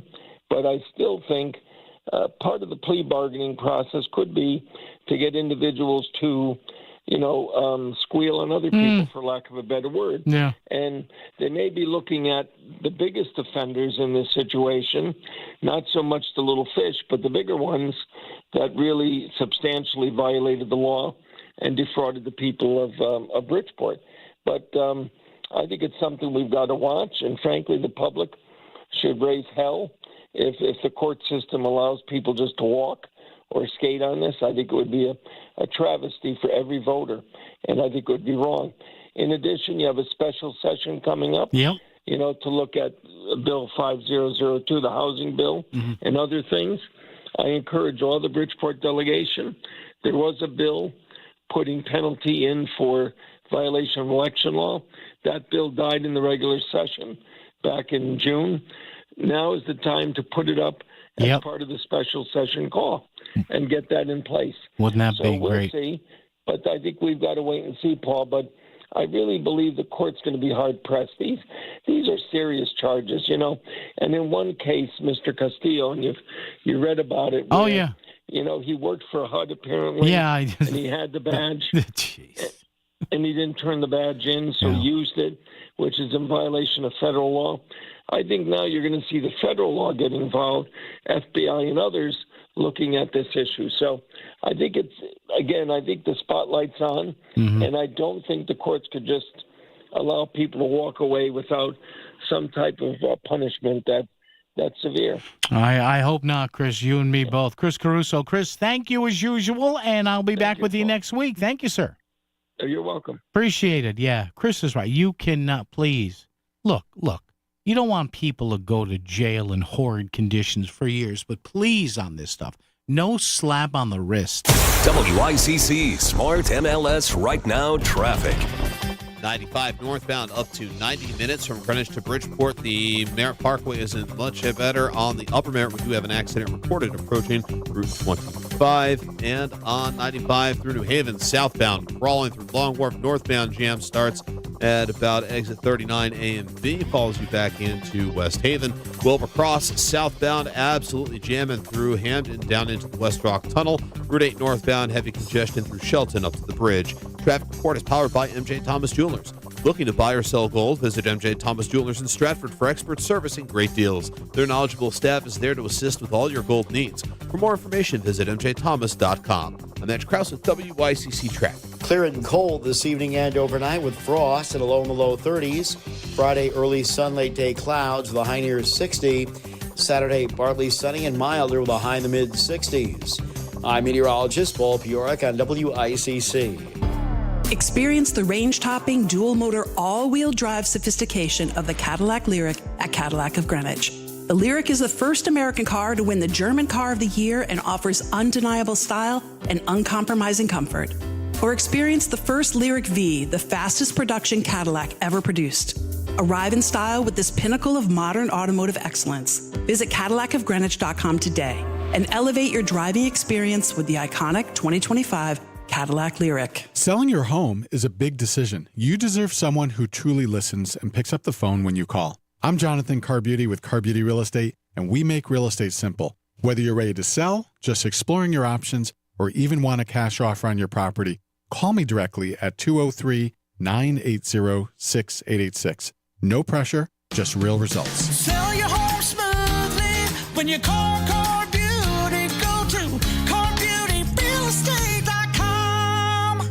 John, what are you doing? Get in my car. So why are you walking to work? Thanks, man. It's these insanely high gas prices. They're draining my bank account. I can't afford to drive anymore. Dude, don't walk. Just do what I do because I never pay full price for gas anymore. I use the free Upside app that pays you cash back for every gallon of gas you buy. Oh, wait. You're telling me you get paid cash when you buy gas with the Upside app? Yes, I get real cash back every time I buy gas. Does that actually add up to anything? I'll make around $200. Wow, that's serious extra cash. I'm downloading the free Upside app now. Download the free Upside app now to earn real cash back every time you buy gas. Use promo code PROFIT for an extra 25 cents a gallon bonus on your first tank. That's promo code PROFIT. You can cash out anytime right to your bank account, to PayPal, or an e-gift card for Amazon and other brands. Just download the free Upside app and use promo code PROFIT for a 25 cents a gallon bonus on your first tank. That's code PROFIT.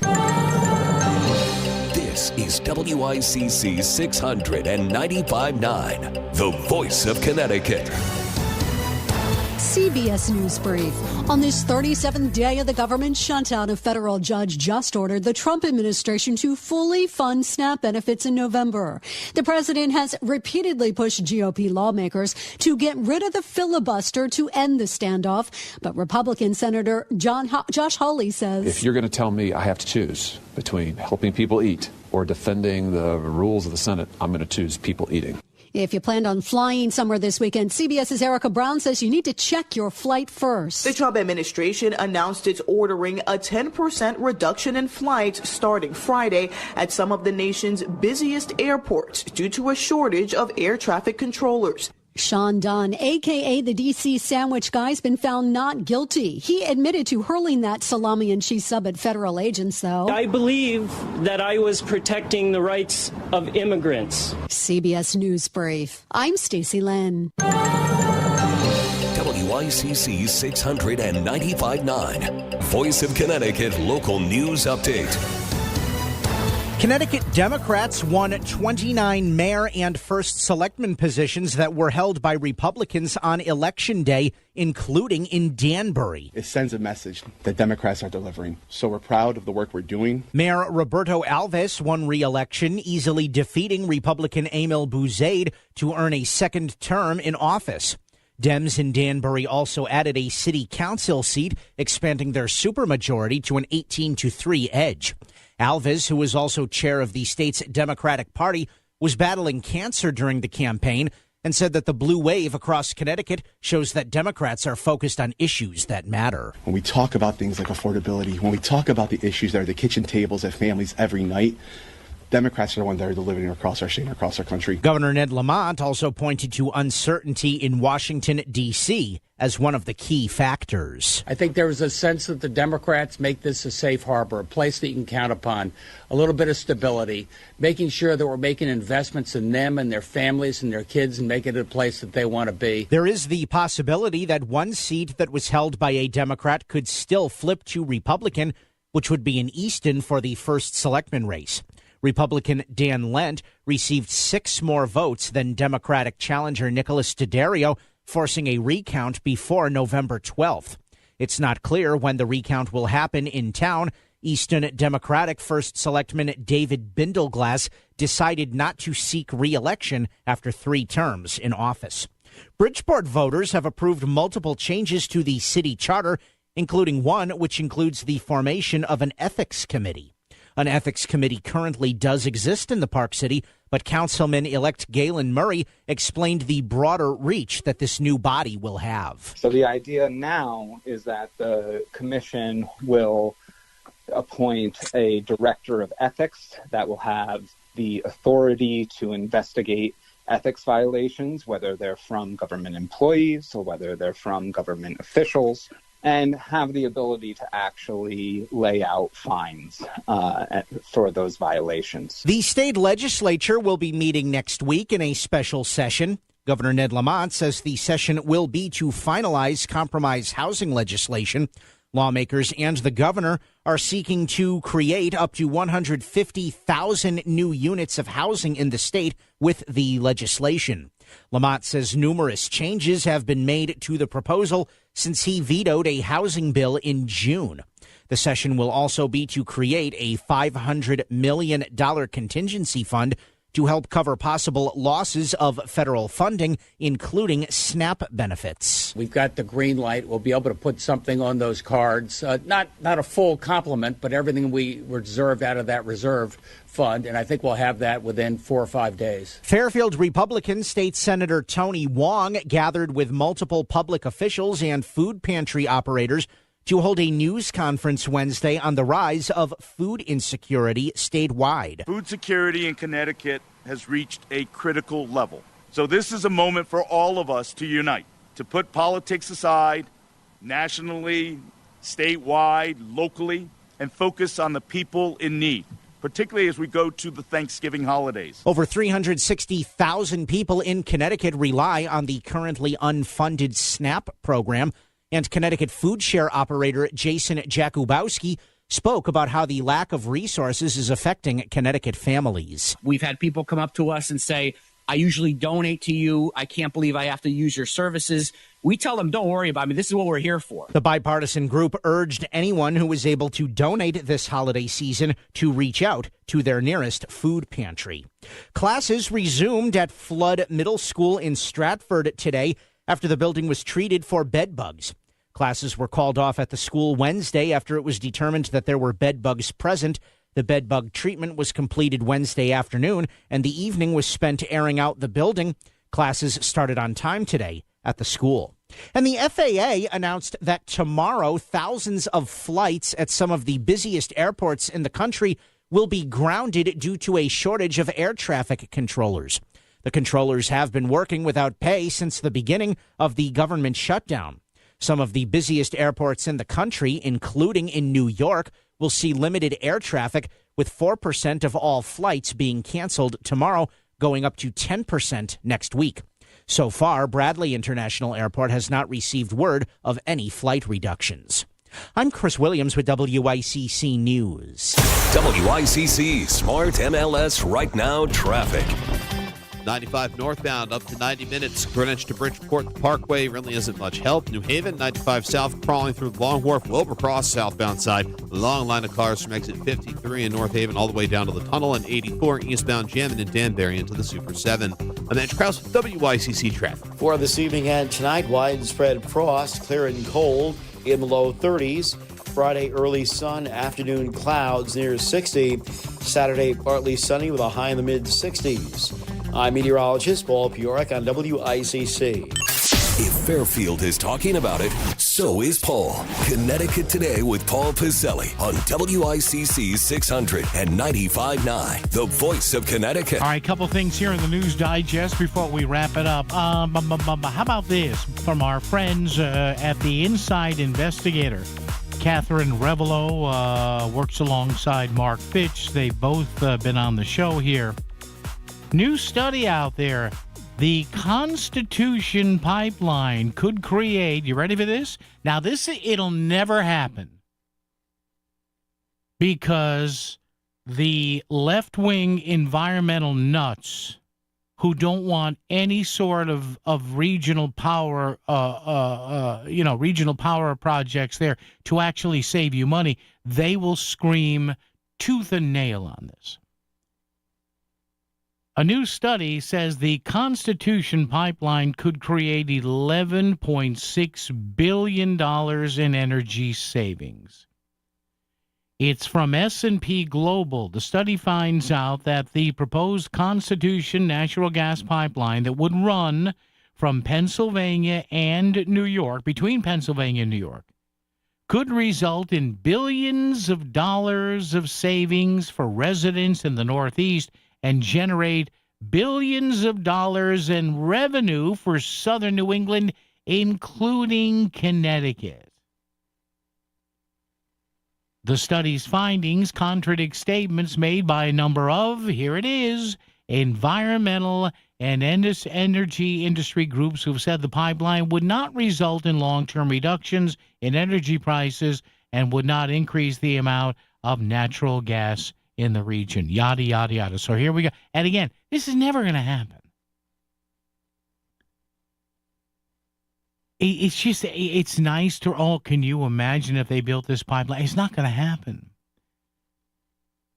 It's a proposed 125-mile pipeline that could generate up to $12 billion in consumer savings from reduced gas and power prices during market dislocation caused by outages and extreme winter price spikes across the first 15 years after it goes online. Whatever. Why am I even reading this? Because anybody that has anything to do in this state with lobbying for or against anything to do with energy, I don't know what they want. They don't want natural gas. They don't want coal. They don't want oil. They don't want nuclear. I don't know what they want. They want us to burn grass and live in huts. And if you think I'm just breaking chops here, I'm not. Oh, when was this? Governor Lamont, about 5 or 6 months ago, was at an energy forum to talk about what Connecticut needs to do to lower energy prices for people, and he got booed when he mentioned natural gas. This is what I mean. Nothing ever gets better in this state. Nothing out of your pocket, whether you are a business person or a plain old consumer or a family person or a sole proprietor, you keep getting screwed every day you get out of bed in this state. Nothing gets cheaper.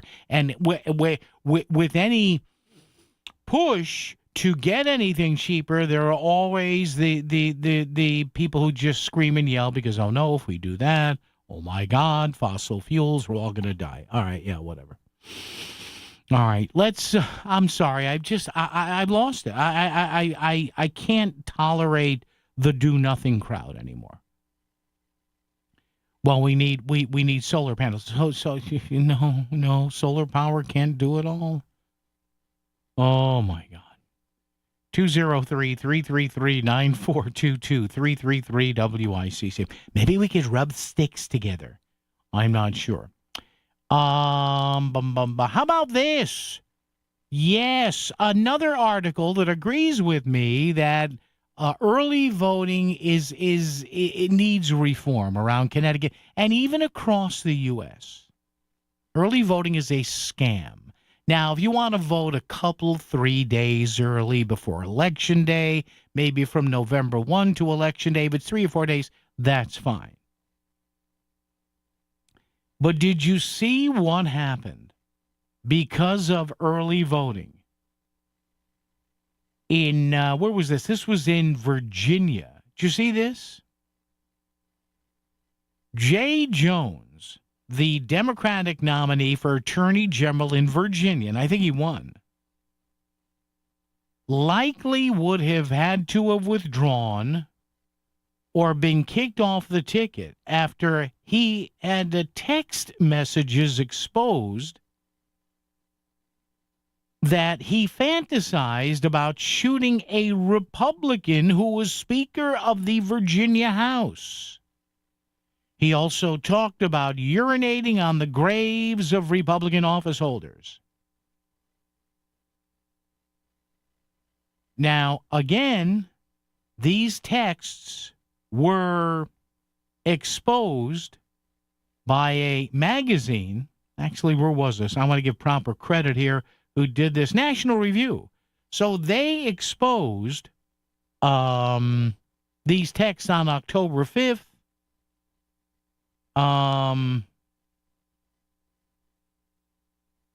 And that came 2 weeks after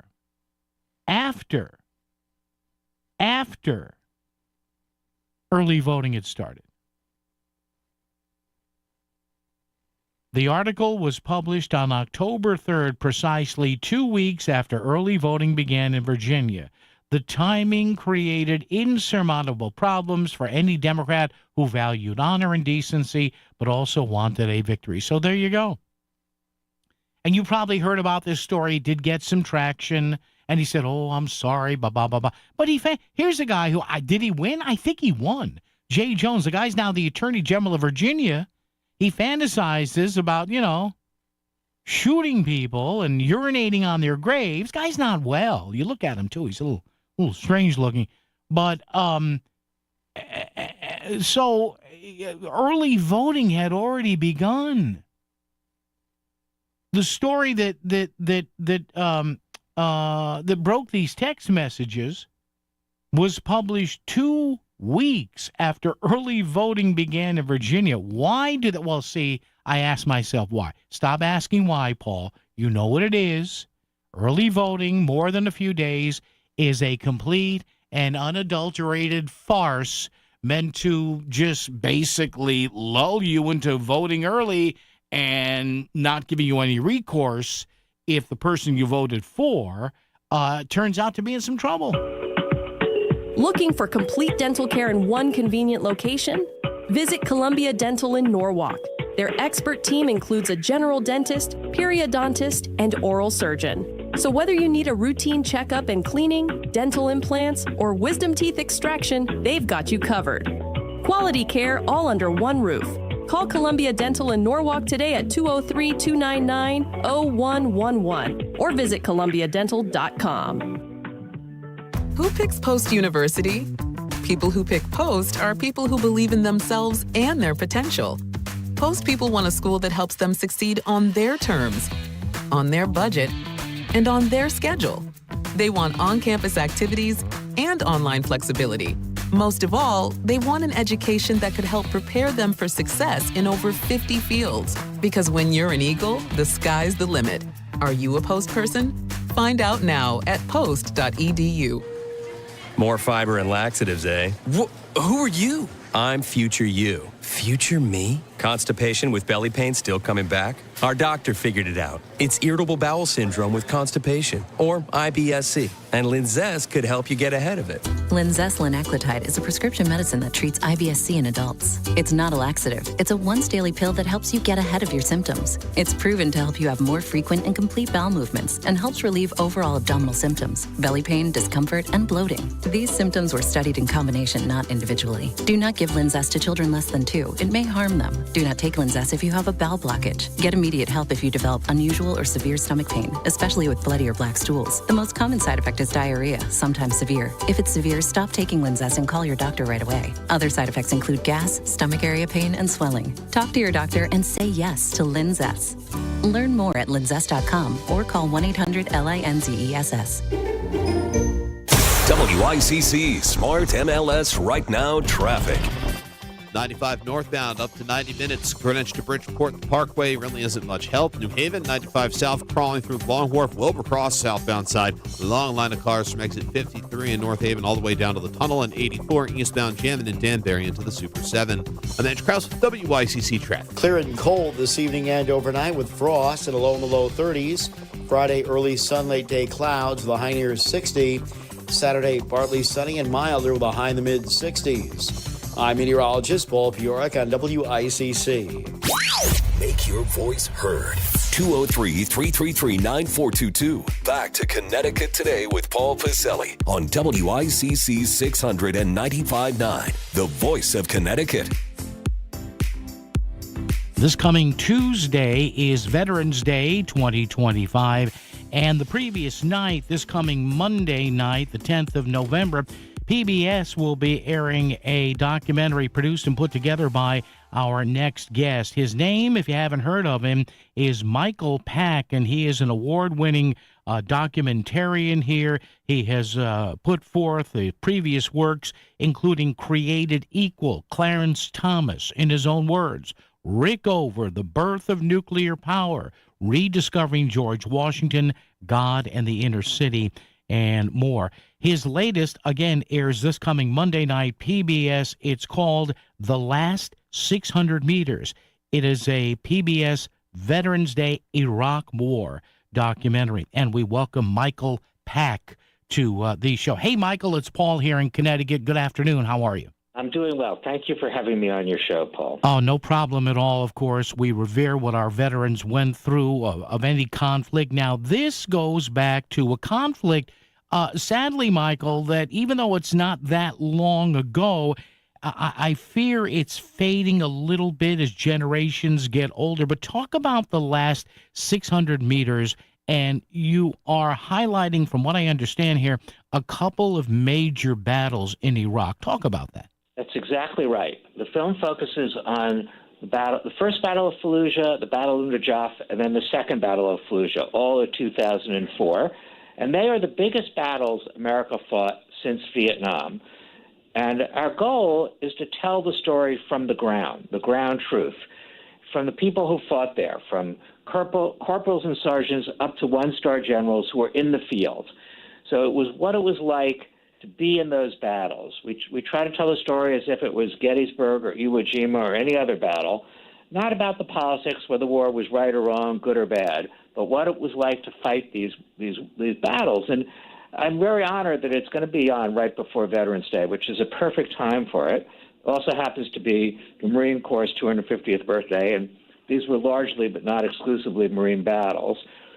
And I think the right way to honor the veterans, or at least one way, is to talk about what they did in battle. I mean, there's been a big emphasis, and maybe rightly so, on PTSD and problems that veterans have coming home, and that's all important. But I think it's well to remember what they did in battle and their heroic efforts on our behalf. Whatever you think about the war, these young men and women were sent there to fight on our behalf and put their lives at risk for their country. And it's great to celebrate that. And that's what we try to do in the film. And these interviews, from what I understand, Michael Pack, were conducted when? Largely in 2007. So you've had these interviews were done a good number of years back, right? That's right. There was only a few years from the battles themselves, so the memories of these people were still fresh. They still look like they did in the footage, so you get a sense of being there with them.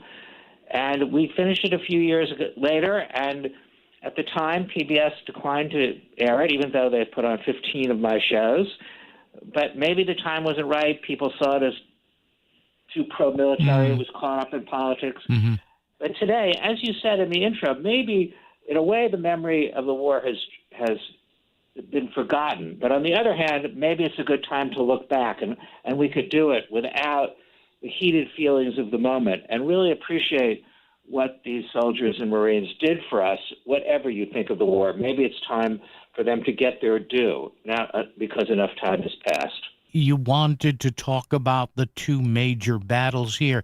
And yeah, as you and I say, let's separate the politics out of it. A lot of times in the people's minds, right, that is difficult. But when you come down to the base here, Michael, brass tacks, wars are won and lost through battles here. So I, for one, am glad that we have your documentary and maybe some others where these young men and women are telling us what it was like to be down in foxholes and bunkers and getting shot at.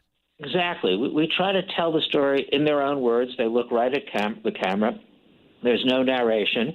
And you hear their stories of what it was like. I mean, they are subject to the political winds coming from Washington, and that's part of the story. But you see its impact on the ground. And their stories are very compelling. I mean, they're heroic. The courage is very impressive. And the horrors of war, we don't soft sell either. You can see that too. But, for example, the second Battle of Fallujah culminates in our film in a firefight at Hell House, what became called Hell House, which was one of the houses that was on the way to clearing the Fallujah house by house and street by street. And a group of Marines were pinned down by insurgent fire from above, and they were trapped, and other Marines had to go in and cross that kill zone 4 times to rescue their comrades, some of them badly wounded. And their heroism, I don't think I do justice to it recounting it here, but their heroism is impressive. And there are many such stories in the film. I think it's pretty moving. There are very, very moving stories from these people. They tell their stories well and feelingly. Finally, Michael, the one of the remnants, shall we say, of the World War II generation, which I had older relatives in, they always found it difficult, if not impossible, to talk about what they saw in battle, whether they were in the Pacific theater or the European theater here. And you would always hear, hey, my uncle wouldn't talk about it, or grandpa never said much about it. You hear people saying, oh, my God, I can't believe he did what I did. Did you get a sense in these interviews? Will the viewer get a sense, Michael, in these interviews that there's maybe some stuff here that has now translated to this generation too that is just darn hard to talk about? It is very hard for them to talk about it. And, of course, they hate to be called heroes, so that you can't say that. Yeah. But it took a long time to get them comfortable enough to tell their stories. And now, 17 years later, hearing from these veterans, a lot of them say they want their wives, their children to watch the film because they can't talk about it, but the film can sort of talk for them. So I am very moved that we can serve that function for them, as well as for the general public who needs to understand it. So yeah, it's very hard for them to talk about it, and I'm honored that they trusted me to tell their stories. Well, excellent work, Michael Pack. Thank you. The name of the documentary, The Last 600 Meters. It is a PBS documentary. It'll be aired by PBS this coming Monday night, November 10th, as we head into Tuesday, November 11th, Veterans Day. Again, the award-winning filmmaker Michael Pack has been the guest. Michael, congratulations on this. Thank you for so much for doing this, and hopefully we can chat down the road. Thank you, sir. I appreciate it. Thank you, Paul. WICC Smart MLS Right Now Traffic. 95 northbound up to 90 minutes. Greenwich to Bridgeport Parkway really isn't much help. New Haven, 95 south crawling through Long Wharf, Wilbercross southbound side. The long line of cars from exit 53 in North Haven all the way down to the tunnel, and 84 eastbound jamming in Danbury into the Super 7. I'm Edge Krause with WICC traffic. For this evening and tonight, widespread frost, clear and cold in the low 30s. Friday, early sun, afternoon clouds near 60. Saturday, partly sunny with a high in the mid-60s.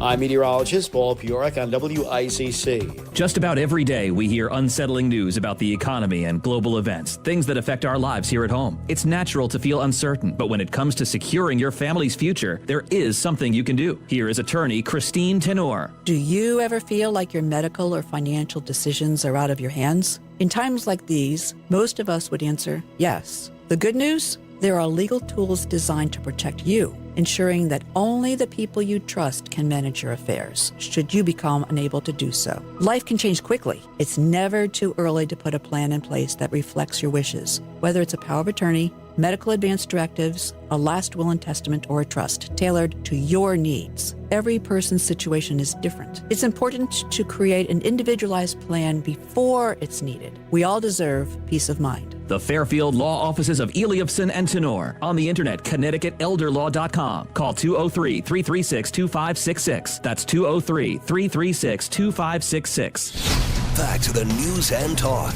Thanks to Smart MLS. Smart sellers ask, is my home on Smart MLS? The voice of Connecticut. WICC's 695.9. It's Connecticut Today with Paul Pacelli. Yeah, once again, thanks to Michael Pack. Check out your public broadcasting listings coming up this coming Monday night, the 10th, before Veterans Day. It's likely on Connecticut Public. The last 600 meters. I was watching the trailer a bit. I haven't seen the film yet, but vital stuff there. Just to wrap up here, yeah, this example of just a stupid amount of early voting in Virginia. There was 45 days of early voting in Arlington County. So this guy, Jones, Jay Jones, whatever his name is, who's now the AG, people were voting for this guy. Listen to this, folks, for 2 weeks. 2 weeks. Before it came out that he had, in social media posts fantasized about killing opponents and urinating on their graves. I mean, come on. 45 days of early voting. It's asinine. It makes no sense. But the reason it's there, it's put in there primarily by Democratic Party leaders who want to protect people. Boy, if you're casting a vote 45 days from an election, you need help. Even 30 days, even 15 days or 7 or 8 days, 2 or 3 days, 4 days. I can see that. I got it. I understand it. Could it be out of town? 45 days? Stop. It's ridiculous. That's every level of asinine. All right, keep it right here. Folks, I am off tomorrow. Starting to use, as you probably know, toward the end of the year, I use my vacation time, so I let it all pile up and then I use it. So off tomorrow. Enjoy the weekend. Back at it on Monday at 2. Chris Williams, thank you. Also, Paul with the weather and the traffic guy. Andrew, we appreciate it. Bye-bye. WICC Bridgeport, WFOX Southport, WEBE HD2 Westport, WPLR HD2 New Haven. Locally owned by Connoisseur Media.